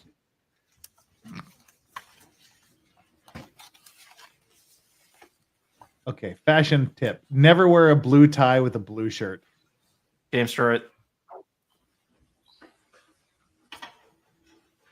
I'm sure And to be fair, a blue shirt really shouldn't be worn with a charcoal suit either. 71. I want to see if you recognize this document, sir. You just know he's going to get up and he's wearing brown shoes too. SLED law enforcement, or Stock County Law Enforcement Division chain of custody that was submitted to me by Lieutenant Dub. All right. And you recognize your signature on that form? I did sign this one. What day did you sign that form? March 21st, 2022. Okay. All right. At this time, state would move Exhibit 271 as evidence. No objection, Your Honor. Admit it. I have ADHD, so this is even like harder for me. State's Exhibit 272. God bless you for still being here. I'd be sitting on the jury This is like an evidence photo that I acquired of the device that was submitted to me. twiddling. You took that picture? I did. And do we see a sticker on the back of that phone? There is a yellow sticker on the phone. What is it? Can you read that sticker, please? Testing his English skills. It's it appears to be some type of case number, evidence number, identified as an Apple iPhone, the model number with a SIM, and an agency case number. His lips aren't even moving when he talks. The case number. Of course not, because he's a puppet for the state. Ah. 7021-0204, item number 10. Thank you, sir. So whose phone is this?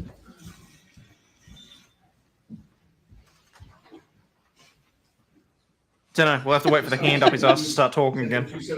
This guy is 73% bear claw by volume. All right. So I believe you said March 29th of 2022 is when the Lieutenant General provided you that phone, sir? I snorted. March 21st. 21st. All right. And why did he bring it to you?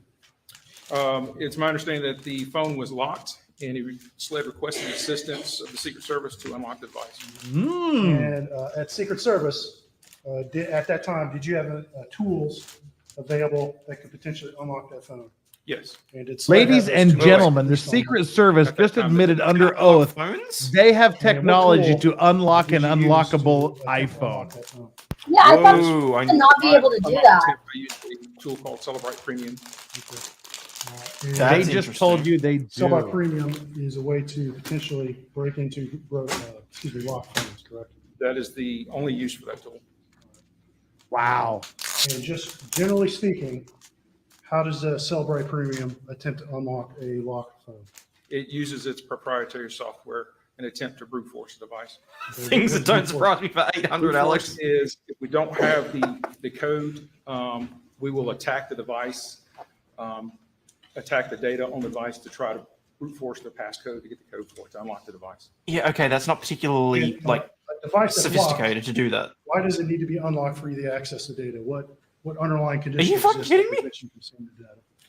Well, for Apple iPhone devices, there are two types of locks. There are before first unlock and after first unlock. Before first unlock is the phone is either powered down, it's been turned off and rebooted, or a code has been entered in too many times incorrectly. If you were to, an analogy for it, if you think of it as a bank vault, it is the before first unlock, at which we have to brute force the device, is like the big steel door. Okay. And that underlying data is encrypted, correct? Otherwise. Yes. Okay. And you would not be able to read that data, correct? I have to unlock the device to get to the data to decrypt it. Okay. And so Cellbrite Premium, you said, attempted to do a brute force unlock, correct? Yes. Okay. And ultimately, was that attempt successful? It was successful because I generated a predefined dictionary to attempt first prior to the tool using its own dictionary. Okay. And what do you mean by that? What does that mean? Exactly. That was my question. Humans are creatures of habit. They like to use numbers that are relevant to them. Most people will use their date of birth, an anniversary, a child's birth, the death of a parent as the access code. So what we do generally is we get as many social engineered codes or dates that are relevant to the particular phone that we will attempt first. Let this be a lesson, people. For Once that pin Never find one. unlocks. viable, Yeah. the tool will use its own dictionary to start hardcore. Use a random number generator, pick 6 numbers, and just memorize it. Absent kind of getting lucky. Don't let it be personal to you. See this number. If the sub-by premium has God, to I sound like a conspiracy theorist today. Unlock the phone.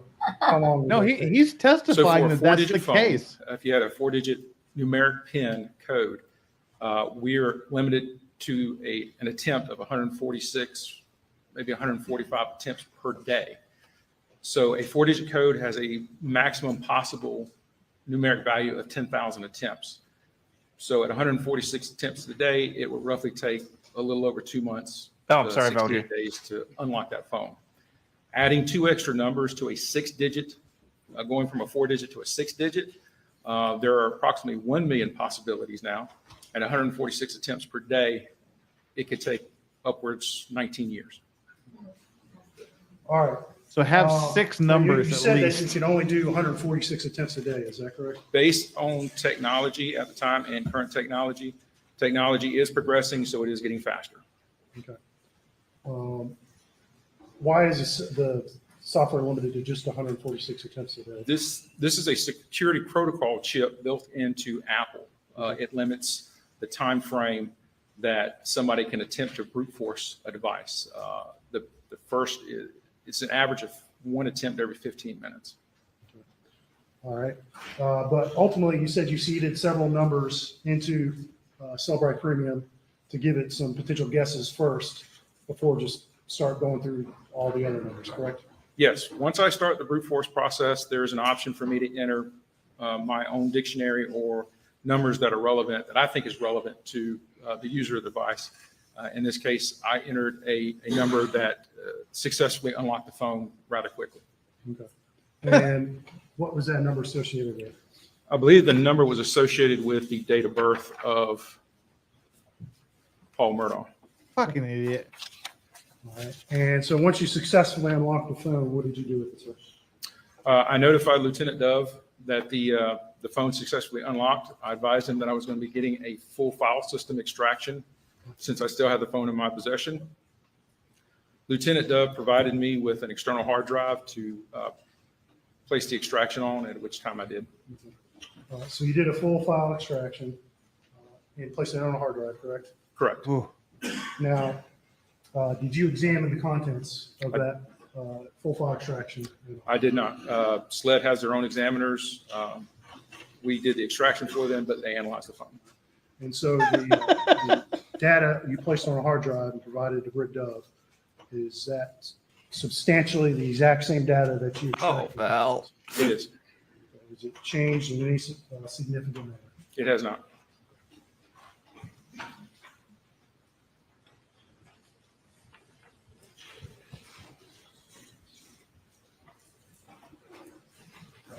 I'm going to hand you State's Exhibit 273.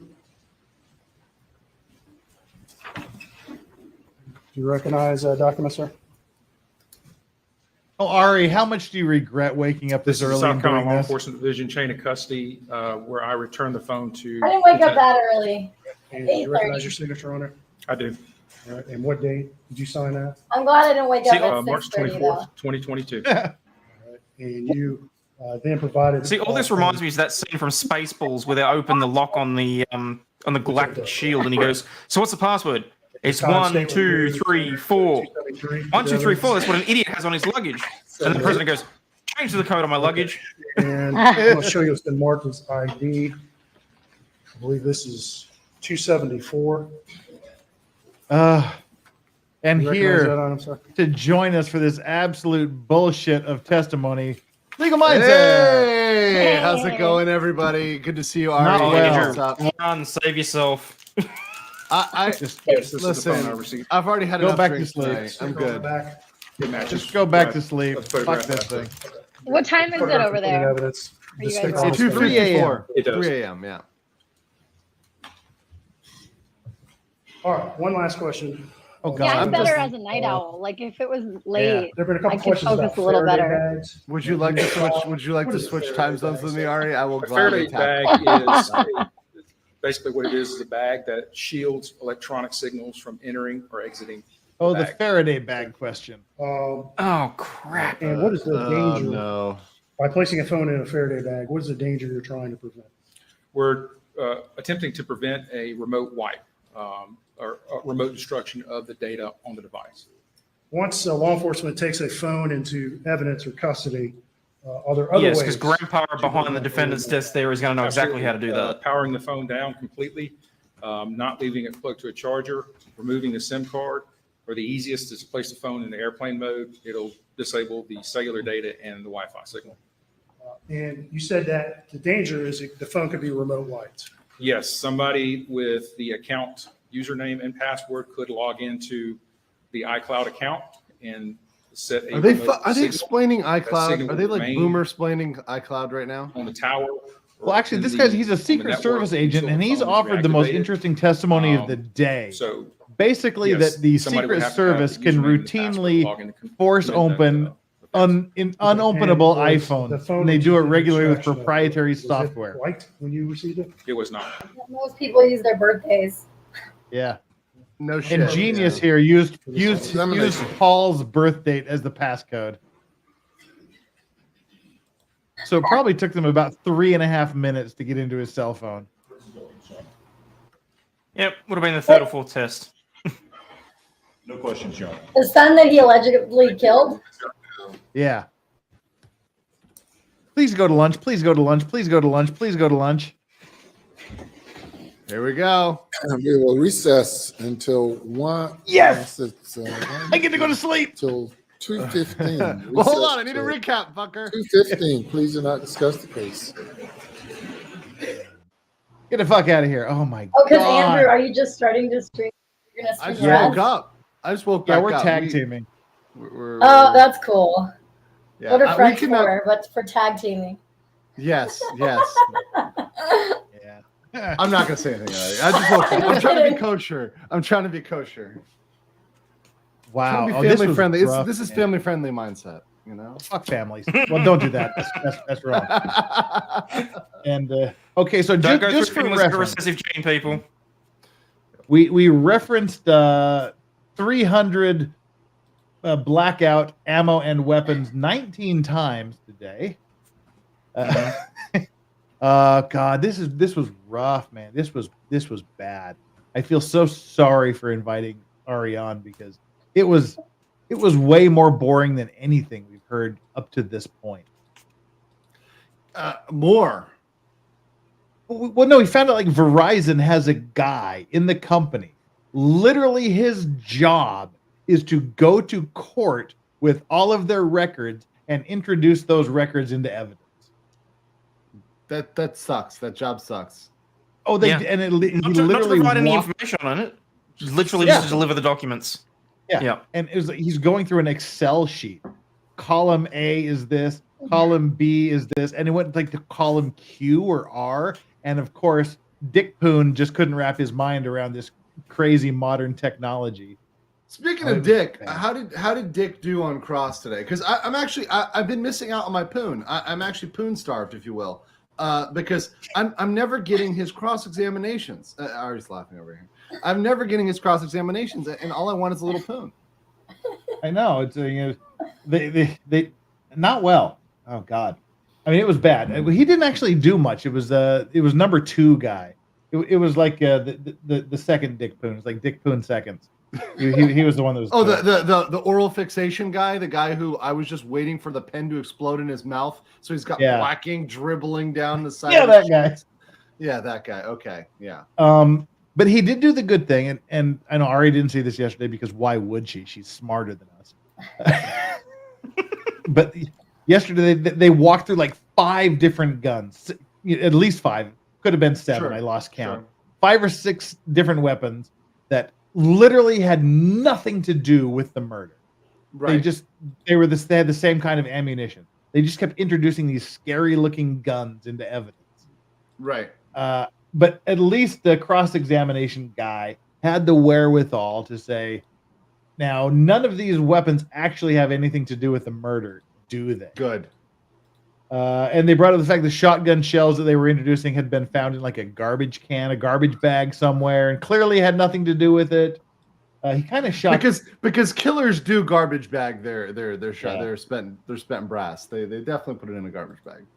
Someone, I was watching something that said it, like people think it's like it sounds like Ozark, like there was like bad guys and they came in and killed. That sounds a lot more plausible to me based off of just what I've seen today. Well, and you can still blame it on Alex. You can say it's because Alex owed money to bad people, right? Yes. And some bad people, whether they're cartel members, loan sharks. I hear people say he's got Chinese connections, whatever, right? You know, I don't care if Xi Jinping dropped in there and offed him, but it sounds like it was something that might have involved more than one person, right? You know, and that's believable. And he could still be to blame, right? But he just didn't pull the trigger. And he's allegedly stolen at least somewhere between 15 and 20 million dollars. At least. Well, and People are going to want to probably look going to bad people too, right? I mean, if it didn't get to those bad people, the only way they can collect.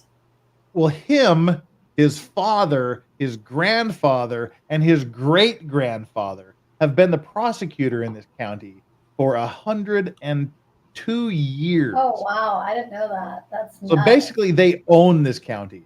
And this whole thing took place on an 1,800-acre, like, sprawling hunting lodge. So it is very Ozarky.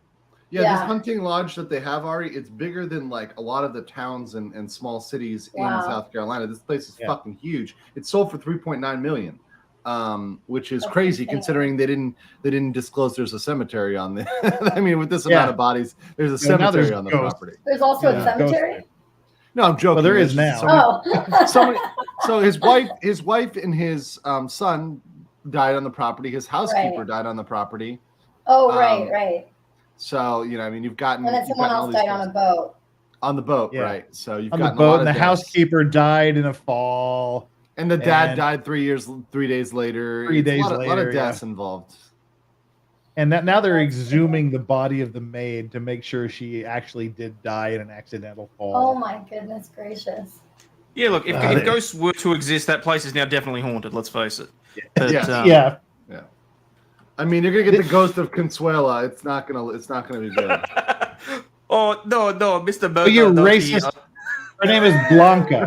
Her name is Blanca, not Consuela. I'm sorry, Jeff. Jeez, come on. We have a Latinx here on our panel.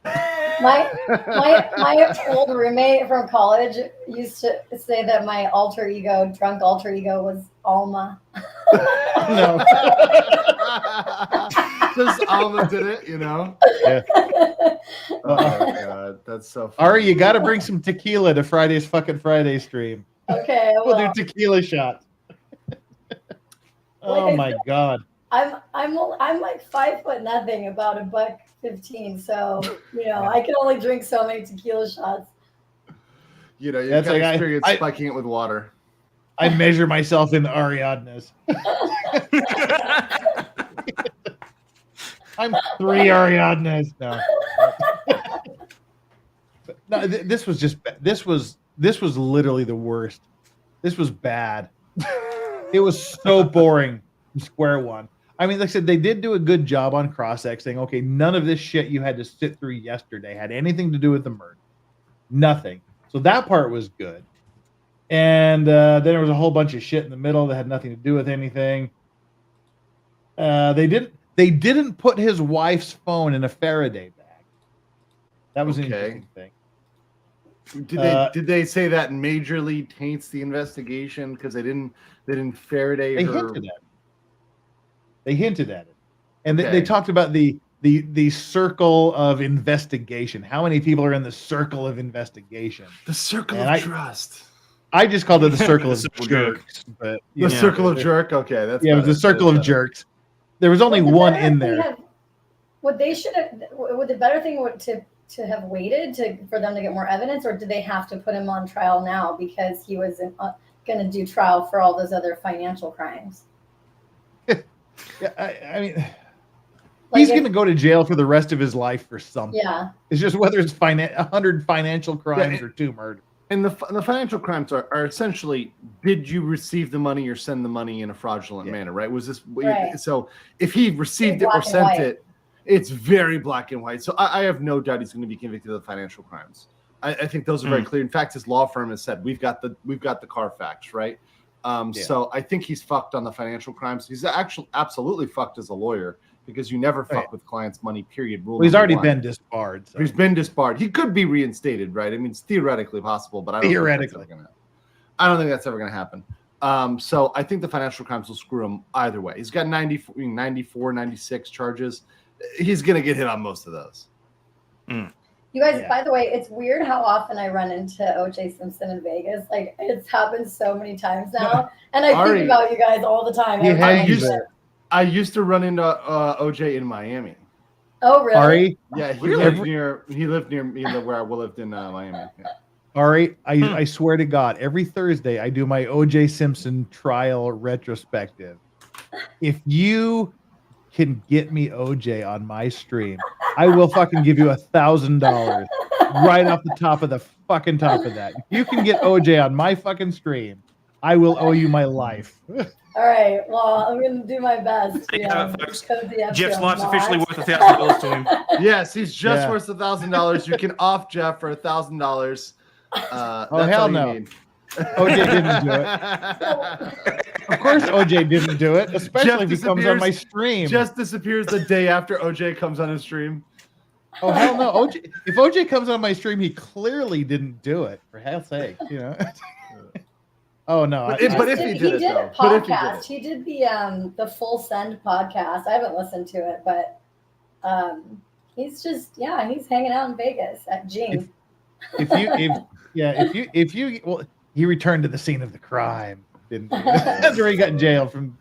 If you can get me OJ on my stream, I will owe you for everything for the rest of my life. You're just gonna have to come out to Vegas, and I'll bring you to Jing, and you can meet. I will say I may take you up on that because I really miss Vegas. I lived in Vegas for probably 8 months. Had such a good time. Yeah, I remember there. you saying that. It's really changed. I really will say Vegas is like had a come up. It's gotten a little bit full of Californians. No offense, Ari, but it's still really blown up and expanded into a city you can actually live in. Unlike before, where it's just like a truck stop. That where there's some hookers and some shows. I feel like I'm like the Vegas connection now because Popcorn Planet came out here. I got them a venue, and then I think Rita's doing an event, and then Barnes lives out here, so they're doing a thing out here. But it's a good like meetup place. Like if you live here, you don't have to go anywhere. Everybody comes to you. You'll see all your friends that you want to see because everybody comes here. Well, the thing was, I got to leave Korea for the first time in 3 years last August. And I just always, I do like my 2-week vacation in Utah. We usually spend 3 or 4 days in Vegas just because it's not Utah. And this time we got there right at that shitty time when it was 121 degrees. That's 50 for you, Hayden. It was 50 degrees in the desert. It was 121 degrees. And it was literally it was like room, pool, Caesars, Bellagio, pool, home.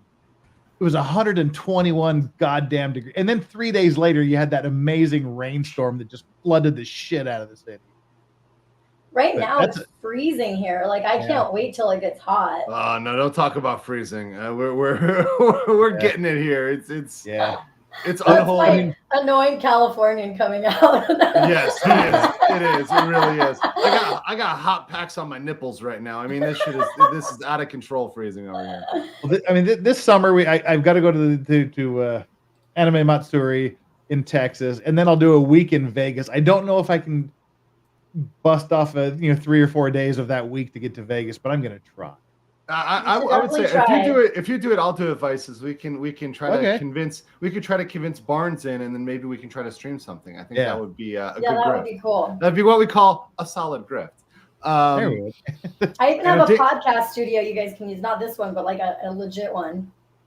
Oh, that'd be awesome. Do a stream. That'd be fun. I really miss Vegas. Like I said, there's lots of shit to do there.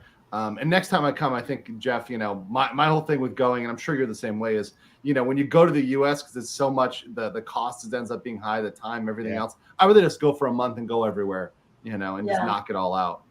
Yeah. Someone said a week in Vegas, you're going to die. I feel like that's how people feel about Vegas. Like you can only stay a certain amount of time. But it's hilarious because when people come to visit. I don't agree with that at all. people invite me out like as if I don't live here. Like, you know, and if I decide like I don't want to go out, it's like, oh, come on. Like, I live here, you guys. If I went out every time people were visiting, I would actually die. But like, if you guys come, I will go out with you guys. I get it. It's like when people come to Korea, they're like, let's go get Korean food. I'm like, we really? I know a really He just great wants a steak. He just does a really good steak place. And you know where I want to go too. I know. Yeah. And by the Piggy way, Bistro. And by the way, I absolutely endorse this choice because it's got a laid back, absolutely cool vibe. You just drink some whiskey, eat some good food, good steak, you know, go to get some good cigars. I mean, I get it. I 100% get it. You know, you don't want to go in and deal with the loud, annoying, you know, the kids, the Korean kids. I don't want to do that. See, that's the thing. Anybody that lives in Vegas, they try to avoid the strip at all possible costs.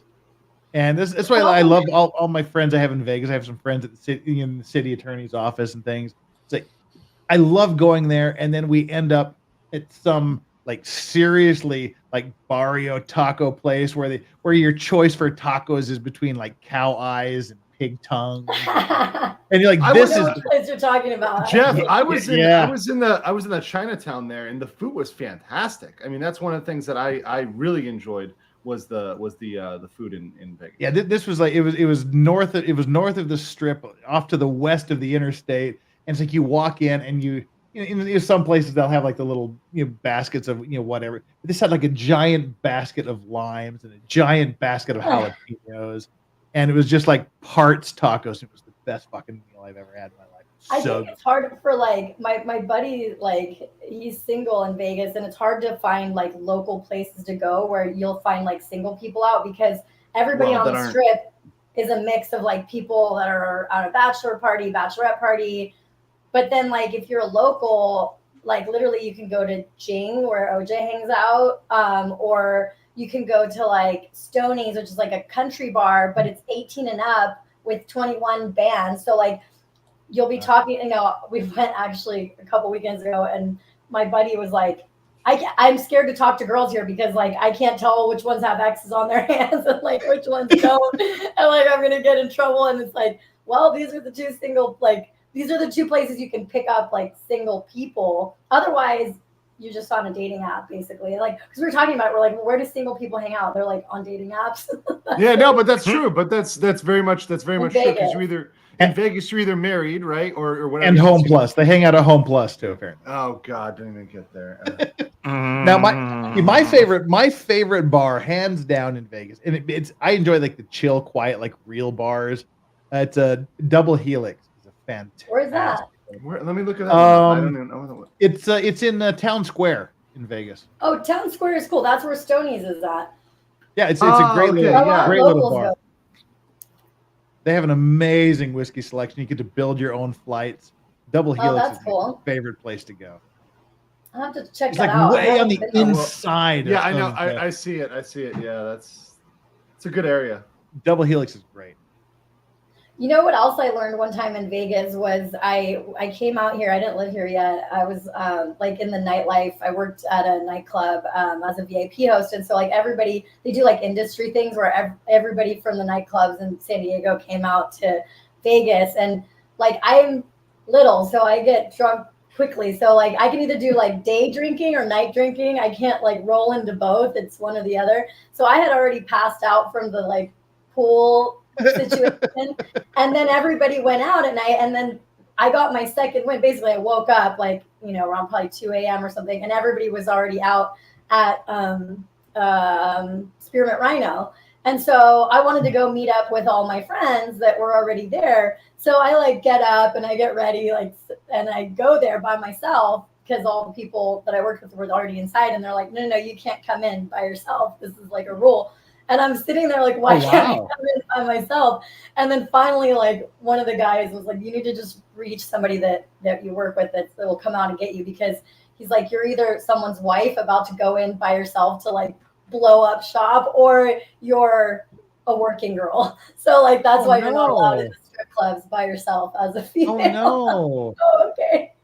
Oh no, that's really sad.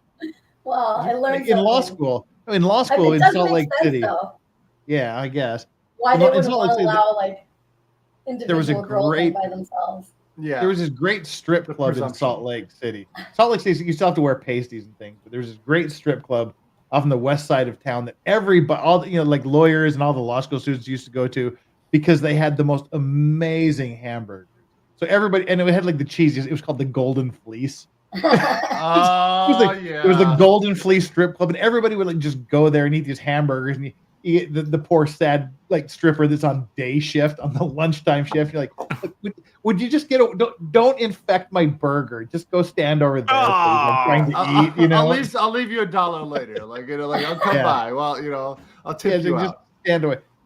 I mean, like I love the high class places in Vegas. Like the Resort World just opened up the eight lounge, the cigar lounge in the Resorts World is one of the best cigar lounges. Oh yeah, just a couple months ago. Yeah, my offices were in Summerlin, so I mean that whole area wasn't really built out 10 years ago. Legal Vices, you came out here and you didn't hit me up? Cool. That's before I knew you existed. That was like a month before I knew you existed. Oh, okay. He was premature. Are we ready to shift over to your stream now? Yes, rock and roll. Link is in the private chat. So if anybody wants to come over, they can come over. Ari, feel free to tap out. I've got 2 other guests on my channel as well. No worries. It's good to see you work again. to do, but it was good to see you guys. Thanks for letting me. Now, be Ari, normal before we go over there, grift yourself. Not only are you doing the brand consultancy. All right, we'll see you in a second. Not only are you doing the brand consultancy stuff, you are doing one of the coolest things that I've ever heard of in my entire life. Grift your cookies. Grift your cookies. Put those cookies on display. I started a company called cookiejar.co. It's cookie with a K. And it's basically clothing delivered on demand. So if you have to do the walk of shame in Vegas, you need a change of clothes on demand, or maybe you just spilled on yourself or you lost your luggage. We'll deliver like a nice set of top, a bottom, flip-flops, and a cookie within 30 minutes. So there is cookies involved. So I got really excited then, and then you're talking about clothes. I'm like, Yeah. So you go there, you sweat, you get sweat stains on your clothes, you spill drinks on you, which never happens in Vegas. Yeah. You drop some cigar ash, burn through it. You would be surprised how many girls I see in Vegas still like walking around barefoot with their shoes in their hand on the casino floor. It's so gross. It's like, why? Ugh. Why? Oh no. Just order a cookie jar, or tell your man to order a cookie jar for you. You know what I mean? That's the thing. I have such huge childhood memories of going to Circus and ordering Roy Rogers in the upper casino area, like where the kids were, while your parents are being degenerate gamblers down. And this last time I wanted to show my son. I took my son to Circus. I used to love to go to Vegas. This is where we'd go. They have the rides. It's like the kids can go up, so they have these little roller coasters and shit, and like all these arcade games up there. And you went in and it just smelled like 1980. And the floors were just stained. I don't think they cleaned it. Yeah, and it's like Circus. I'm like, yeah, there is no way in fucking hell I would walk with bare feet on any casino floor. And honestly, like, yeah, I mean, I'm just excited. We're going to be doing vending machines. We're going to do like iPhone chargers, like anything that you might need, like on demand that you can't get on Instacart or, whatever, all the different apps, but like stuff that you need on demand late at night in Vegas. Like you can get everything else, but it's hard to get a change of clothes for whatever and reason. Here in Korea, things like that. That is a huge business here in Korea. Vending machines. I heard. Yeah, that's where I got a lot of the ideas. Is you can buy shoes in Korea. I heard. Yeah, not even just the vending machines, but just the whole. You need something right now and you can't go get it. See, they have these people that they call them shimbudums, where it's basically like they're just doing it. You call these guys and you literally go, "I need a cigar from this." Oh, really? And they'll go get the cigar from that place. Well, that exists in Vegas. The problem is, like in most major markets, clothing stores are closed like at 8 o'clock. So, ghost kitchens, for example, like, there's all sorts of obviously like delivery food late at night. What happens is a lot of times those are like 24-hour kitchens that are serving like different types of like, midnight cookies or, whatever it is that they're selling, but they're all at a location that's operating, and then they just package it with whatever brand and send it out to you, and it comes from Uber Eats or whatever. but it's hard to do that, almost impossible with clothing because all the clothing stores are closed. So there's nowhere So you for just it have to like come from. some warehoused emergency clothes. Well, we do, but we're also getting we're doing what's it called? Like Sprinter vans that are going to be wrapped. So we're going to do 2 Sprinter vans. They're going to have all the clothing inside, and it'll serve as like a fun little advertisement along That the strip. is so cool. That is such a That's cool. awesome. So yeah, and it's so funny because one of like the guys that wants to invest, he likes the whole idea. He wants to change the name. I'm like, I like Cookie Jar. I love feel it. like it's a little naughty without like really Yeah. being Yeah. like, I don't know. But if you guys want to tweet at me, I'm Little Miss Jacob. Happy to hear anybody's suggestions or ideas, and let me know if It's you like also the name. it's also your YouTube channel name, right? What, Cookie Jar? No, Little Miss Jacob. Oh yeah, Little Miss Jacob. Yeah, I think I'm Little Miss Jacob on everything. Yeah. So And thanks for having so me on, awesome to have you. Aussie. It was nice to Oh. meet you. Yeah, it was lovely to meet you Do too. you live in Australia, by the way? Yes, I do. Melbourne. Oh, okay. So for That's where him, it is my sister married a 5:20 a.m. right now. Oh my lord. My sister married an Aussie from Melbourne, actually. They did long Oh, there you go. distance from California to Australia for like a year or two. But yeah, they ended up together. So I haven't been yet. I Awesome. get invited all the time. But all the Aussies are so hospitable, I've heard. Oh, absolutely. Just hey. Yeah, no, look, I spend half my time scaring people away from Australia because we're trying to keep it, as all for ourselves. It's sort of like the Greenland, Iceland sort of argument. But no, by all means, come and enjoy our lovely and hospitable land before it goes to hell. The chlamydia-ridden koalas. Yeah. All right, thank you so much for joining here on the spur of the moment, and I really look forward to seeing you Friday. And just so you know, here's the people we've got coming on Friday. I think you might know most of them. We've got Ozzy's going to be there. My friend Danny On, she ran for Salt Lake County District Attorney this last election cycle. Meme Copium lives in Japan. Ian Runkle from Runkle of the Bailey. Steve Gosney's a Florida lawyer. Drex will be here, so that'll be fun. You want it on our Drex stream? I've got you your Drex. I know. stream. I had to leave last time. I was like in the middle of moving. Drex will be here. Sean, potentially criminal, and our public defender from Oregon, Andrea Burkhart. So far, Flux, who you misgendered, she will be here. Yeah, and we're just gonna have just a fun time. I really I've been on a stream with Flux. I know who that is. Okay. Yeah, she was there last my time. bad. I don't know why I forgot. But Wasn't she on we've that got your- one dating stream too? Yep. Oh yeah. crazy one. That was her first live stream. That was her first live stream, and she's texting me like after going, "What the fuck?"